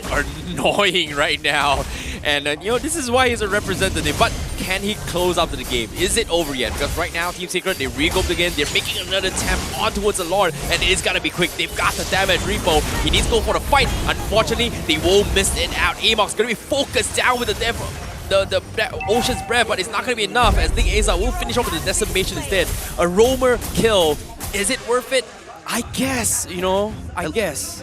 At this point, they'll take anything at this point, If they're giving free kills, Team Secret, well, they'll grab it. If it's RG Slate, they want it as badly as possible. They need to start getting this gold lead. They're eventually going to scale, but it's going to take some time. Yep, Lolios finally in the top of the net worth chart for now after so long. Found a way, scaled back, and they're back in the game. However, Team Secret can't seem to close out this game here. The Lord was easily taken down, considering that it is supposed to favor them.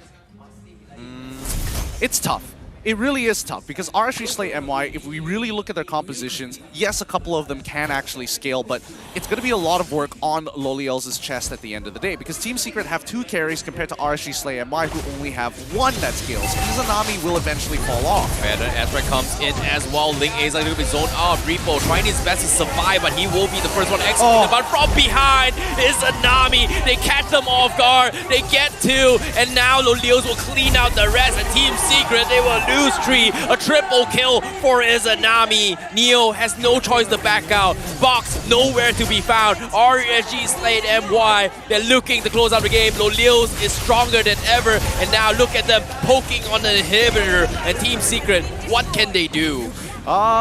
Team Secret unfortunately can't do much about this. AIM wasn't able to get enough off. An initiation coming in from RSG Slay MY, and especially when you have Rippo just zoning them out, willing to give his body for more, RSG Slay just played it perfectly. Oh my god, they just understood their timing a little bit better, right? Like just making space for Lolios is all they need, and Rippo was able to deliver it for the team. But now, coming into this state of the game, RSG Slay MY finally taking a little bit of that lead that they've been starved and deprived for the past 13 minutes. Can they bounce back? Because Team Secret, they were holding on towards the driver's seat for the longest of time, but it seems like they are struggling right now to close up the game. And what's the problem right now? I think the problem is that Team Secret is a little uncoordinated with the way they want a team fight. They have a very clear idea of what they want. No, not like this. The Divine Judgment comes in, Amox. You're so far away, and RSG Slate MY, they get an easy free kill. 30 seconds on the sidelines. No Grok to open up the mat. This will allow RSG Slate MY to scale even more, and guess what?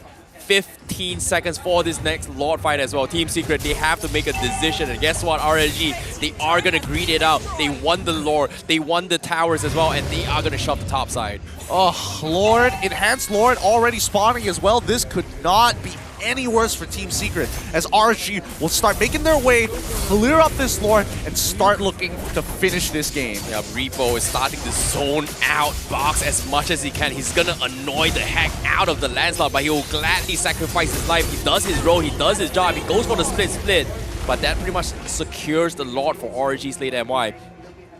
This is tough. Izanami just got the Divine Glaive as well. Any kind of MR isn't going to matter, especially with the high magic penetration from the Divine Glaive itself.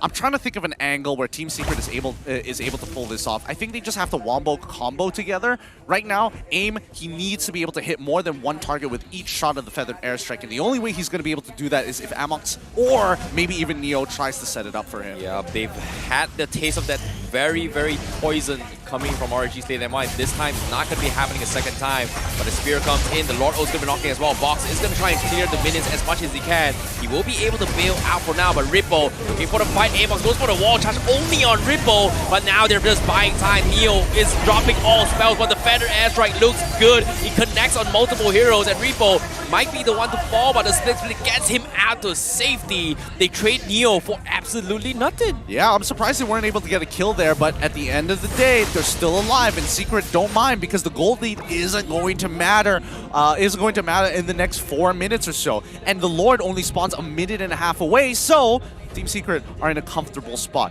Let's have a look at Loliel's build so far, and yes, that's what we want to see. Maxed out items, Wind Talker, he's got the Malefic Roar for that extra bit of damage, but most importantly, that Athena's shield to ensure that if he gets hit by at least one of the Feathered Airstrikes, he's not going to instantly die if Pharsa has her passive.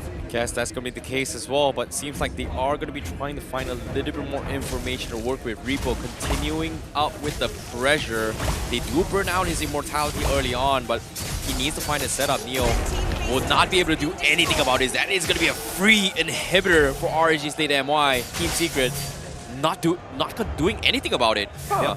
Team Secret can't really do much about it, and neither do they want to do anything about it. Mainly because RSG Slate, there's no real way to successfully face check these brushes without Izanami being quite nearby. And look at him, he's greeting out, he's got the Genius Wand, he's into the Divine Glaive, and he also got Dire Hit just to ensure, hey, I can one-shot somebody no matter the HP. Also, yeah, with this tank Lancelot coming in, we don't see a lot of damage coming in, but he just got his immortality, so I guess we are going to be expecting multiple immortalities coming from Team Secret before this next engagement, but can they get it in time? They only got 25 seconds left for this next Lord Pit. Seems like it's going to be a tall order for now, whereas RSG Slate MY just got to be patient, take the Lord, close up the game, that's it. Yeah, and we'll see how this is going to play out here. I'm trying to think. All right, with 13 seconds, the most likely case scenario for Team Secret to actually pull a fight and pull the rug from under RSG Slate MY is by this Lord, but they have to play it through mid. If they go through the top side, RSG Slate is going to find them in a choke point. If they play through the bottom side, at least they have a little bit more space for AIM to play and hop over multiple walls. Well, it comes down to whether or not can they find the perfect setup for AIM. Likewise can be said for Dito, because if RSG Slate MY all clumps up together, that doll is going to hurt a lot coming from this Melissa. Meanwhile, RSG Slate MY, they're playing a little bit cheeky here. This is very risky because it seems like they want to try and rat their way into the base and close out the game using Ling Eza as bait. But at the same time, they've not have any sort of information. They have to just buy time, and it seems like the top lanes are going to be shoved in. And once that happens, Team Secret has no choice to make a decision. I like this patience coming from RSG Slate MY. Yeah, but also Team Secret is aware about their, holes in their defense, especially the fact that they don't have any inhibitor turrets. Yep. Once again, Ling Eza on Repo still baiting it out. They're sending a Neo and Box to check to the rest of the lanes, but it seems like RSG Slate MY might need to go and go for the reset as well. They're calling in Izanami from the bottom lane, but the Lord will get resetted down as Team Secret will also let go of the pressure to shove the lane up top. Now with the Lord being pulled out from the side of RSG MY, Team Secret look to gain control over the map, but RSG Slate, they're not forcing this. They're not forcing this at all.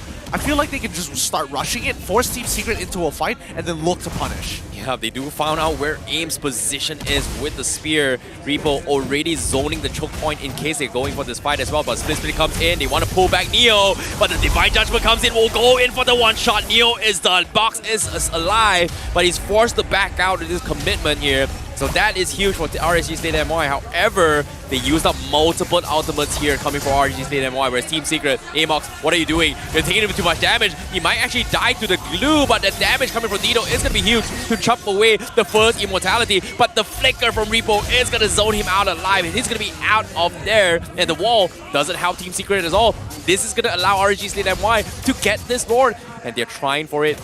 Do they go in for the reset? Is it worth the risk? But now the second Divine Judgment and the Ocean's Breath as well to focus down on Amox. AIM also getting focused down by Lolios with the Winds of Nature. And Team Secret, they have to bail. They have to run. Amox, can he survive? Yes, he can. But eventually, this is going to be tough. But Amox, what are you doing? You've got to run. He won't chance a way to bait this out. And now, so much space has been created from both sides. And RSG will close it out with the Lord. Yep, this is so awkward. Team Secret, are they going to try for this? Yo, he's going in. Oh, no, they have no choice. Box! What a steal from Box! Team Secret! What an outplay. What a battle of attrition. They somehow done it against RSG Slate MY. Oh, so many steals happening today. Well done, Box. Well done. Now your team has some breathing room. They've got the items. Deto is ready to play. I want to see how Team Secret are going to try and push the advantage or try to close out this game. Oh my goodness, Team Secret. What an outplay here, but at the same time, Izanami setting for the ambush. Aim is there. The passive is going to keep him alive, but RSG Slate MY, they have to defend against this Lord. Grisphobia has the Flicker Divine Judgment, but who do they focus on? Because as of yet, Team Secret, they are back in action and they cannot afford to lose with this aggression. Lodios cleans out the Lord very, very easily. Team Secret finally taking a lead and also the room to farm up their way, because this is exactly, I would say, the end game scenario for both sides where everyone's max items here. It's all about catch potential. Yep, it really is. And like, even though the goals has gone way beyond what we need it to be, AIM is still dealing the most damage on a team, while Loliel is going to be second in damage so far, but he's not that far apart of a gap. I mean, I think it's like, what, only just by 1,000, 1,200, yeah. Oh my goodness, this is as long as it gets. Immortality up on Grisphobia as well. It all comes down to the Immortality Winter Trunket clutches, and in this case, both sides cannot make a mistake, because as of yet, Team Secret, where was this Team Secret for Game 1? Because Game 2, they look really, really solid here, and it's scary. But before that, let's take a look at items real quick here. It seems like Grisphobia still has one item behind. Likewise can be said for Izanami. Yeah, they can't really do much about that, but for the most part, the stalemate continues. Team Secret and RSG Slate just taking over the spaces, looking for opportunities to catch the other one off guard. And I think even RSG Slate have realized that Team Secret's overall draft has some really good counter engage. So it's better if they can bait some spells, especially the Feather Airstrike from AIM, to enable themselves to do something in fights. Yeah, Repo is doing a pretty decent job of opening up the back, but there's only so much he can do, because as of now, their isolation strategy is not working out. Team Secret is just not taking the bait, but the conceal plays might be different as well. Grisphobia goes for the Divine Judgment. They focus on Box. Box will be the first to fall. The Immortality comes in. He still has the skills, and he's going to try and survive this, and he actually survives. And guess what? Both teams completely split off the fight. They retreat. They respect this. They don't want to lose this game at all. They truly don't.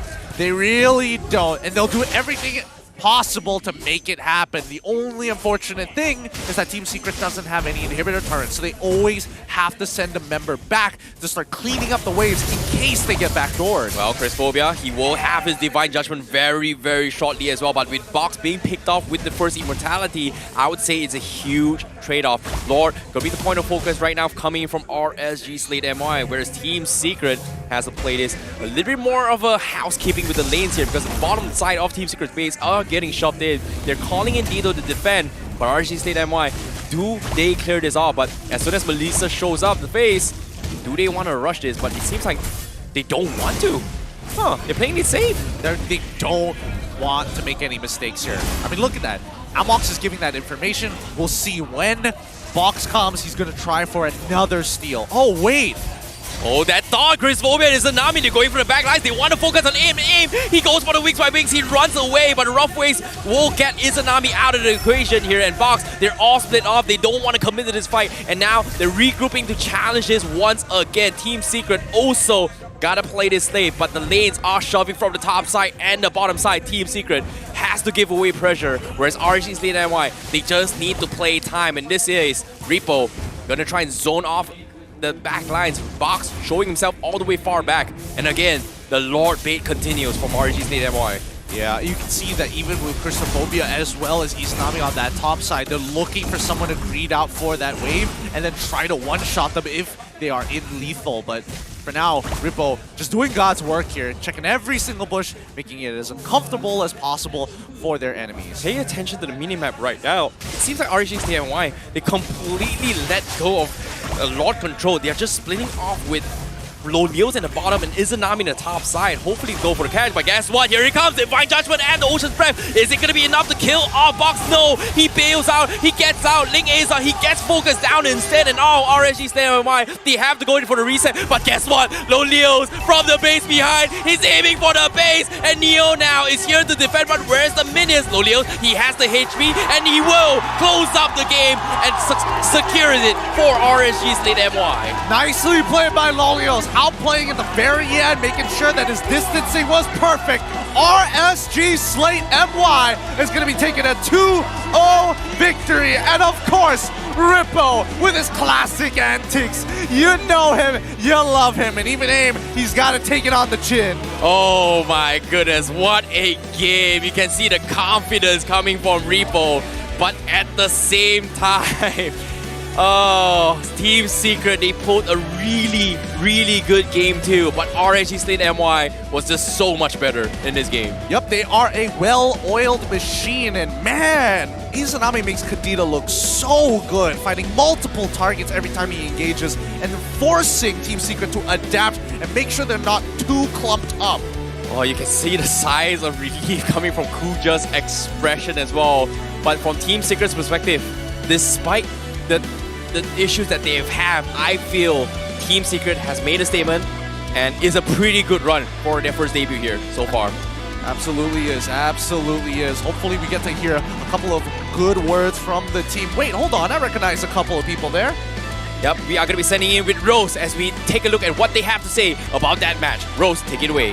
Oh my god, that was a very intense game. Walaupun RSG dominated the first game, second game tu, it gave them a run for their money. Tapi, dorang habiskan game tu dengan 2-0 juga. Okay, so actually saya nak tanya dulu lah. Saya nak tanya Ripo. Okay, so Ripo, tadi yang game kedua tu sangat-sangat intense lah, kan? It was a long game, probably the longest game we've had today, kan? So, tadi tu, what was going through your mind, especially since it was a backdoor win? Sebab memang early susah sikit lah sebab diorang macam ada personal dengan saya.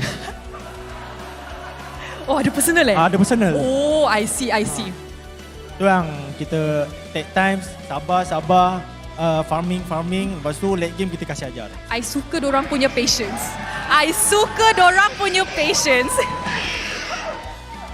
Okay, I nak tanya last question ke Ripo. How does it feel to be back in MPL Malaysia? Feels so good! Let's go! Feel so good? Yeah, feel so good.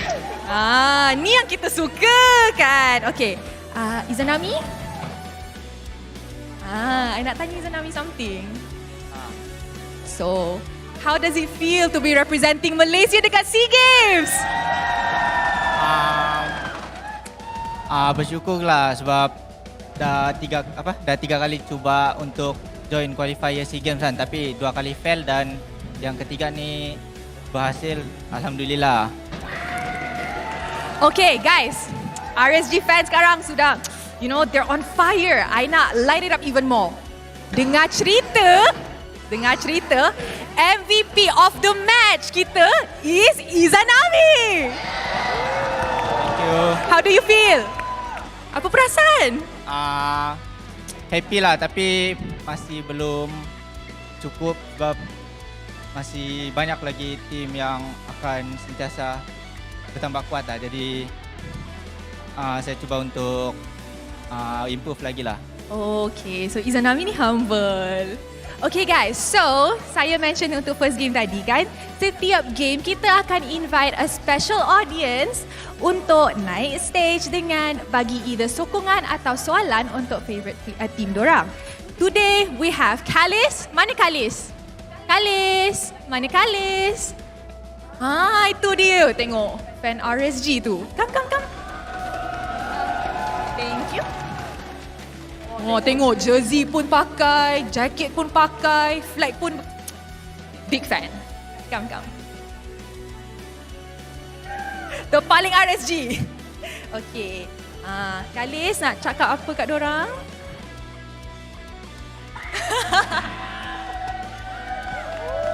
Saya ada harapan besar untuk RSG ni sebenarnya.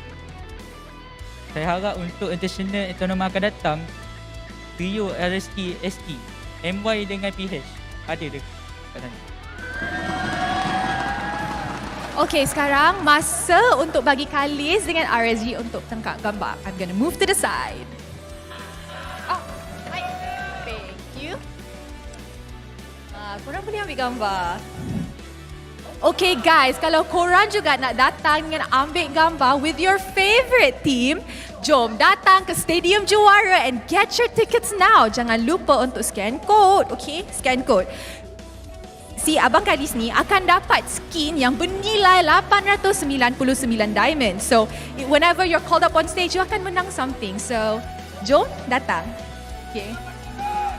Nanti kita ambil gambar. Okay, smile for the camera, everybody. Okay, terima kasih Abang Kalis and thank you so much RSG. Good game. Thank you. Oh my goodness, game yang sangat-sangat intense, game yang sangat-sangat menarik dan game yang paling lama yang kita ada untuk hari ini kan? Oh my god. Okay guys, so saya nak throw this back to the casters for them to give you an analysis of the game. Casters, take it away. It's great to be back on the English broadcast, and it's great to be back to see Oso Repo back in MPL Malaysia, looking pretty confident. 2-0.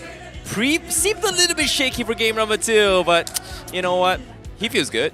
Honestly, I feel Ripple there. Dying like that 2 times, 3 minutes into the game, I definitely felt like it had to be personal. It had to be personal. Well, it was definitely personal as well because he was getting shut down multiple times. But eventually, he came back, he mocked them, and I'm looking forward to see how it goes. But before that, let's talk a little bit more on the match highlights on how things kind of happened as well. The Thalassophobia, Izanami, and Chrysophobia devoured Team Secret in MPL MY's debut. Do you think it was a full one-sided devour? Maybe in game number 1. I think game number 2, I think it was a little bit more calculated, but at the end of the day, it did feel a little inevitable almost. I would argue that Team Secret had a very good draft in game number 2 where it could definitely scale towards that later side of the game. However, the macro play, the well-oiled machine of RSG Slate MY, I can definitely feel the thalassophobia, man. The fear of deep waters, the fear of the unknown. Woo!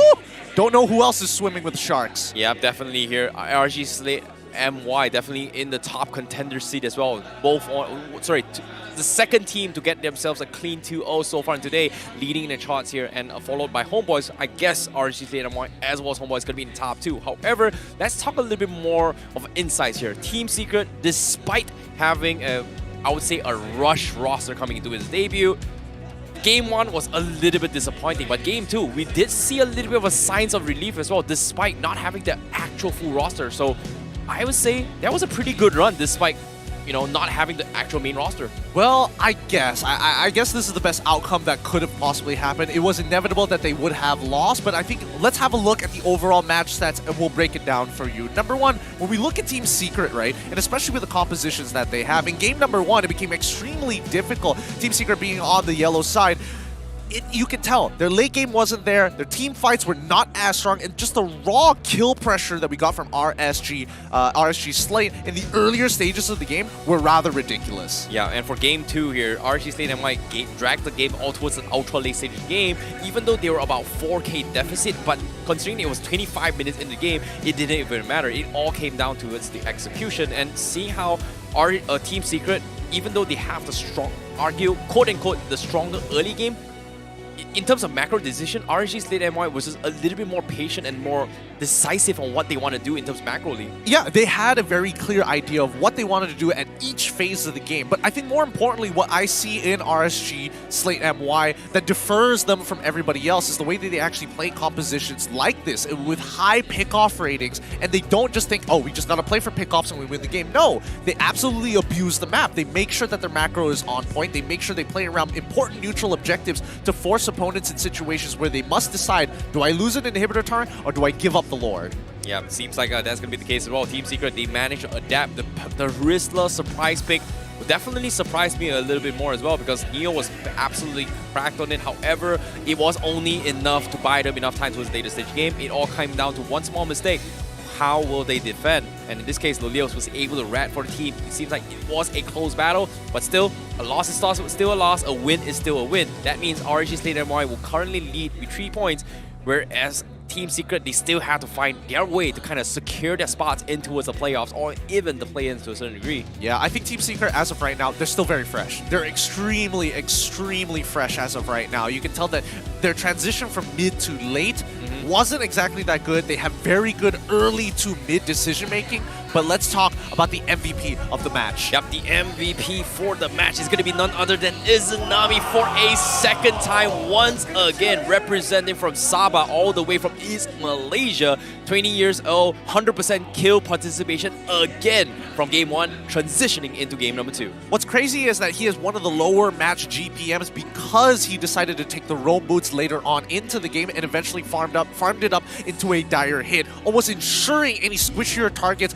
below 40% HP would instantly die with the build that he's going for. Yeah, I guess that's going to be the case as well, but RNG Slate MY, they wanted the power farm, right? We talked about how RNG Slate MY was struggling. I like that you brought up this Roman boots, just because of the fact that it kind of allows Loleo to get a little bit more farm value rather than share it with the mage as well. Having this double Romans here may not necessarily be strong in the early stage of the game, but towards mid-later stage of the game where you want to kind of have your carry kind of scale back, I guess having the Romaroos kind of allows Loleo to do that. I think more importantly, if you look at the build, the one thing that most mages decide to pair up, it's always Clock of Destinies with a Lightning Truncheon. Yeah. No Lightning Truncheon here for this guy. He greeted out raw magic penetration. Now, check out this goal graph. This is where it gets really, really insane here, because if we talk about the game, start talking about the game, Team Secret actually having a very good early stage of the game, making up to at least a 3k goal lead. It swings back into RSG's favor, and towards the end is where we start to see Team Secret having to make some important decisions. When RSG were able to start claiming certain objectives over the map, they maintained their goal lead until Team Secret were able to secure a Lord Steal, secure 2 turrets off of that. They just couldn't close it out at the very end. Yeah, I think the turning point here was pretty much the turtle. The first Lord pit, the 12-minute mark there. Yes. The first Lord fight where things was looking really well for RG Slate MY, but it all came down to Box's clutch, kind of prolonged that fight for Team Secret to kind of scale back. But eventually, even then, RG Slate MY, they were able to kind of still dominate their way to control the tempo and momentum, but eventually it came down to whether or not Team Secret was able to make a mistake, or in this case, they just didn't have the inhibitors or the map control to actually contest this. I think overall, RSG, they're just a more explosive team. They're just so explosive. We saw in the gold graph how much gold they're able to accumulate in a very short period of time, and especially with the early game, Rippo getting dove under tower pre-level 4, dying again just before the fight even occurred during the turtle, and Box with a couple of really good steals. It's a recipe for disaster for a majority of teams in the MPL. Yeah, even Team Secret as well. Like, I think Amox played a very good game number 2, but it seemed, here backs the question, right? Both games we had Kaja. First game coming from Team Secret was a little bit difficult, but in this particular game as well, even though the setup was great, but it feels like Chris Fomia is struggling to open up the map as compared to against a Grok, which arguably Grok just does way much better in opening up the map. Well, I mean, that's the main idea. There really is nothing much to it. Christophobia can't just walk into every single bush he wants to, but hey, that's just the situation. With that being said, RSG Slate MY is going to be shooting up to the top of the leaderboards here with 2 wins under their belt for a total of 3 points. Yep, fighting for the top 2 spot is every single team's dream right now, especially when this season 11, a newly reformed format has been brought into the table. Every single team will be facing off against each other only once to try and secure their spots into the play-ins or even the playoffs. Yeah, the bottom 2 teams will be relegated. Keep that in mind. We're not at the franchise league just yet. Everybody has important stakes in it, but we haven't seen all the teams just yet. We still haven't seen matches from Todak, Red Giants Esports, Team SMG, Madness Esports, Red Esports, or Team Lunatics. I'm very curious about Red Giants. I've heard a lot of good things about them. There's a lot of rumors surrounding them on how they were going to be bringing to the table, right? We've talked about how a brick organization comes in the table. Things can really change, right? I was a little bit skeptical for Team Secret after Game 1, but Game 2, they redeemed themselves as well. So I'm looking forward to see what Red Giants has something for us to kind of bring to the table in the next upcoming match. And I'm curious to see how things are going here. But to be honest, Gideon, what a way to start things off for Season 11, man. Yeah, I mean, Season 11 already kicked off with some high-intensity games and then kind of slowed down towards the second. We still have plenty more this week, though. Again, so many questions about these newer teams. Team Secret, unfortunately, we have to hold our opinion until later down the line in the league itself.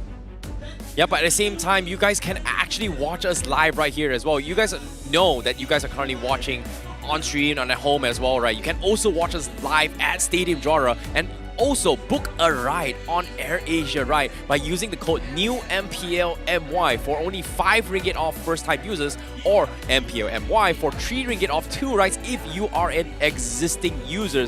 All you're gonna do is just download the AirAsia Super app to book your ride right now. It's so convenient, such an easy way to use, and it's accessible on all different types of devices. So grab it now while you still can and make sure to use those codes. Oh boy, man, the MPL already coming up with this revolution. I like the way these teams are kind of positioning themselves, right? They're giving statements of their own. They don't really need to say too much, but their gameplay dictates a lot. Yeah, it feels completely different from a previous season. We're talking about something fresh off the table. This format, obviously, it's new, right?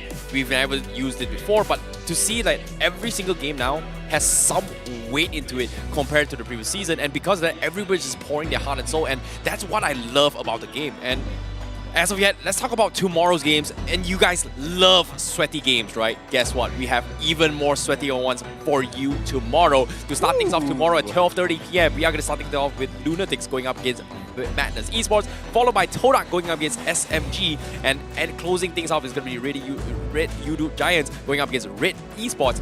But the highlight match of the day, Todak versus SMG. What are your thoughts on that?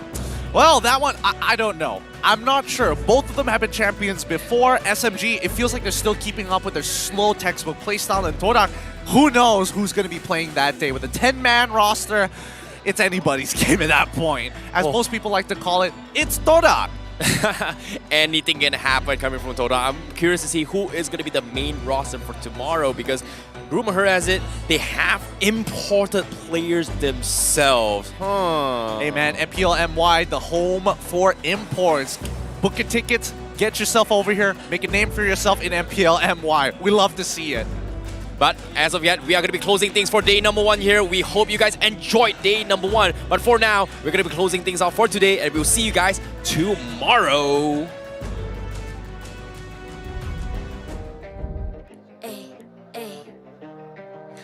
I'm a rock star. Yeah, rock star. Ay. I'm a rock star, baby. I'm a rock star. I'm a rock star. I'm a rock star. I'm a rock star. Panggil aku rock star. Ini kejohanan kita semua orang rock star. Kita rock star, kita buat saja gaya kita. Makin panas apinya sudah membara. Macam mana pun kau menempuh segala. Demi negara kau buat semua bangga. Step into my world, you know I'm always in my zone. You know I got my team, no I'm never alone. Bring out my best, buat yang terbaik. Jadi juara perlahan kita naik. Get on my way, aku nak push. Naik-naik jadi lebih bagus. Jadi hero, ku ada skill. Berapa banyak musuh aku dah kill. Ramai cuba mencapai, cause they envy me. Tiap game aku pasti jadi MVP. Easy. I'm a rock star, baby, I'm a rock star. I'm a rock star, I'm a rock star. I'm a rock star, panggil aku rock star. Ini kejohanan kita semua orang.